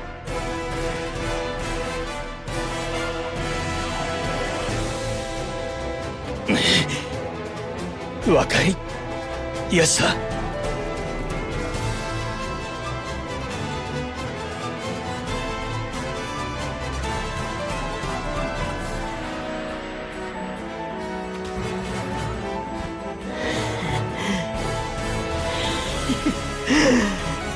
なんですかそれ。けど今の一発は痛かったですよ。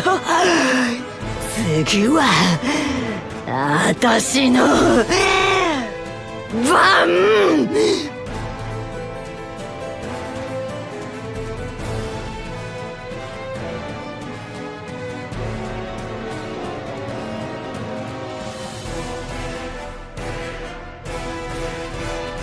もう君に次はない。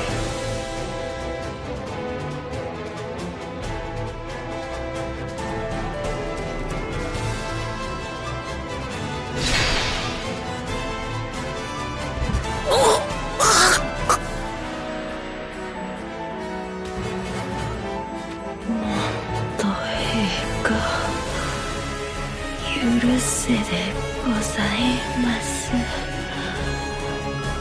あなたの軍師は最後の最後でしくじりやがりましたです。でも役目は果たしました。もう陛下は私などなくとも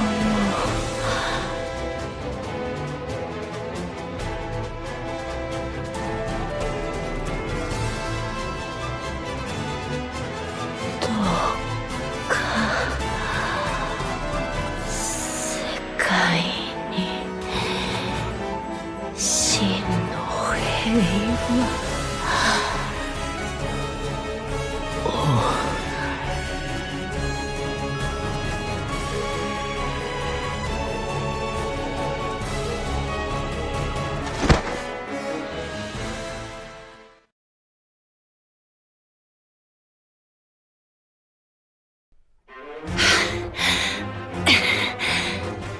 ごめん、遅くなった。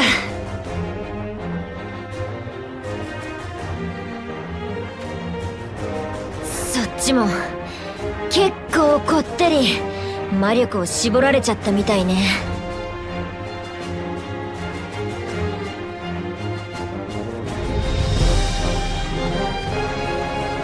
俺たちとルシオの魔力を使って座への扉を開くのが目的だったとはな。休んでいる余裕はない。すぐに海王を追わねば。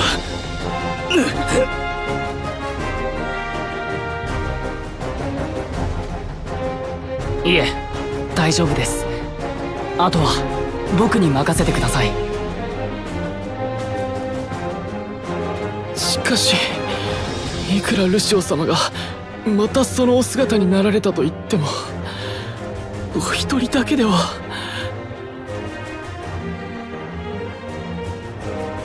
俺は一緒に行くぞ、ルシオ。大丈夫だ。まだ動ける。俺たちは最後まで見届けたいんだ。だから共に行かせてくれ。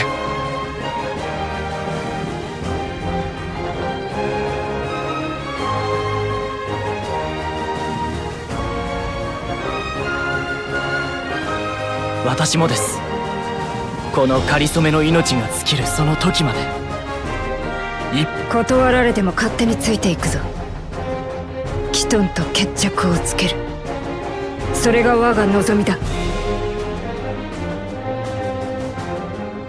わかりました。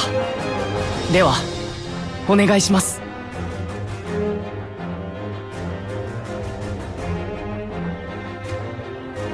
後から必ず追いかけるから。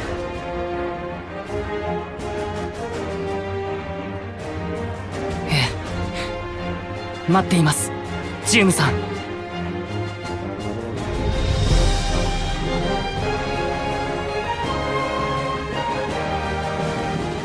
ダリオ様。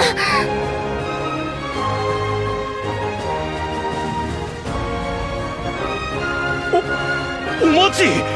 バカ野郎！動くんじゃねえってあれほど！そうだよ！待っててって言っただろ！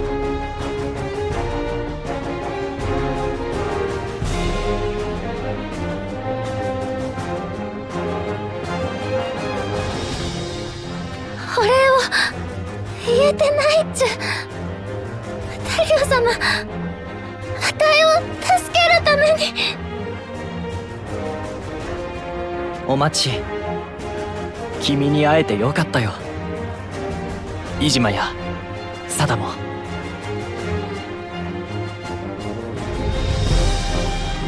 君たちに出会えたことで私は世界にはいくつもの可能性が満ち溢れていることを知った。私はきっとその可能性を守ってみせる。どうか元気で。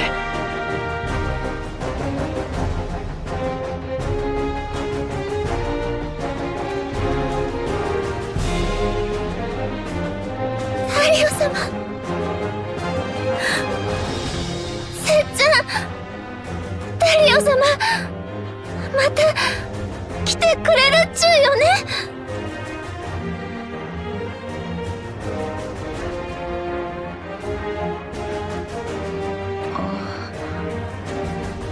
そうだね、いつかきっと。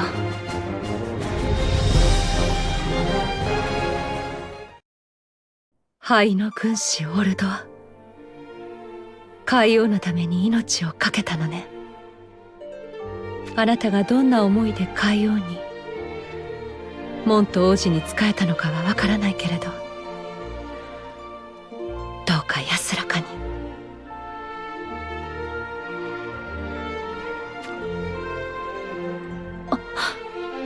あれは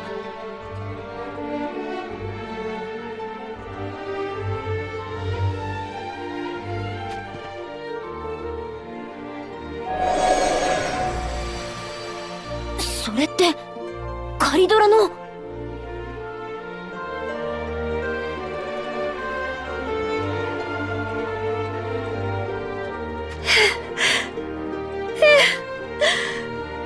カリドラ、おかえりなさい。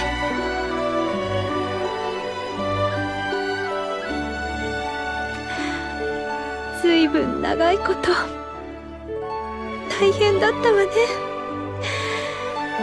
本当にお人よしは苦労するんだから。ラフちゃん、お願いがあるっちゅう。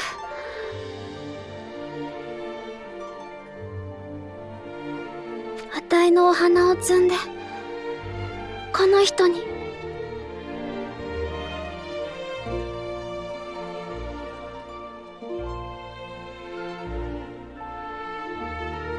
人間さんたちはそうやって亡くなった人のことを送ってあげるんだっちゅう。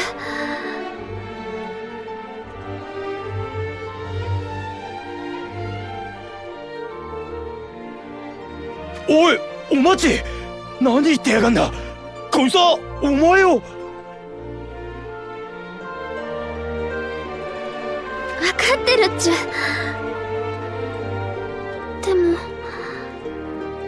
でもなんだかそうしてあげたいんだっちゅう。この人すごく綺麗だっちゅう。本当はきっと悪い人じゃないっちゅう。だか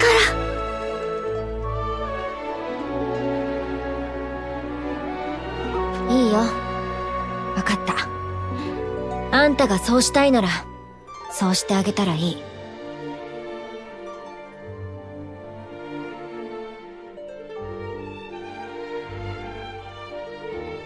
あんたの優しさきっと伝わるよ。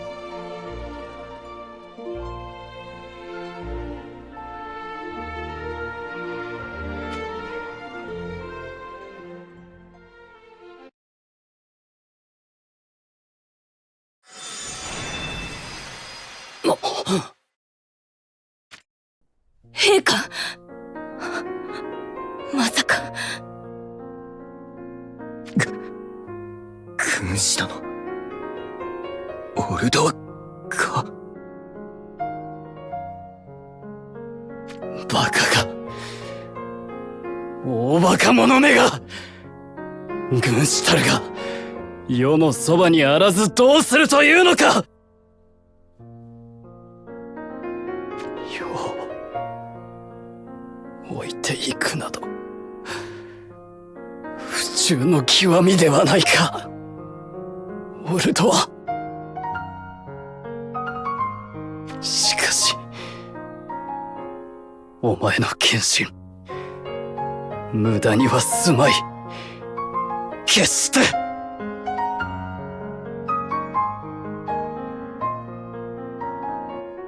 モント様、オルドアは役目を果たしたのです。モント様のために。来た、ボルケ。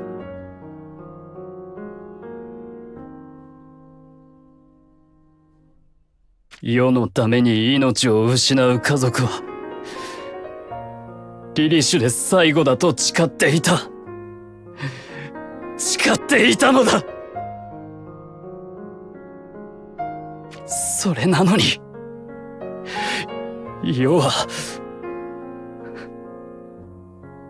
僕はどこまでも至らない王だ。許してほしい。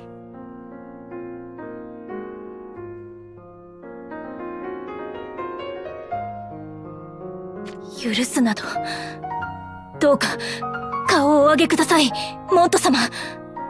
いえ、海王陛下。